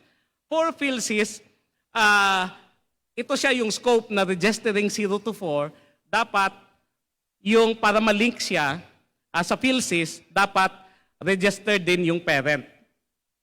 And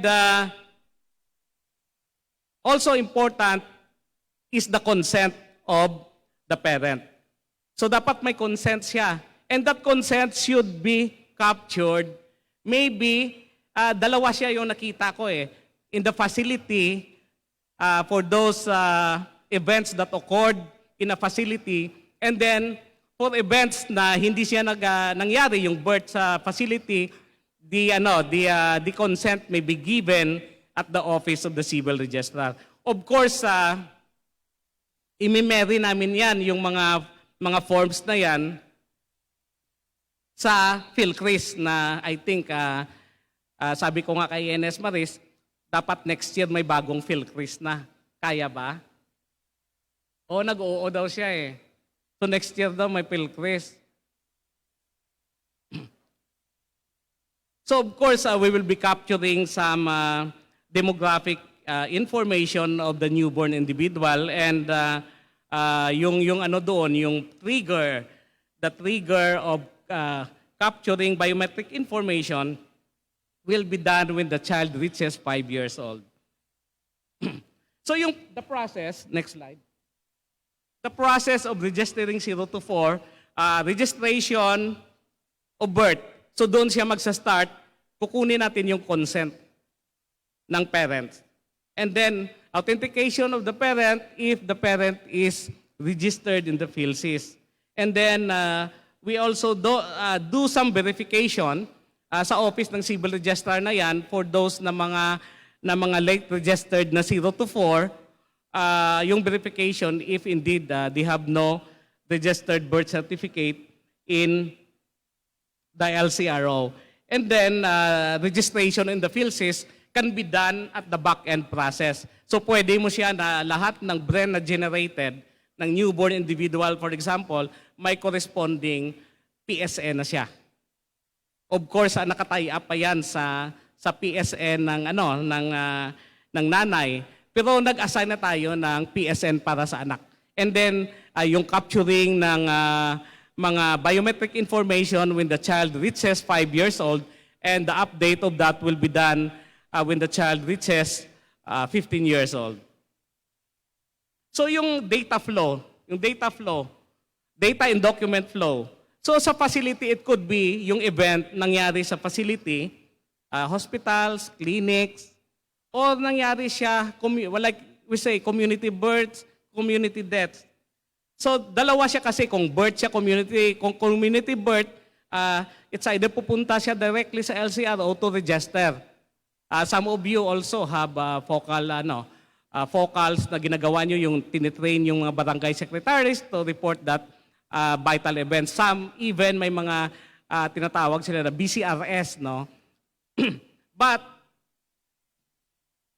dinagdag ko talaga to yung community, yung CHO, MHO, City Health Office, Municipal Health Office, because I know many of you practices na the Office of the Civil Registrar are the one preparing for the death certificate, in which the one that should be preparing the death certificate should be the city or municipal health office.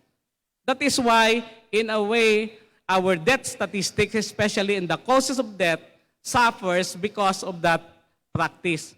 Kasi dapat expert yung mga nagpe-prepare doon, tama siya yung pagka-identify ng mga causes of death. So because one of our commitment to the CRBS decade is to lessen the presence of unidentifiable codes in the death certificate. So very important 'yan. Or even sa birth, no? Sometimes yung mga coding natin, may coding tayo kasi yung PhilCris may coding din 'yan. Hindi siya gaano ka-accurate. So dapat focus should be done in improving codes, especially the cause of death. So very important 'yan sa vital stat. So before, when I was the provincial head of Bacolod, PSO ng Bacolod, NSO, there was a conference, no? Yung present doon, PSA Central, PSA Region, and we have also DOH official coming from the central office, and then of course, nandun yung mga health officers ng province ng Negros Occidental and then Bacolod. So na-raise yung issue, sino dapat mag-prepare ng death certificate. So right there and then, the City Health Officer of Bacolod was instructed by DOH na ilipat na sa inyo yung pag-prepare ng death certificate na yan. So from now on, sila na yung nagpe-prepare. Because it is not the duty of the civil registrar to prepare the death certificate. I hope, i-practice nyo na. Kasi dati sa Bacolod, pag sinabi mo magpaparegister ka ng birth or ng death, sabihin nila pupunta ka sa City Health. Because City Health was the one doing civil registration when there was no position of civil registrar during that time. So doon ka pupunta ka daw sa City Health. So yung inassign na nagiging civil registrar and eventually, hindi siya makaindi sa City Health Officer kasi boss niya dati. And the practice was hand over from next civil registrar to the other na eventually na-lost track na sa City Health Office yung mandate nila talaga na sila yung mag-prepare ng death certificate. So I hope that the process, you could really stand up and say na dapat sa inyo yan, hindi yan sa civil registrar yung pag-prepare ng death certificate. So, inano ko lang na kasi experience ko yan as a provincial head implementing civil registration laws. So, I'm really passionate about that. So we have our stakeholders, of course, our target population, children below 5 years old, including the parents and the guardians. Of course, our resident aliens, when they gave birth here in the Philippines, they could be enrolled in the PhilSys. And of course, the LCRO, the one really na nagre-register ng mga vital events, sabi ko nga, City and Municipal Health Office. Of course, the DOH, yung mga policy making in coming up with the policies, and including hospitals and birthing facilities. You know ngayon na yung sa DOH, may mga mandate sila na dapat yung birth should occur in a facility. But just the same, there's still birth na nangyayari outside the facility.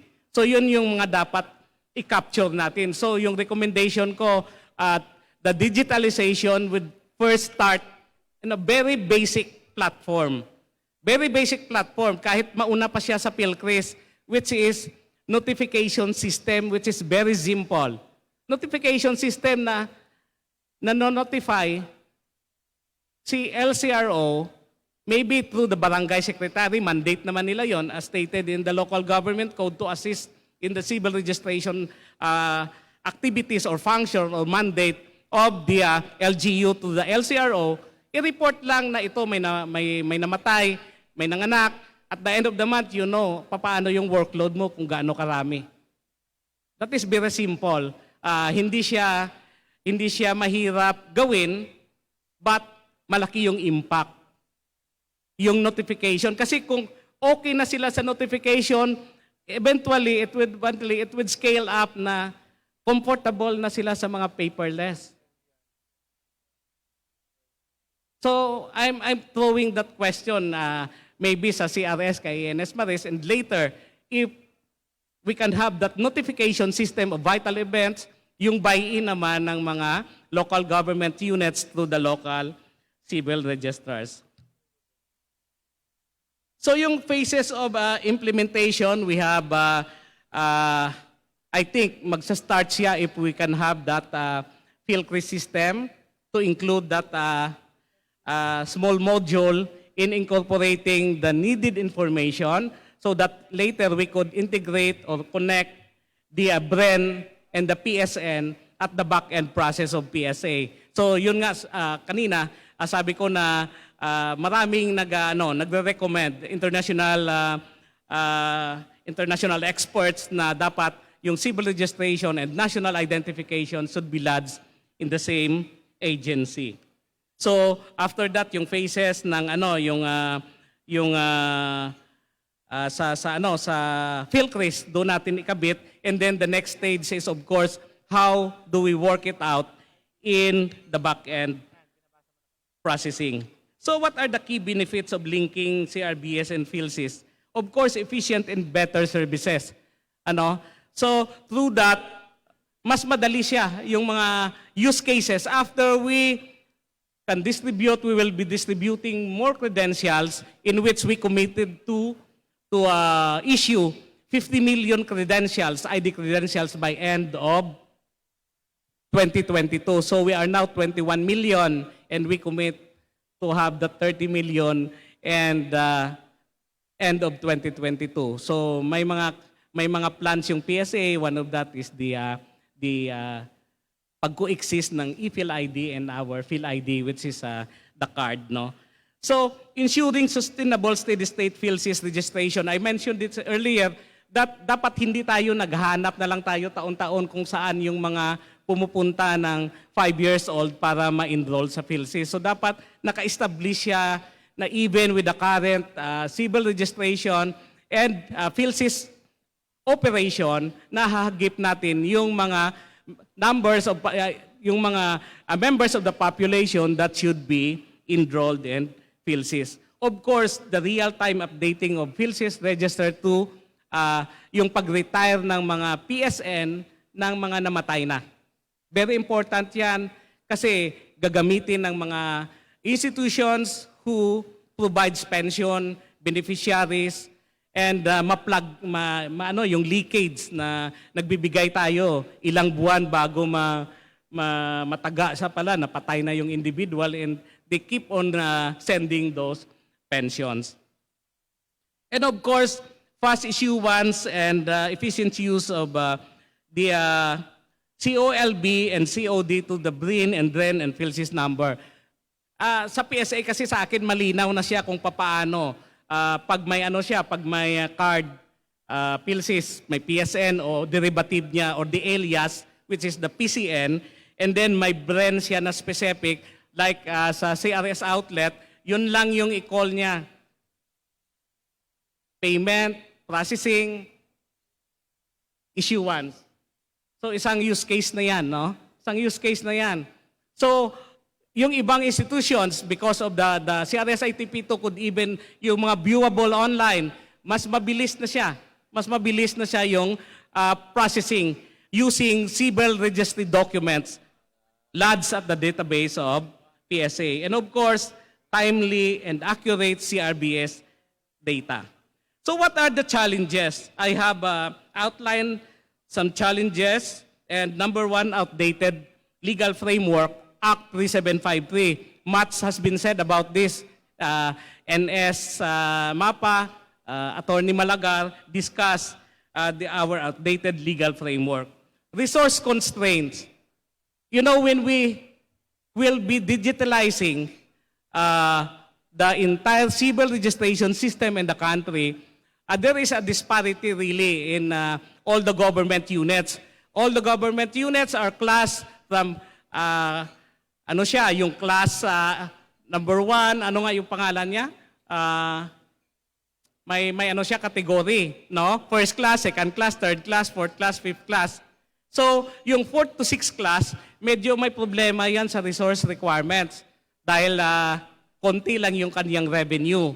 So, doon yung isang challenge doon. While PSA can provide technical assistance or even come up with a system that could be used by all the civil registration and vital stat stakeholders, we could not really provide all those necessary resources needed for digitalization. So isa yon.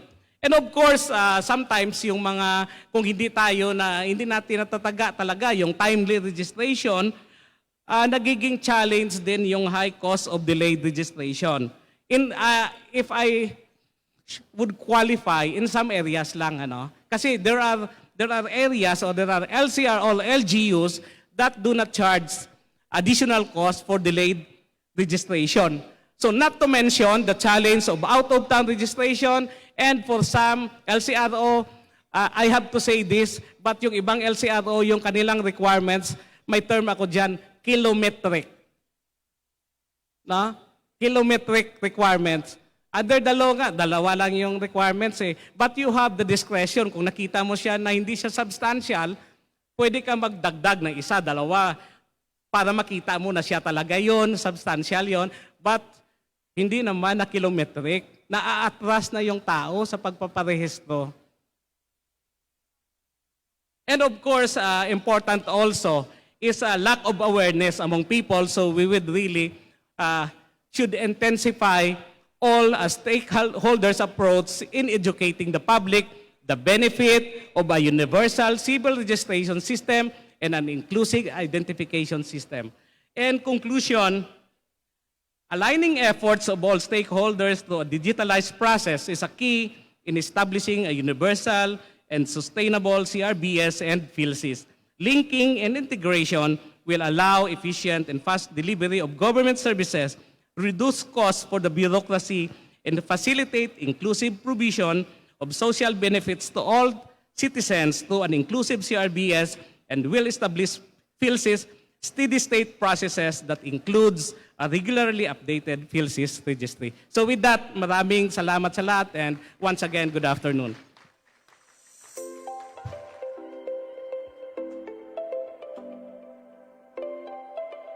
So, okay, thank you very much, OIC Deputy National Statistician Fred Soliesta.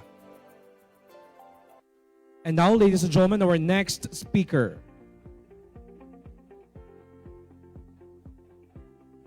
He's backed with vast experiences in public relations and public administration.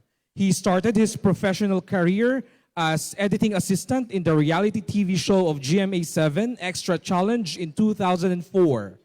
After his short stint in broadcast industry, he joined the government service working for the provincial government of Bulacan as Information Officer 2, in which he headed the division that produces the province weekly magazine show dubbed as Sulong Pa Bagong Bulakenyo or SPBB. That airs at PTV Channel 4. He worked in the provincial government for almost 5 years and gained a distinction for SPBB as Anak TV Seal recipient. He then joined the country's largest chain of malls, the SM Supermalls, as public relations officer. This was just before he was again asked to join the government through the First Lady Postmaster General Josie de la Cruz.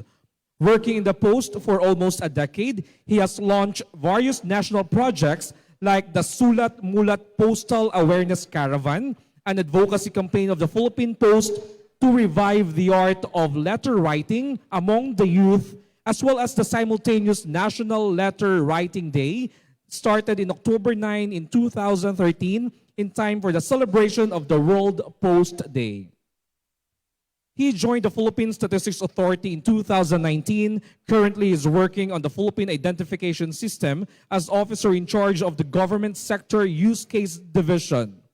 He used to head the policy team of the PhilSys, formulating policies and guidelines for the implementation of the project. His decade of professional career in public relation and administration had made him a new breed of public servant full with enthusiasm and patriotism. He is backed with impressive education credentials and training portfolio. A consistent honor student from grade school to high school, he is a graduate of AB Mass Communication from Centro Escolar University, Malolos in 2004. Ladies and gentlemen, let's all welcome Mr. Marcos Ryan Laurente.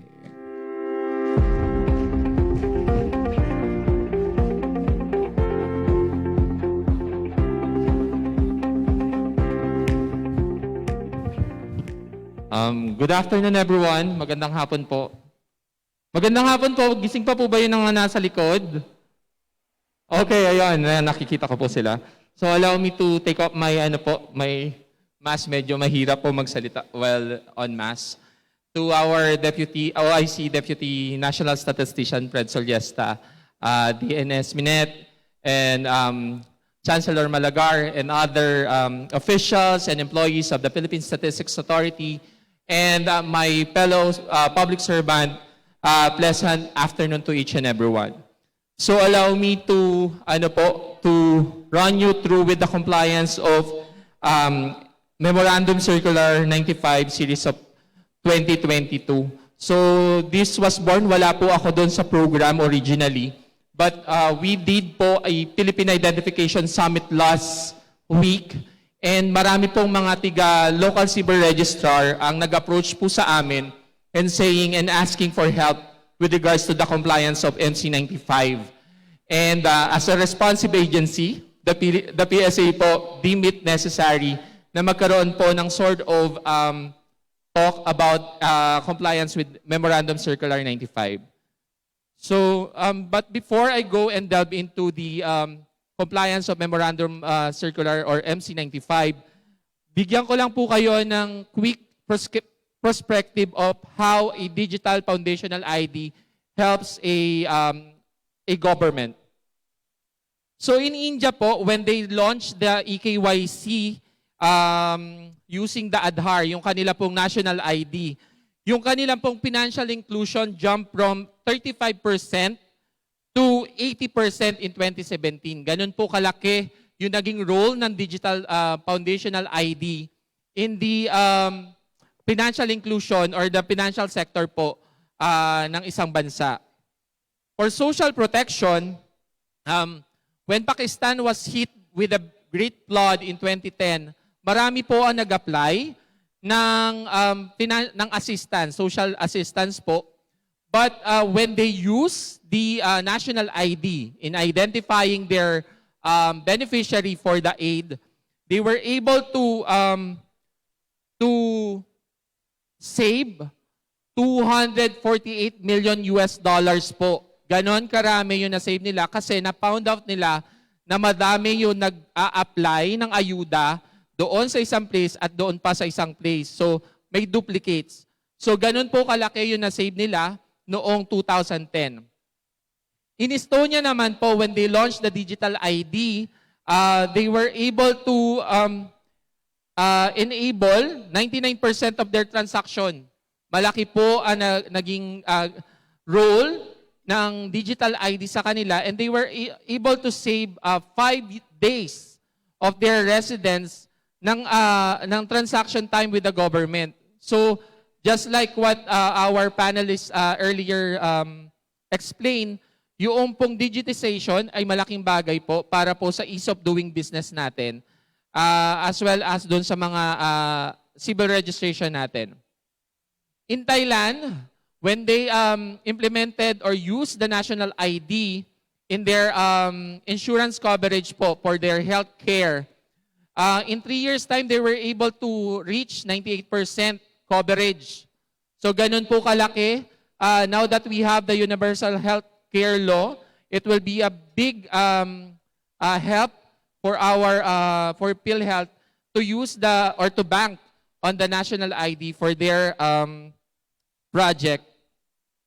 So that is how a foundational ID system works for the government or for a country who is implementing a national ID project.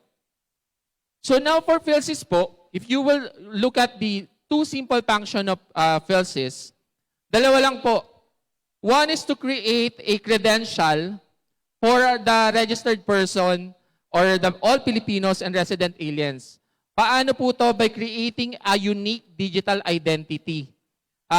We will issue po a unique number to each and every one who is registered under the PhilSys so that you will be able to transact or access services both from the government and private sector.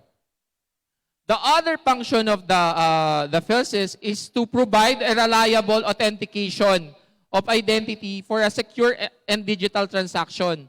Yung kanina pong dinidiscuss ni OIC DNS Fred, yung authentication part po ay malaking bagay para po maibigay natin yung tamang serbisyo sa tamang tao. Kasi po, dahil using your biometric, hindi na po nyo kailangan mag-rely doon sa thing of the past, which is yung wet signature or yung signature po natin. Kasi ang ultimate goal naman po natin at what is unique to us is our biometrics. So we are looking at providing, or as a mandate, we will provide a reliable authentication for the citizen registered under the PhilSys. So bigyan ko lang din po kayo ng isang ng ano-ano po ba yung mga serbisyong binibigay ni PhilSys. So we call it PhilSys and API-enabled services. For those IT people that is present today, yung API po ang ginagamit natin para po makakonect kayo doon sa ating national ID system. So we have 3 different API-enabled authentication services. One is the basic online authentication wherein pag binigay nyo po yung credentials nyo, yung, for example, the PCN or the PhilSys card number, together with your biometrics, the system will answer a yes or no. There is also what we call an EKYC. Ito pong EKYC is by providing credentials and giving your biometrics, it will enable the probably the local civil registry office and your LGUs to pre-fill your system po, lalo na po kung online or may system po kayong ginagamit. The other one is token seeding and matching. Ito po yung sinasabi naman natin na using your national ID number or your PhilSys number or your credentials, you will be able to interconnect or interoperate with other databases. So yung kanina po na ine-explain ni DNS Fred of looking at magbigay ng PhilSys number at birth, this could be used para po mas mapadali natin yung ating transaction with other government services. So those are the simple function of PhilSys as well as yung provide po natin na services. Pero paano nga ba siya nagwo-work? On my next slide, you will see paano nagwo-work yung authentication. Next slide.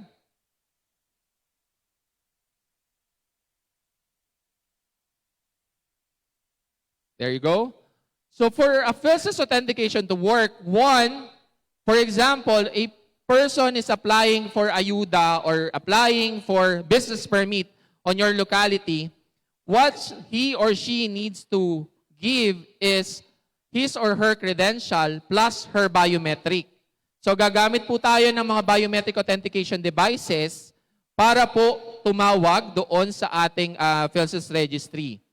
On this example, we are giving the example of DSWD. So kung si Maria po, let's say Maria is the person po here, he will provide his her PCN plus biometric to DSWD. The DSWD will now call using the API to the PhilSys National ID Registry or the PhilSys Registry database po natin. Si PhilSys po will do a matching of that PCN and that biometric. Pag magmamatch po siya, kung ang gamit, naka-enroll po tayo sa basic online authentication, the system will say yes. Siya nga po si Maria. Now, kung naka-EKYC naman po kayo, and you are matched under the doon po sa system natin or sa registry, the system will give you information that was captured during the registration. So technically, yung mga information po natin ngayon, kung magbabank po tayo dito, magkakapare-parehas na po tayo, wala na po yung Maria na MA, ay magiging Maria with a Maria MARIA. Kasi po, pare-parehas na po tayo ng ginagamit na database pagdating po sa legal proof of identity. So, ang tanong po siguro, mukhang matagal po yung pag-authenticate. The authentication itself will, total time would be 5 to 10 seconds lang po. So using your credentials and your biometrics, we will be able to authenticate the identity of a person or validate the identity of a person from 5 to 10 seconds. Ganun po kabilis ang paggamit po ng ating sistema, which is the PhilSys. Now, paano po natin ito magagawa? So, aside from RA 11055, we also, the Malacanang also issued Memorandum Circular Number 95 Series of 2022, last February 7, wherein, next slide, it says, directing all government agencies, offices, instrumentalities, as well as local government units to prepare for the implementation of the Philippine Identification System and its integration into government processes, databases, system, and services. So sino-sino po yung covered nito? Lahat po ng government agencies, instrumentalities, departments, bureaus, offices, LGUs, GOCCs, GFIs, state universities, I'm looking at Chancellor Malagar on this, and colleges, as well as other chartered institution. Basically po, lahat po nung nasa government sector are covered by this MC95. So, everyone is expected that the integration will be prioritized by your agencies. So, ano-ano po ba yung kailangan nating gawin for us to comply with MC95? One is to identify processes and services na kung saan gumagamit po or nagbabalidate kayo ng identity. Second, you have to know kung ano po yung biometric modalities that you need and kung ilan po ito dahil you have to procure your own biometric authentication devices. Then you have to develop 2-year work plan kung paano po yung integration with the PhilSys. Then you have to, again, this is an IT project also, so you have to incorporate PhilSys integration to your ISSP. So we are now doing the 2024 to 2026 ISSP, so we are highly recommending everyone to please consider or take a look at the PhilSys integration on your ISSP. Then you have to enter into a formal agreement with us. We will be giving you with a standard subscription contract that you need to subscribe to the services or API-enabled services by the PhilSys. And then, publish PhilSys integration plan and status of implementation. So ito po, ang nagbandato po nito ay yung MC95. This came from the MC95 that was issued back in February of this year. So, as a matter of monitoring your submission, meron po tayong tinatawag na PhilSys Policy Coordination Council na headed by the NEDA. So, yung mga integration plan po na isasubmit nyo sa amin will be also forwarded to the council, and then it will be reported to the President on who complies with MC95 on a quarterly basis. Now, papaano po kayo susuportahan ng mga ni PSA? So, through the PRO or the PhilSys Registry Office, we will support the covered agency as well as private sector in the planning, analysis, integration, piloting, and scaling of use cases. So tutulong po kami kung papaano po tayo makakapagplano, or and one of this is to come up with a templated PhilSys Integration Implementation Plan, wherein kasama po ito doon sa mga ipinadala na letter natin sa ating mga LGUs. So on the next slide, what you need to do is just to download the PIIP template doon po sa URL na naka-flash po sa screen and on your handouts, or scan the QR code that is on the screen and on your handouts. Doon po sa template, meron na rin po tayong inilagay na samples para po hindi na kayo mahirapan doon kung paano po ipifill out yung PIIP template. So, I hope that through this template, we will be able to secure more submission of the PIIP, and we will be able to report to the President those LGUs as well as all of those who are in the covered agencies ng compliance with MC95 series of 2022. And with that po, thank you very much and good afternoon to each and everyone. Thank you.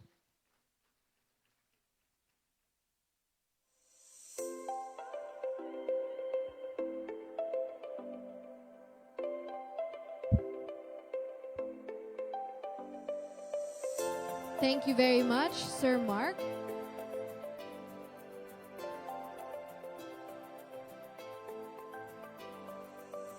So to proceed with the next part of our program, may I now introduce our third and last speaker for today. Born in Rojas, Isabela, said to be the youngest director of the Philippine Statistics Authority, he graduated in elementary and high school with honors and took his Bachelor of Science major in Statistics at the University of the Philippines, Diliman. He went to Arellano University School of Law and took his Master of Laws at San Beda University. Before entering the PSA, he became the tax consulting manager at Punong Bayan and Araulo, a renowned accounting firm at the heart of Makati City, and several companies that fully enrich his expertise. Currently the Director 3 of the Legal Service of the Philippine Statistics Authority.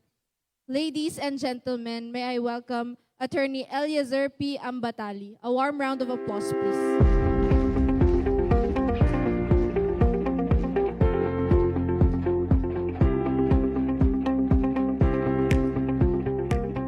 Thank you. Thank you, Chen.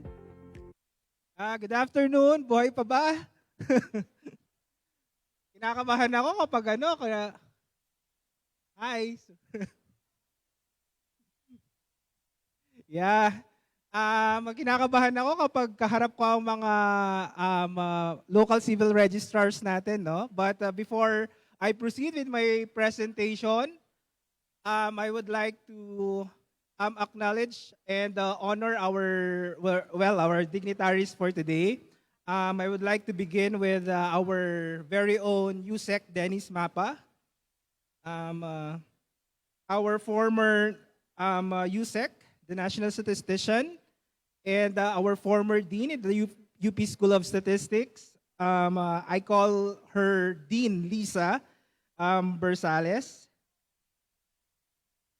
our former DNS at the CRCSO and now the Chancellor at the UP Visayas or UP Cebu, Attorney Leo B. Malagar. Also, the Director of the United Nations Statistics Division, Ms. Rachel Bevan, and the local civil registrars.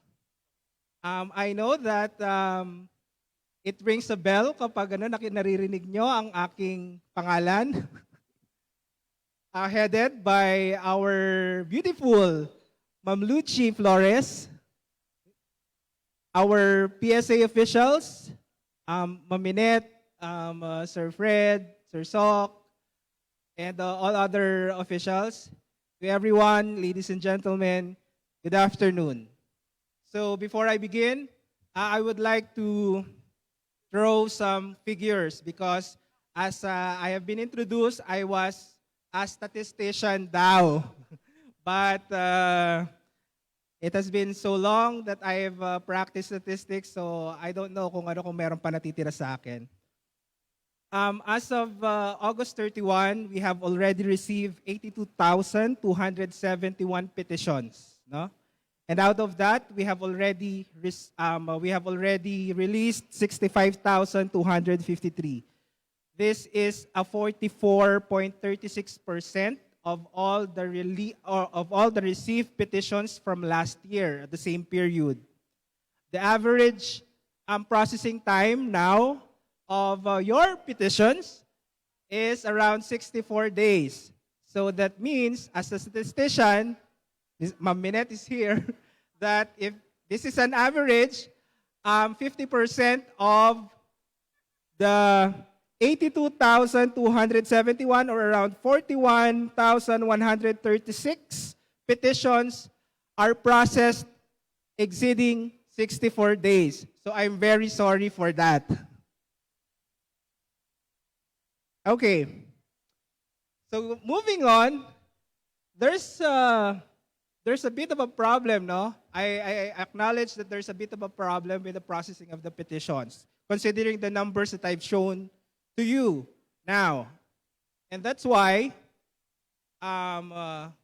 it is very apt that we need to look at certain things so that we can address, number one, the piling of the backlogs in the legal service, and also to provide a legal framework on our future plans in the processing of the administrative correction of clerical error. No?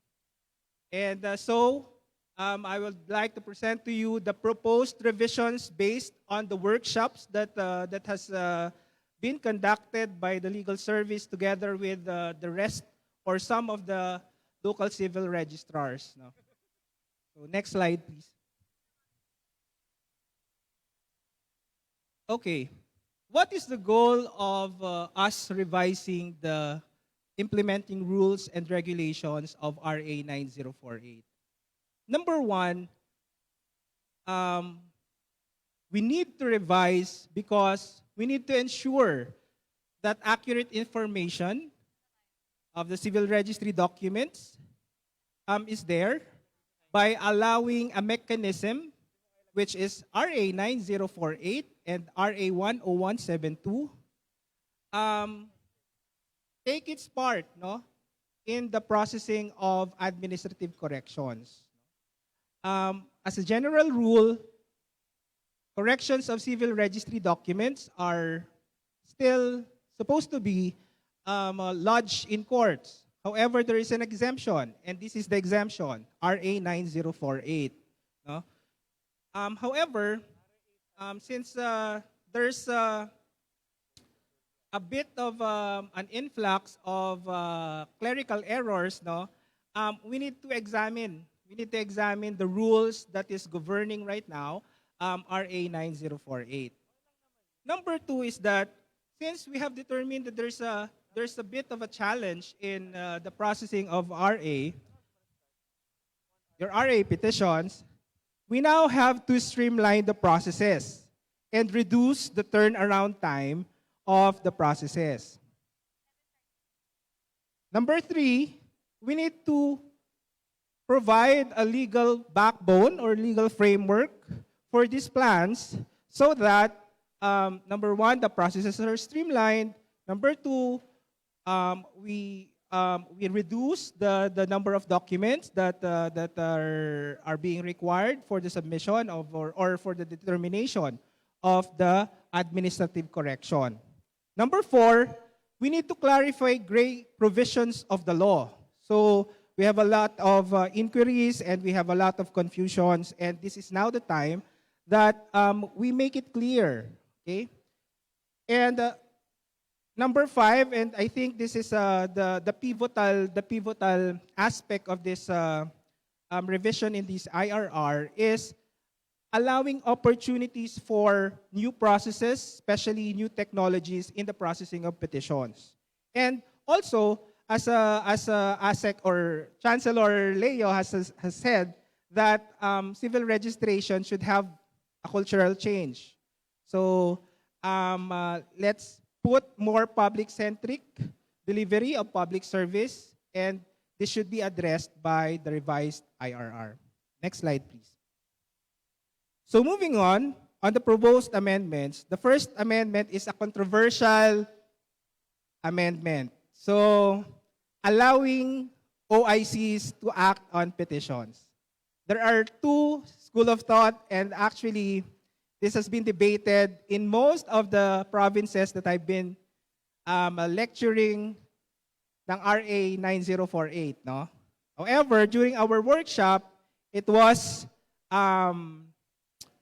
agreed, no, that we recommend that, yes, we can allow officers in charge or acting na mag-process, mag-decide or mag-act on the petitions, provided that, number 1, there is a plantilla position in the civil registrar that is vacant. No? Number 2, pag hindi na talaga makapag-perform yung civil registrar, or pag hindi nakapag-perform because of absence, or kung suspended siya, or under preventive suspension. So this is somewhat meeting some of the requests of some of the registrars, because we are on both extreme sides, no? So this is the proposal that we came up during the workshop. Next slide, please. Okay. Right now, we are not correcting some portions in the civil registry documents, no? We decided to propose that some of the portions, especially the legal portions at the back of the civil registry documents, be included as entries, no? So that we will allow the correction of this administratively. So this, we want to propose the redefinition of the entry, the word entry, to state that this will refer to the items written or printed in the legal portion of the civil registry documents, and legal portion will include the items on the fact of occurrence of the event found at the front page of the, for the purposes of this IRR, legal portion shall also include the back. Actually, this has to be the intention of this is that the back portion is already included in the entries. However, we still excluded from the coverage of the IRR, the geographical identification, registry number, statistical portion, and signatures. So still we cannot process corrections on this portion of the civil registry documents. Next slide, please. Okay. There's also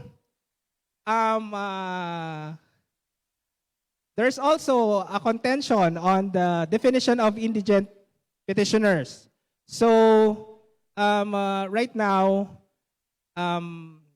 barangay captains or municipal mayors or some other local officials, no, are certifying who are indigents, no. We base the definition and we align the definition in the rules of court to refer to a person who has no money or property sufficient and available for food, shelter, and basic necessities, and must be duly issued a certificate of indigency from the municipal or city social welfare and development office. So sila lang dapat yung nakakapag-issue ng certificate of indigency. Next slide. Okay. The term accredited government physicians, no? It must be a licensed doctor, and it must have a registration with the PRC, and must be employed in any government hospitals, health institutions, and public health offices. No? Next. Medical certification. I know na in the past we are requiring a medical certification and a certification that no sex change, that the petitioner or the document owner did not undergo sex change, no? So pag-iisahin na lang natin to. Nakalagay na siya sa medical certification, no?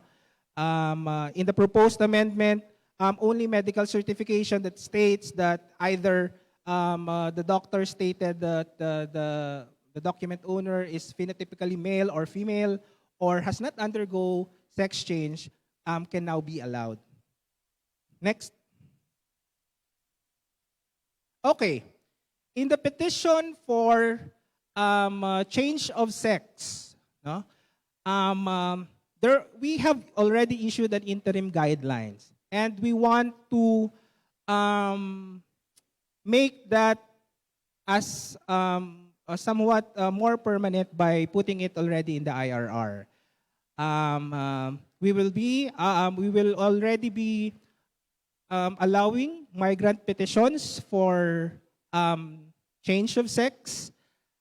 However, there will still be a requirement of personal appearance in the petition receiving civil registrar, no? Next slide.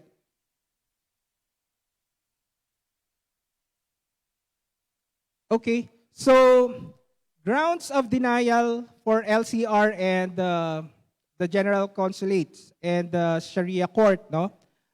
We have already rationalized this to include determination of what a substantial change is. This is a very controversial issue right now to us, no? Because a substantial issue will affect, number one, the age, number two, the affiliation or the status and the nationality or citizenship of an individual. No? So there are a lot of cases that was ruled already by the Supreme Court pertaining to the change of status. No?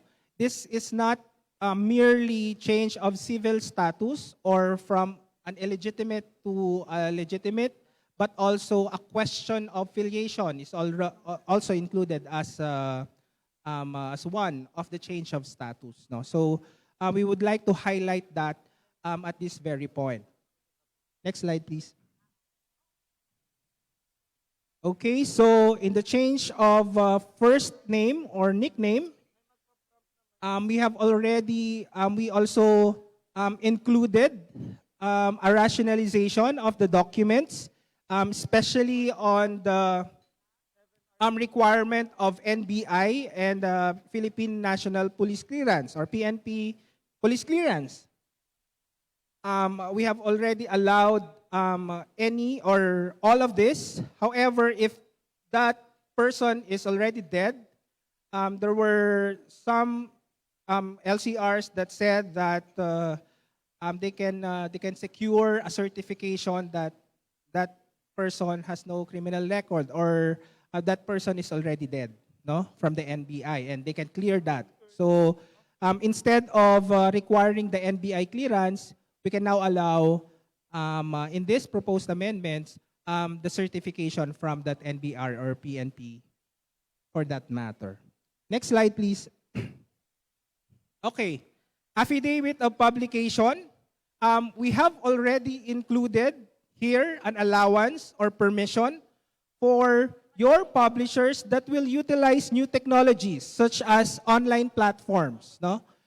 We will not be strict in this proposed amendment on the requirement of the printed, no? Because we know right now that most of the publishers are utilizing online platforms. So if they are having that and they are known to have that online platform, then we can allow that that publication be held there.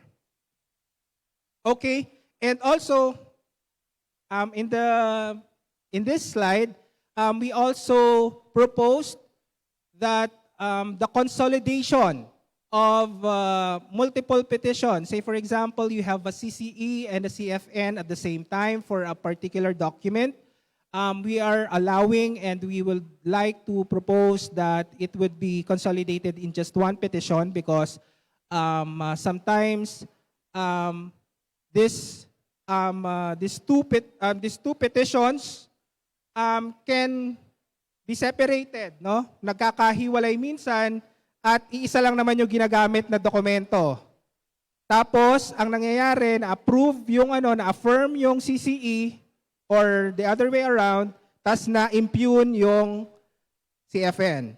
So para maiwasan ito, we are now allowing and we are proposing that this will be consolidated. Next. Okay. In the petition for correction of entry on the day and the month of birth and sex under RA 10172, we have already rationalized, we are proposing to rationalize the requirements. Some of the requirements are still being required. However, the additional requirements such as the earliest school record, medical record, or baptismal certificate, any of these documents can be submitted to show as proof, no? So hindi mo na isa-secure lahat. Para mabawas-bawasan naman yung yung pagsisecure ng ating mga clients sa kanilang mga dokumento para ma-prove that that is the actual date of birth or their sex. Okay? And also, as I've said, medical certification, it can only be one. The medical certification for as long as the medical certification is signed by a duly or a doctor, a government doctor, and has been vetted or has been verified by the local civil registrar. Okay? And also your affidavit of publication. So if there are publishers that are publishing online, then that's okay already, for as long as there is an affidavit. Okay, so for the publication requirement, we are proposing that if filed in the record-keeping civil registrar, newspaper of local circulation will be sufficient. Migrant petitions within the Philippines, so from one province to another. A newspaper of general circulation, so this is has a national coverage. If the migrant petition comes from abroad, it should be published there and at the same time published here. Next slide. Okay. For correction of clerical error in sex, a certification on the authenticity of the certification issued by a accredited government physician certifying that the petitioner or document owner is phonetically male and has not undergone sex change. So, dati, naghihiwalay pa to or merong mga nagpa-practice na hinihiwalay pa to. So, kung nakita na namin either one of this, okay na siya. a documentary requirement in RA petition. Okay. Next slide, please. Okay. We will now go to the grounds of denial of the CRG. Under the law, there are only a few. I think there are 3 grounds provided by the law.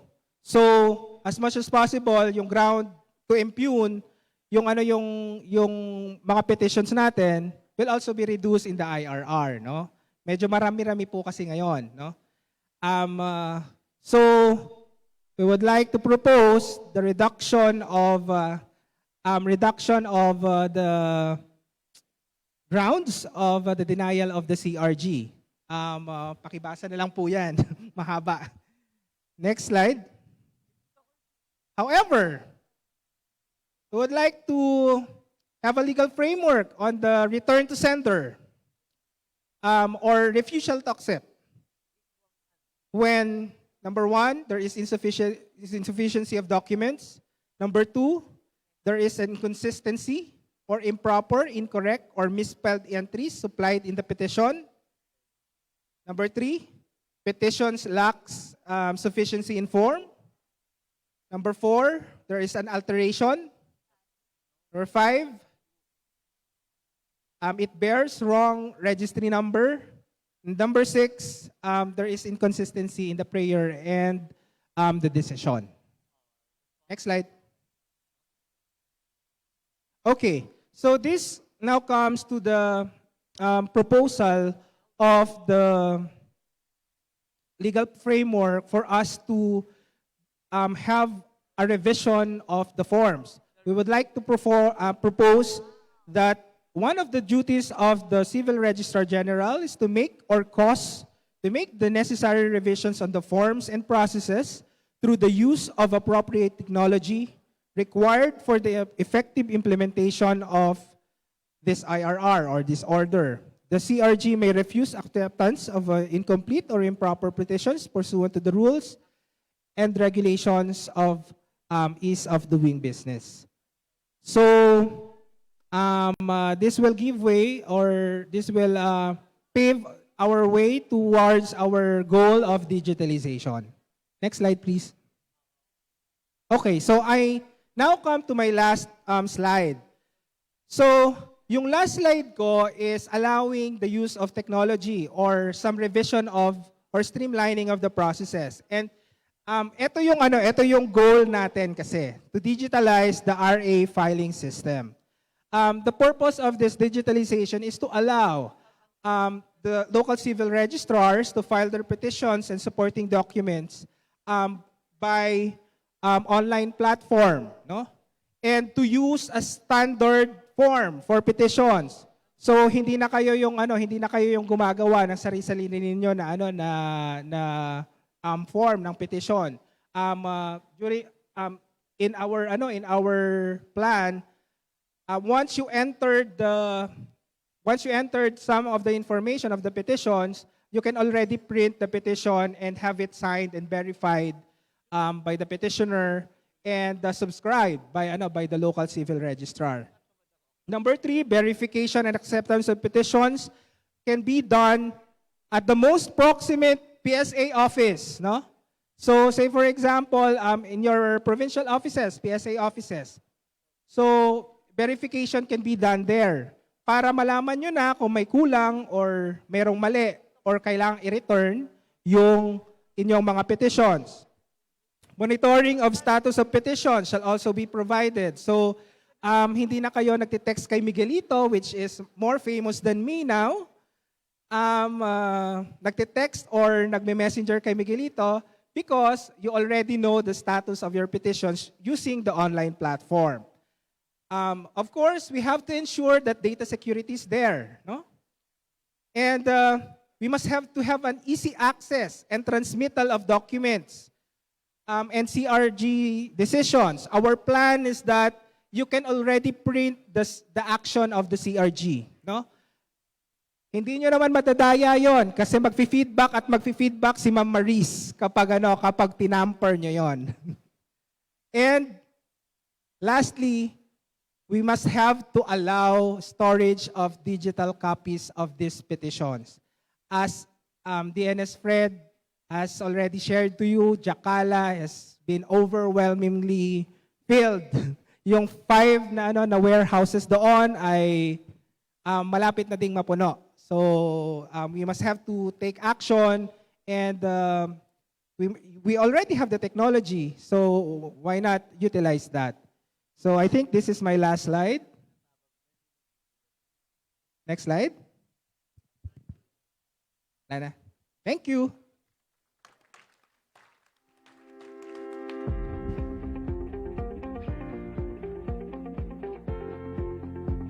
Okay, thank you very much, Attorney Butch Ambatali. Now let's proceed to the open forum. Let's all welcome our moderator, Regional Director Charito C. Armonia of RSSO 4A. A round of applause, please.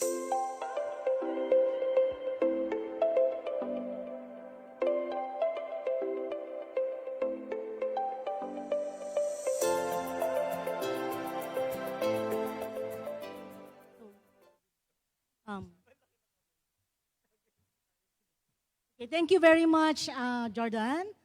Magandang hapon po sa ating lahat. Before we start the open forum, yes, okay, nandito na sila. May I call our distinguished speakers on stage, DNS Fred Soliesta, Mr. Mark Lorente, Attorney Dines, Palabras, please come on stage, and Attorney Elizar Ambatale, to answer the questions and concerns on their presentation. So we have very interesting and very exciting presentations this afternoon. Pinahuli talaga.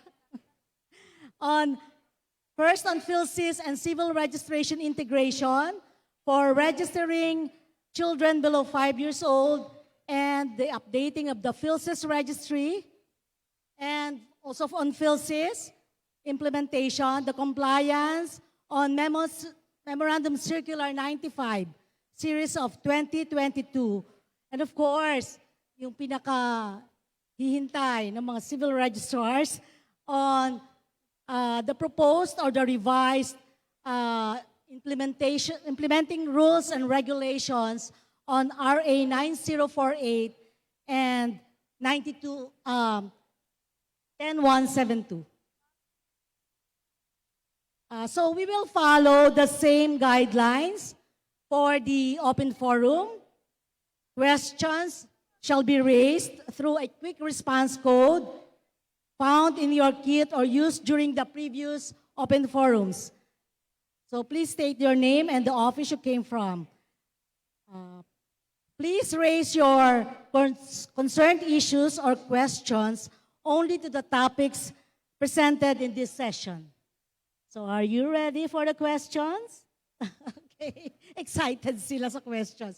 So meron tayong mga nag-send ng questions through the QR response code.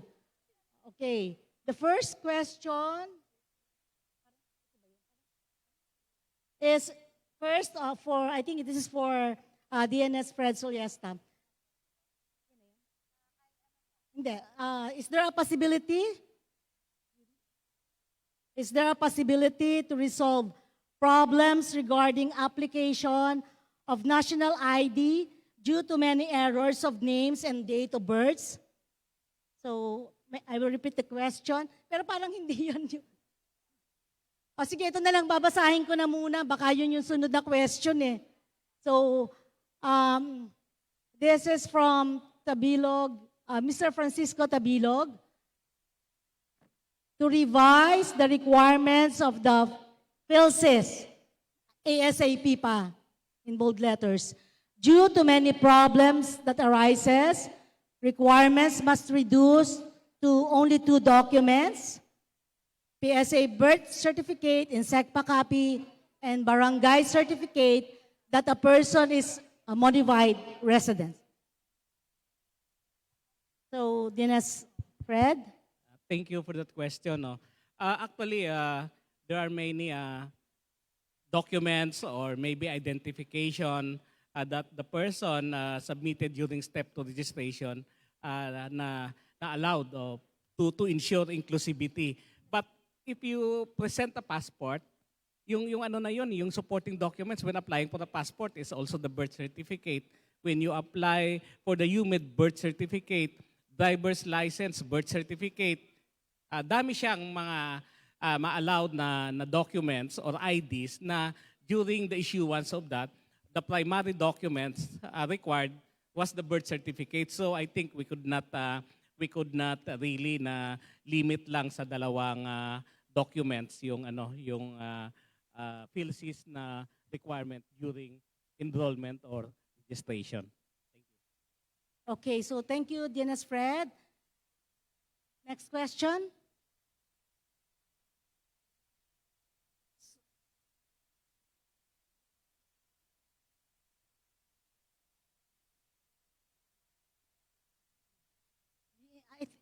I will just read the question kasi parang hindi pa na-flash sa teleprompter. So this is yung first question kanina. Is there a possibility to resolve problems regarding application of national ID due to many errors of names and date of births? So I repeat, is there a possibility to resolve problems regarding application of national ID due to many errors of names and date of births? There will be a module or a PhilSys system wherein citizens who have availed of the ID or received the ID and there were demographic information na may mga erroneous entries, then they can apply if that module will be available. Even include yung mga card replacement. No? For the moment, we are really developing that and hope to launch that soon para na yung ating mga citizens could apply for updating of the demographic information found in our PhilID. Okay, so ibig sabihin, we just have to wait for the announcements na pwede na tayong mag-update ng mga naging errors dun sa ating sa PhilID. So, on the next question, ang haba nito.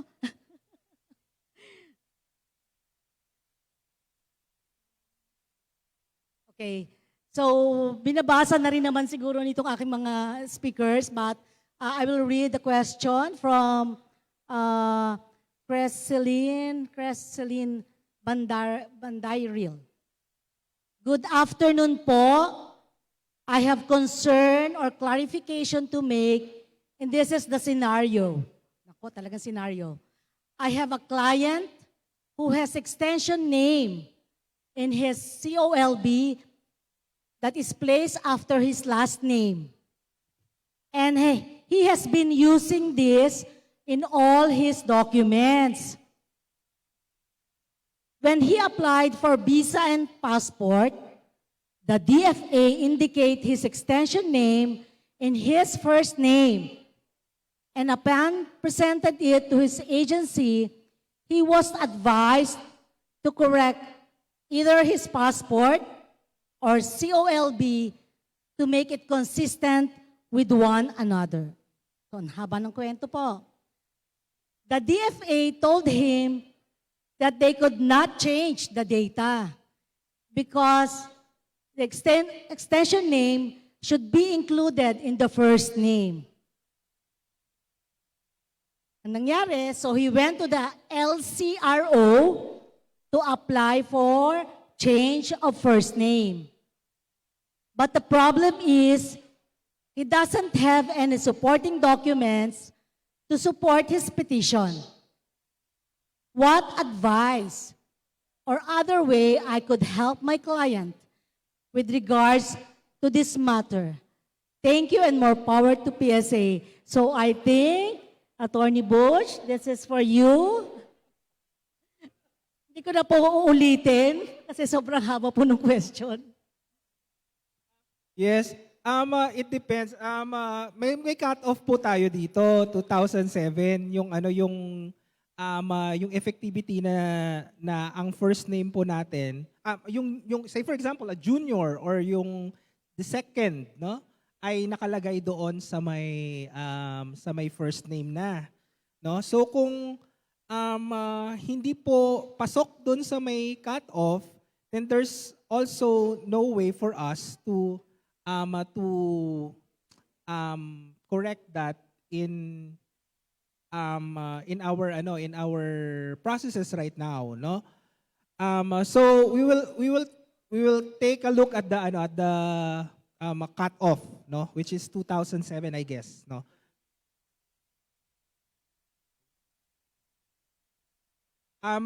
Yeah, the cutoff is there, so that's basically the determination of this. In any case, I think there's another way, in such a way that we have to have because internal arrangement with the DFA, no. We have been in close coordination with the DFA that in certain cases like this, no, it's already the mandate of the PSA that's being used. So baka hindi lang aware yung DFA doon sa specific na regulation natin na ganon. And we need to have a close coordination with them regarding this. So thank you, Attorney Butch. So for Crisaline, I think yun na lang yung sagot natin na there's a close coordination with DFA and PSA, and they should follow yung document corrected from the PSA. Okay?